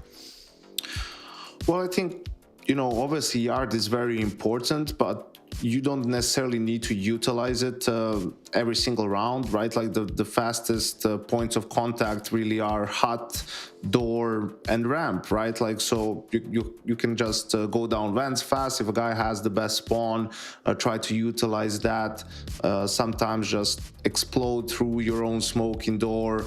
Obviously later on is when you utilize smokes too, right? And those smokes can be just a decoy, just to deny information for the CTs, deny vision, and abuse rotations, really. So that's what it's all about on Nuke: rotations, knowing who goes where, and then abusing that to your own advantage. Okay, well, gentlemen, thank you so much for all of your insight. It is about that time. Will MIBR close it out right here, right now, or will our best of three final go the distance? Bardolph and Hawker, please take us in to map number 2. Well, this will be an interesting one then, won't it? In the dark with regards to the Nuke from ATK. Let's hope it's a competent one. It'll need to be, especially with the outside. I think we're going to see a resurgence from Wolfie on Nuke again. Inferno, I think we expected wasn't going to be the strongest map for him, but there's more space to be found in certain spots of Nuke, and I would expect that we will see him in such positions. Yeah, you would hope so. And definitely options on Nuke, especially on that CT side. You don't just have to go yard. Occasionally you can switch it up. Ramp, very good position for an AWP. Sometimes you'll see players push hut even. There's all sorts of options. So should have a wide depth of options and opportunities to have impact. And maybe that's what they're going to need here, because as the Des was pointing out, not a map ATK have played too much. Not 100% sure what to expect. And I mean, Nuke is obviously a map where you have to have the fundamentals down initially. You have to have the basics to get yourself into the game. It's not a map you can just show up on and play super loose. Normally you need that structure behind you to play a map like Nuke. So we've got to hope that ATK at least have some of those basics down. Absolutely. This will be an important test. Again, a lot is on the line here. It might be our one map away from the main Gamers 8 tournament. ATK will be starting on the CT side then. Wreck with the fidget spinner, butterfly knife. Spam the Q button. And the F button. pistols are here. Julies for Mr. Raid Boss with the Julies on the CT side. Super Mario Brothers towards the ramp then. So far, so good for MIBR. That second frag, things will get better. Bomb needs to be collected as Wolfie will deliver a kill. Getting on the scoreboard early then is Wolfie. 3v3 could still go either way. There's a very important Molotov though, which leaves John G stuck in the corner, but will he be checked for properly by Turtle? It doesn't. Oh my God, he actually went for the 180 and John G couldn't respond in time. 3v2 in favor of MIBR, then planted the bomb, missed him getting dropped as well. Those Julies will be lost. And Wolfie's got 15 HP and Kevlar, a defuse kit, which he can probably save at this point for the next round. Yeah, that was rapid. Some good shots there from MIBR, getting down into that lower site. And Wolfie just nodding the pain away, perhaps, as he is just going to have to save a defuse kit. Never a good feeling. Good start for MIBR. They pick up the pistol. They've got to be feeling good about their chances to try and secure this series 2-0. Secure that spot at Gamers 8, as well as the lion's share of the prize pool for charity. For MIBR, they've had a 10-match win streak coming into this one. Obviously won a couple of maps in the qualifier up until this point. Now we get to see how they can do in the BO3s. They've started strong. Do have the force from ATK though, so not out of the woods yet.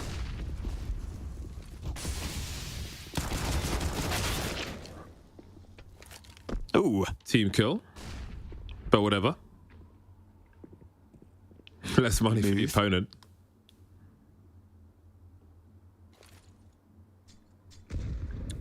They can protect that if there was a weapon to be protected and clear that away.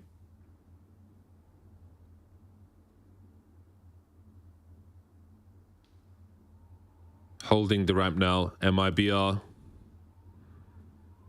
Looking to minimize their errors by taking the time afforded to them. And they had a lot of fun with the, a lot of that went their way, those slow T rounds on Inferno, where ATK often presented themselves for fragging purposes. Trying to buy time with utility. And again, Georgie goes close to the smoke. Doing some damage, but many positions have been lost now towards this B-bomb site. 40 seconds. Time to get cracking MIBR and get that bomb planted. Yeah, they're going to get it down. They're all good. Not so good for ATK, though. Just that ramp take. Almost all MIBR need to get down to the lower site. One more kill is all that's required. And they find their way in for another clean round win. So early access to this B-bomb site for MIBR. Already the fundamentals looking pretty solid.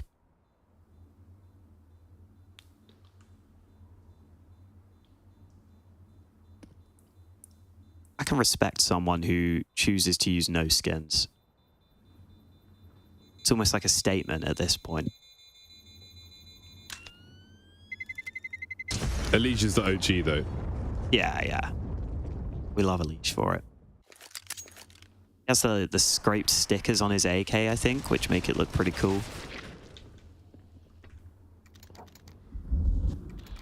Still a dangerous round with what was saved.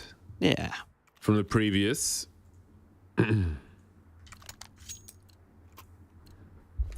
Oh, why has John G bought a Mag 7? Oh, that's got to be a fat finger situation. Yeah. He must have we'll fat see. fingered a fit. I don't know how you fat finger a Mag 7, but I feel like surely that's a mistake. Unless he just Ramps, likes not having money in a buy round. Apparently Ramp's the way to go right now. I mean, the upside is if John G gets a kill, he makes most of his money back. There you go. All right, he's fine now. And he'll be traded, but he's right back up there with the rest of his team. Calculated risk, perhaps. Since the money was reduced to buy the Mag 7, I haven't seen too much of an increase in purchasing. Manova enjoying myself. Just get too many dinks with the Nova. I used to own the Nova that's in Counter-Strike for many, many years, actually. Damn. But I got the competition upgrade to the Nova Speed. Damn, you're in the future. Maybe that'll be CS2. Maybe they'll finally catch up with you. I emailed Valve and asked them to get a quad loading animation in. Ooh. Buff the Nova, get a quad loading animation in. I sent a video demonstration as well. Let's see what happens. Ooh, missed him taking a bit of damage. We've got that AWP out, but look at this. MIBR might just burst this A-bomb site. Missed him is super blind. Oh, they're down. And everybody's made their way downstairs. That is sleek. They may have players to deal with on the ramp, but look how many of them there are. They're everywhere. Utterly swarming. MIBR, this one may have been a mistake for ATK. That was slick. Absolutely slick. And it's pedestrian, these frags from Breno outside as they swing through the smoke. I don't know if ATK had the vision to understand what even happened in that round. 458 HP at the end of the round for MIBR. It's really nice having BRNZan there as well. Just cutting off the rotate down secret. Oh, it's like the only way you can really get back down to B. You can't drop the vents. You've just seen 4 Ts drop down the vents. It's a really cool round from MIBR, faking out the fast A play, getting in position to drop down B, and they just get there before anyone from ATK can respond. I love that MIBR is coming in with the pace. Look at Jonji though, trying to make his move on Yard, but dealt with on this occasion. Still some lobby aggression here. MIBR look like they're handling it okay.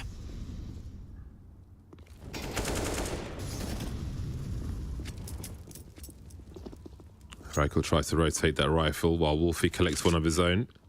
Oh, the bomb. The bomb. Oh, boy. Ooh. Oh, boy.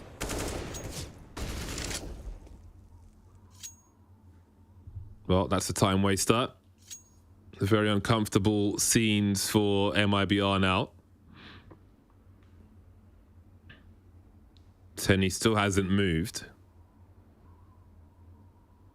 But in the meantime, BrennerZan is spreading out, trying to find what he can. These are the kinds of rounds which MIBR are liable to lose, I believe. Oh boy. Not on this occasion then. The dance is won by MIBR. A fast 5-0. It's quick. It's been clean, except for that round. But we won't talk about that. We don't need to talk about it because of Breno. Got himself into heaven, got a couple of kills. Now we got to see if ATK can stop some of the fast plays here from MIBR. That early utility sometimes to just deny these early plays. That molly towards door. Even just being able to dodge the early A plays with the fast utility. Not always the easiest thing to do if you're not an experienced nuke team.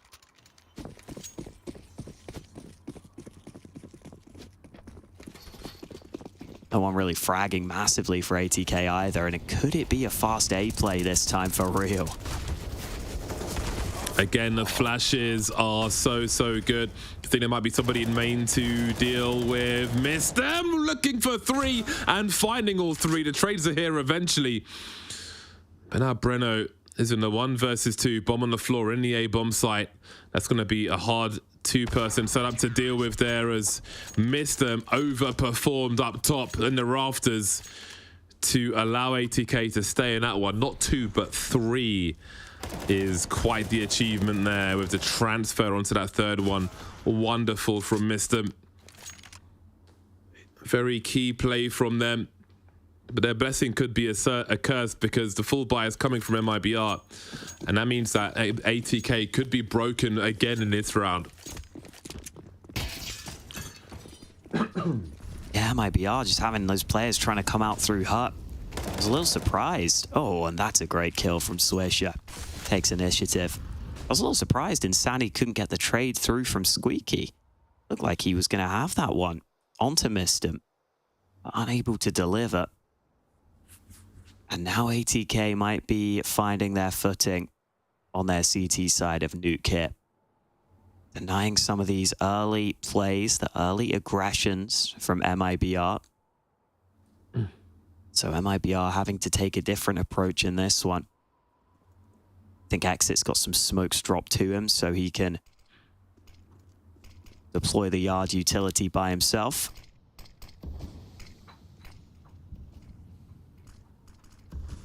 And those smokes now look pretty good for the attempted cross. Iranazan's found a kill anyway. He's going to try and sneak through, but Jonji's got him back for free. Nice movement by Swisher.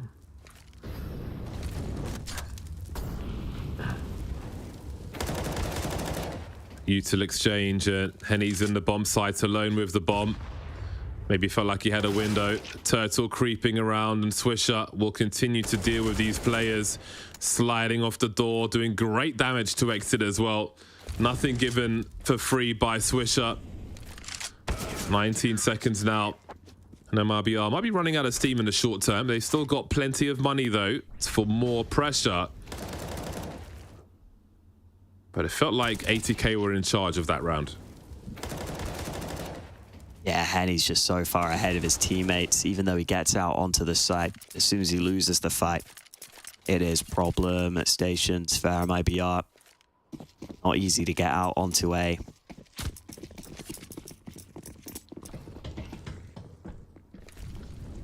Those fights are just so unfavorable. The rafters angles are not easy to deal with. You have to be concerned about those.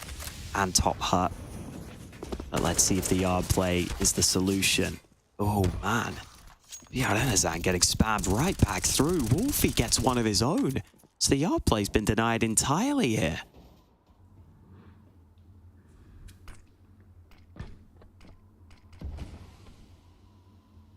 This is an important round for ATK to win. To start to build. It's going to look real tough for MIBR now. Looks like they want to give Ramp a try, but I love the angles we're seeing from ATK. Starting to take control now. Growing with power on the CT side. What's the plan with these two rifles?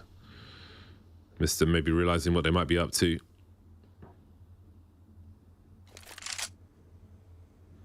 It's going to try and hold on to them. It's going to be a long 30 seconds, though.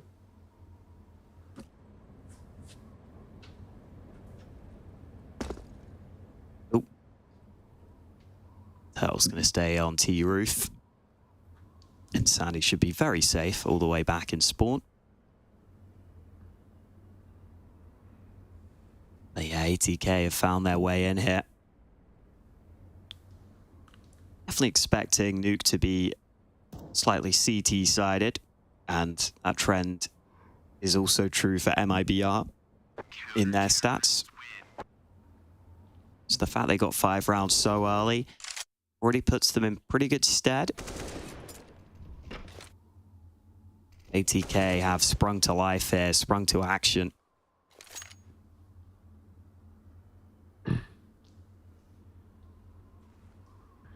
And the money a little uncomfortable for MIBR. Yeah, you at least get 2 players saving the 1 AK.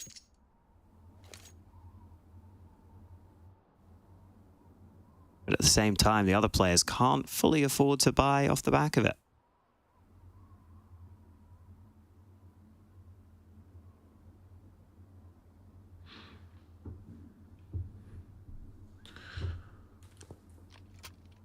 Two AKs then. And Util bought by the rest. This will be an interesting round. MIBR, I need to find some momentum again before ATK fully take control here. Doing a pretty good for the time being, though. So early in the map as well, ATK at this point. There's great opportunity to be had here. Love how there's just no fear from Wolfie as far as Squeaky is concerned, just standing there ready for the action. Let's not forget the early kill there on the rifle round as MIBR line up grenades for the A-bomb site. All they have for Swisher, though, the flashbangs will have to be important as the execute starts to come in then. And Swisher will get the first one for free. Turtle is here to trade. Look at these kills. There's a team kill in there, but who cares about that? 3v2 for MIBR. Bomb needs to be planted, though. Wolfie showing presence. Bomb is planted before Rek gets into position, and that's important. Been spotted now. I don't know how much there is for him to do. Henny gives him the 1v1. That spread is everywhere. Henny making that real hard, and MIBR's execute will turn things around for them once again, but they've done big damage to ATK's economy. Yeah, this is nice from MIBR. I think these A plays are something that ATK have shown that they might have struggles dealing with. Just the utility is not being dodged that effectively. Even in that earlier round where Mistem had to bail them out with the big multi-kill, it looked like it was going against them. Well, the yard smokes and oh, is that a vent drop? I don't know if John G wants to make this play. Yeah, knife out. He didn't realize Insani was down already. Oh man, that fast it can be. Can lose a kidney that fast on Nuke.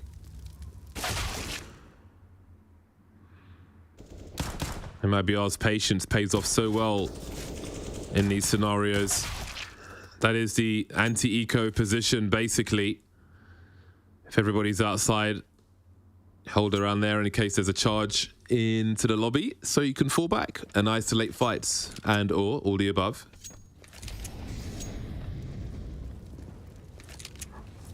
MIBR with a grand score on their T side already.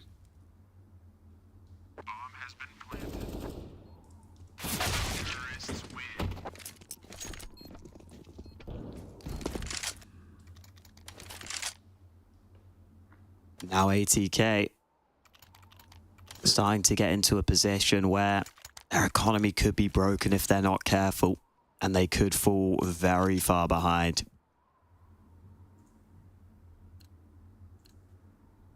Looks like MIBR might be finding their way in here, and it's a real team effort right now. Everyone delivering on the MIBR side, and they might just run a similar play again. Flashes at the ready, nades out, and that vent drop so powerful, not being denied here. This is wild.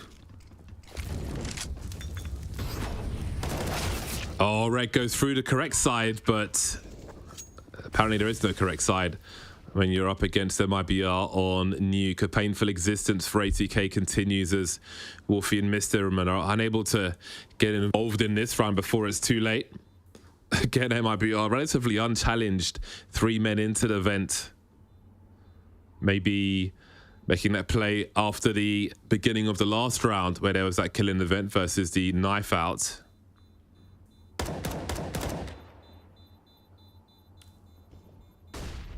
Perhaps that would deter them regardless of the nature of that round.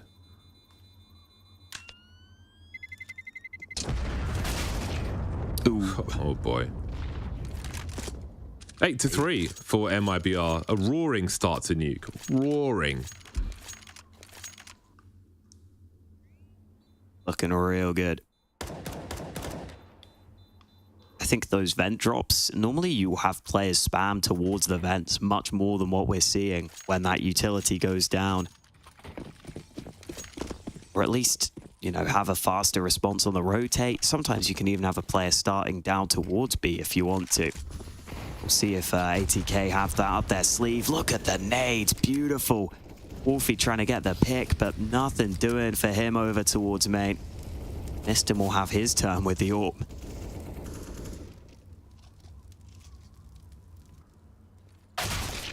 Oh, he had the right idea. Over. Yeah.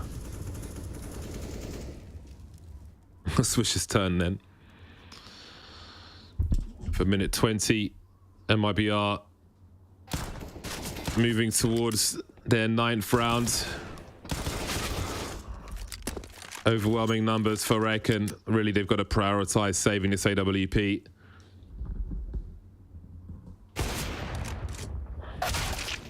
Oh, that was getting interesting. Oh, John G is here, hiding in plain sight, hoping to find that AWP. And that is the bomb carrier going to rescue the AWP. Outside, up to heaven he goes. Imagine if he died there and the AWP was collected. I would actually like to see that, just because it would be super exciting. But that's not going to happen. Not in this lifetime. What's the plan here? Well, they haven't cleared him, so... Okay, well... You just never stop moving. That's so frustrating when the guy is like a sitting duck, except he's not sitting. He's constantly moving. It's so annoying. That is a tilde. These nades, though. Oh, beautiful. They're all just dead on. Classic Virtus Pro strategy from years ago. I think I made a video of them doing that to Apex, I want to say. So long ago.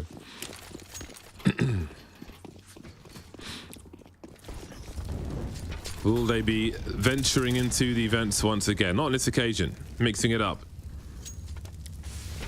Again, ATK with a presence there, just looking through the squeaky door once again.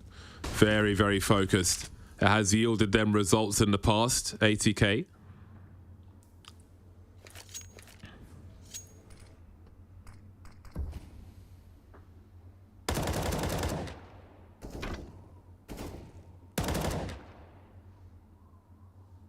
Wow, slower approach from MIBR for once.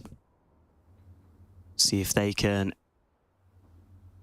find their way into a slower round, try and force rotations, pull apart the defense, or whether ATK decide to make any aggressive moves at any point in the round. Feed the man right now, straying towards yard. And no AWP up against him, so he will have the edge at long range, or you would think so. Not against the AK of Henny, though. Fantastic shot. And now MIBR can use that yard control, but 35 seconds, they've got to get a move on here.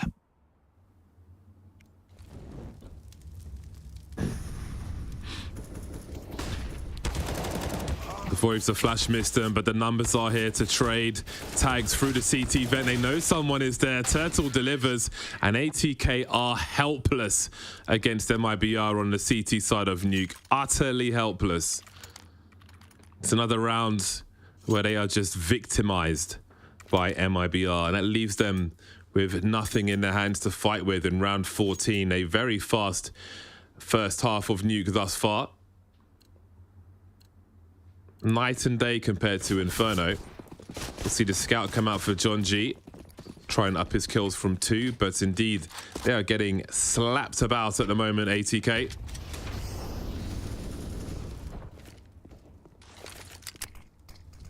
Slapped about big time.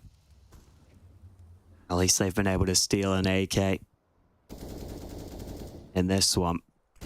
Didn't have the best buy coming into it. So they will take that as a start to the round. Again, MIBR really changing their approach here and going for a couple of slower paced rounds. Can understand why, maybe expecting some aggression in this round, expecting ATK to take some risks. Swisher will do just that, sneaking in. Quite a common play, and Insani's so ready for it. Nice work from MIBR, looking good for them now. Okay, AK's still getting activated for ATK. Yeah, there's a chance here.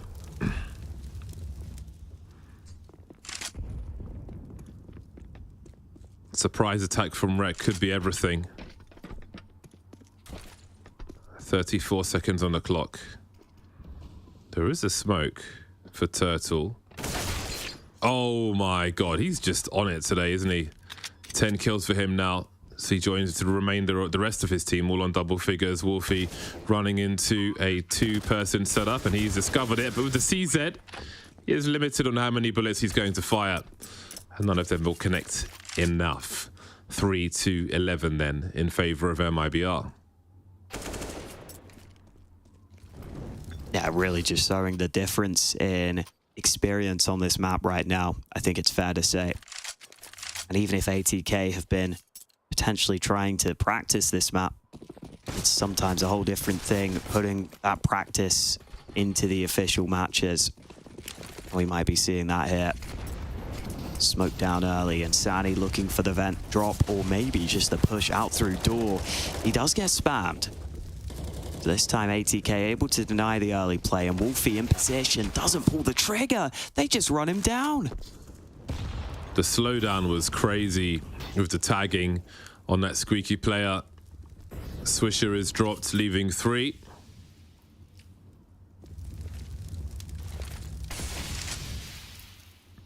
Turtle will create some space and slow things down for now. So they tried to retain control, but Mr. is lurking towards Decon, as we can see.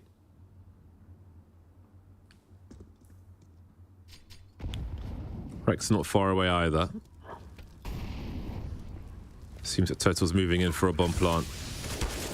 Great isolation, but Rek will go down through the smoke. 4v2, and Turtle again with this AK-47 is merciless. John G slowly walks to his doom, and it is a devastating first half of Nuke. We head to a break. We'll see you back here shortly.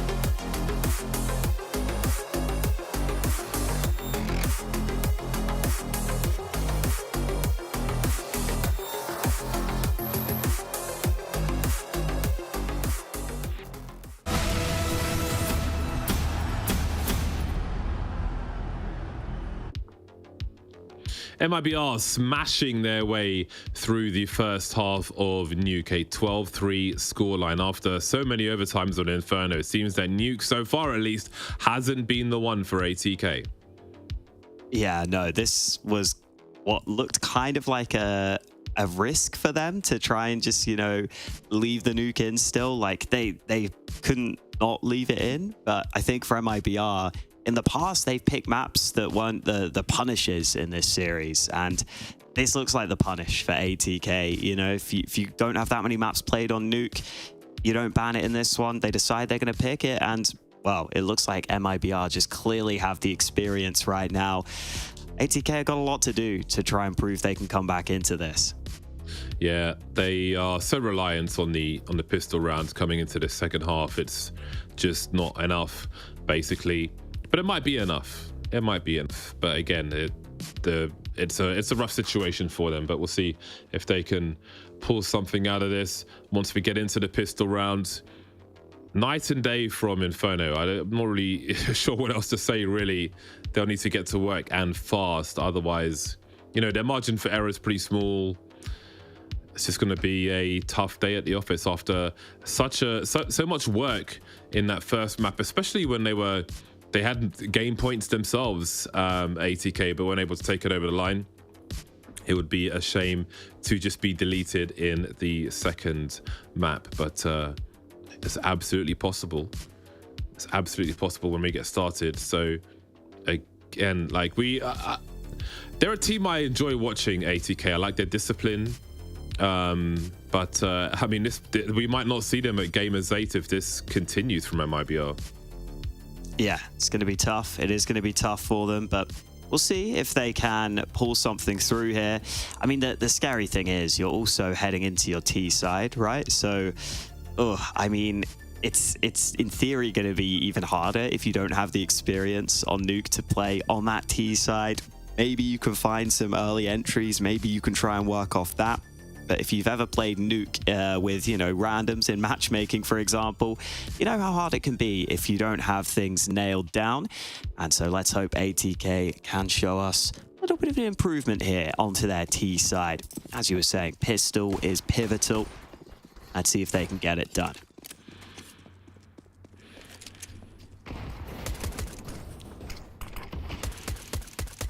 Smoke is up by the vent. Distraction is being run. Bruno's got a very good angle though. Now, Swisher has found his way outside, but the action's being attempted towards the ramp and those Julies are rattling off warnings. Swisher's rotation is going to take a while though. Keep an eye on him on the radar coming in from the back. He's been spotted by Henny, who makes his way. He's moving with a deagle in a pistol round for Swisher, who still delivers the frag as well. A raid boss deagle in a pistol. You never see this. You never see this. The bomb lost on the A bomb site. 3v2. John G and Wolfie. As Turtle manages to dodge the bullets. There's a pre-fire from Wolfie. He'll be traded though. And now John G's got to creep up the ladder with a burst fire. Trying to reach Turtle. Still can't connect. Is he invincible? Is God mode on? What is happening here? I'm not really sure, but they'll take it. That's all I know. MIBR will happily take it. Yeah, as you were saying, the Deeg with the Kevlar. I mean, you don't see that on the pistol because you'll normally just see the P250, which you could argue might be better for the pistol round, where you can sort of tap away a little more quickly. I feel like it's maybe even like faster to reset, whereas with the Deeg, as soon as you take your shot, you get the inaccuracy. Sadly, Swisher only able to get the one there. That's crazy. You'll just need a P250 and you could buy some util or whatever. Yeah. Or drop multiple P250s rather than drop him a deagle. That is wild. It's really weird. The last time I can remember it is when a Shocks team years ago on Dust 2, someone was dropping a deagle to someone else to then try and get a one-shot down Dust 2 and then buy a Mac 10. Before, yes, I remember that, yeah. Before, that's the only time I can remember, and that was not recent at all. That's super wild, man. Give two people P250s. Like if someone's at the back of the ramp, you can one-shot them, peeking over a Glock. But anyway, here we are, 14-3, and the AKs are out fast for ATK. And those will have lots of promise in them, especially looking at the weaponry we see here for MIBR. Still the T side though, and Henny will be enough with the FAMAS. Ooh, John G all the way down secret. That does force a response. And the MP9 not going to love this range of fight. Uh-oh. That's all, oh boy, okay. Beautiful. Wow. Just moved away in time. And this is looking so rough for ATK. It looks desperate. And it is desperate. And these AKs are losing to MP9s.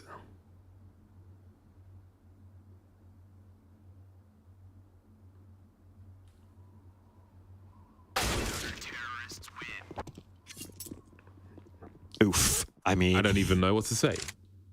Yeah, it's getting to that point, isn't it? Oh, from match point MIBR, but just like his AK just got eaten up by MP9s. You know? Where's that disciplined ATK that I like to rave about? We're not really seeing them here on Nuke at all. Yeah, sadly not. Maybe just not their map. MIBR's map pick. And we are seeing why in this one. 1 round away from qualification. Our MIBR getting to Gamers 8 and getting the majority of that charity money to the charity of their choice. Damage from Exit, kill from Insani. It is just clean pickings, easy pickings here for MIBR.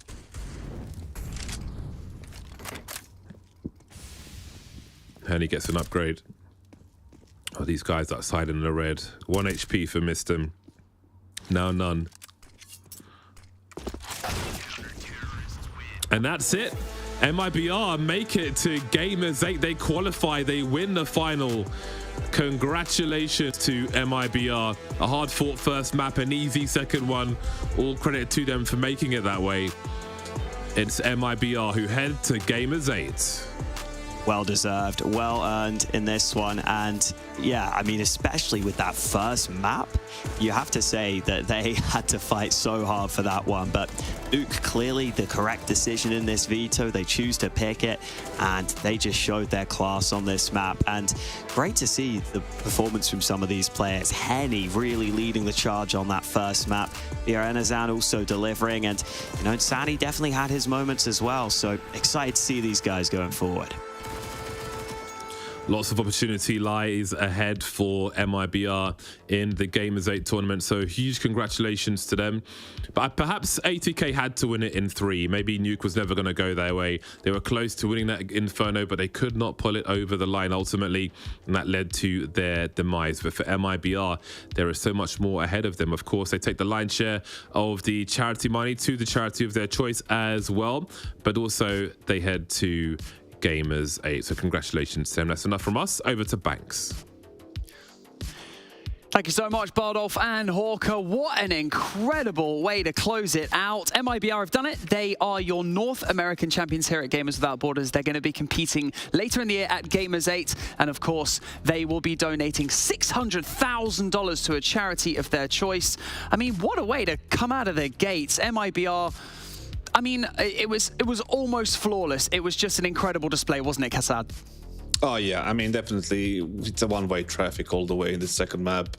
You can see that, you know, the ATK guys didn't really have any kind of protocols, any process, any solutions for the vent dive early on. They, even in the mid rounds, they couldn't really find the proper rotations, and MIBR just abused the fact that, you know, they're just much stronger on this map and got this 12-3 lead after the first half, and it was just taking care of business at the end of the second half.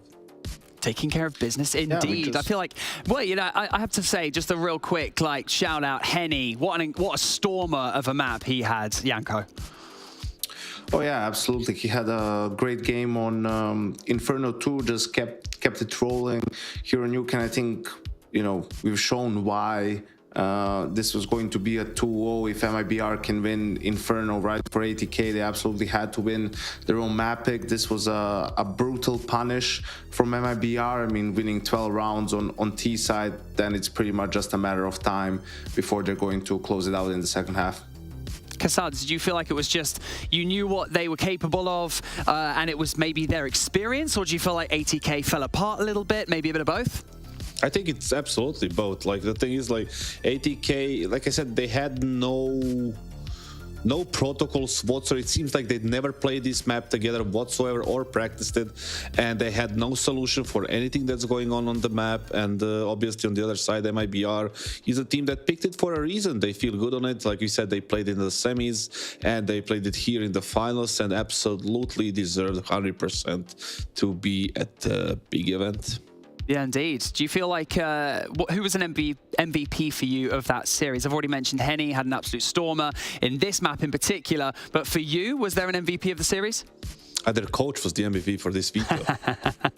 Fair enough. Okay, that's fair. It's been quite a journey. It's been quite a journey for these teams so far, but we have an updated bracket for you. Here you go. In case you missed any of those matches, ATK took the win against Pain Gaming, made it through to that grand final, but unfortunately lost 2-0. A convincing victory for MIBR. Congratulations. And we also have a schedule lined up for you, because later on today, we're actually, you know, in roughly a couple of hours, we're going to have the European qualifier, which will take place here on the stream. We're going to actually have Astralis going up against Looking for Org. Any words on Astralis, Yanko, in like their current form? What are you thinking? Yeah, obviously they're very disappointed with the fact that they couldn't even qualify for the majors through the RMR, right? But what can you do? Life goes on. You have to keep competing. So another opportunity to showcase their roster. They have a couple of young players in Altex and Buzz. So any game that they play is extra experience for them. And yeah, curious to see how they look. Okie dokie. Well, thank you so much to the both of you. Thank you so much for joining me here at this NA Counter-Strike competition here at Gamers Without Borders. Thank you to the players. Thank you to production for creating all of this. It's absolutely fantastic. Thank you to all of the Counter-Strike talent for joining me. And of course, thank you to all of you at home for watching and for supporting all of your favorite teams throughout this competition. $1.25 million has been donated to charity from this region alone. We're going to do it all again in literally a few hours' time. My name is Banks, and I'll see you then.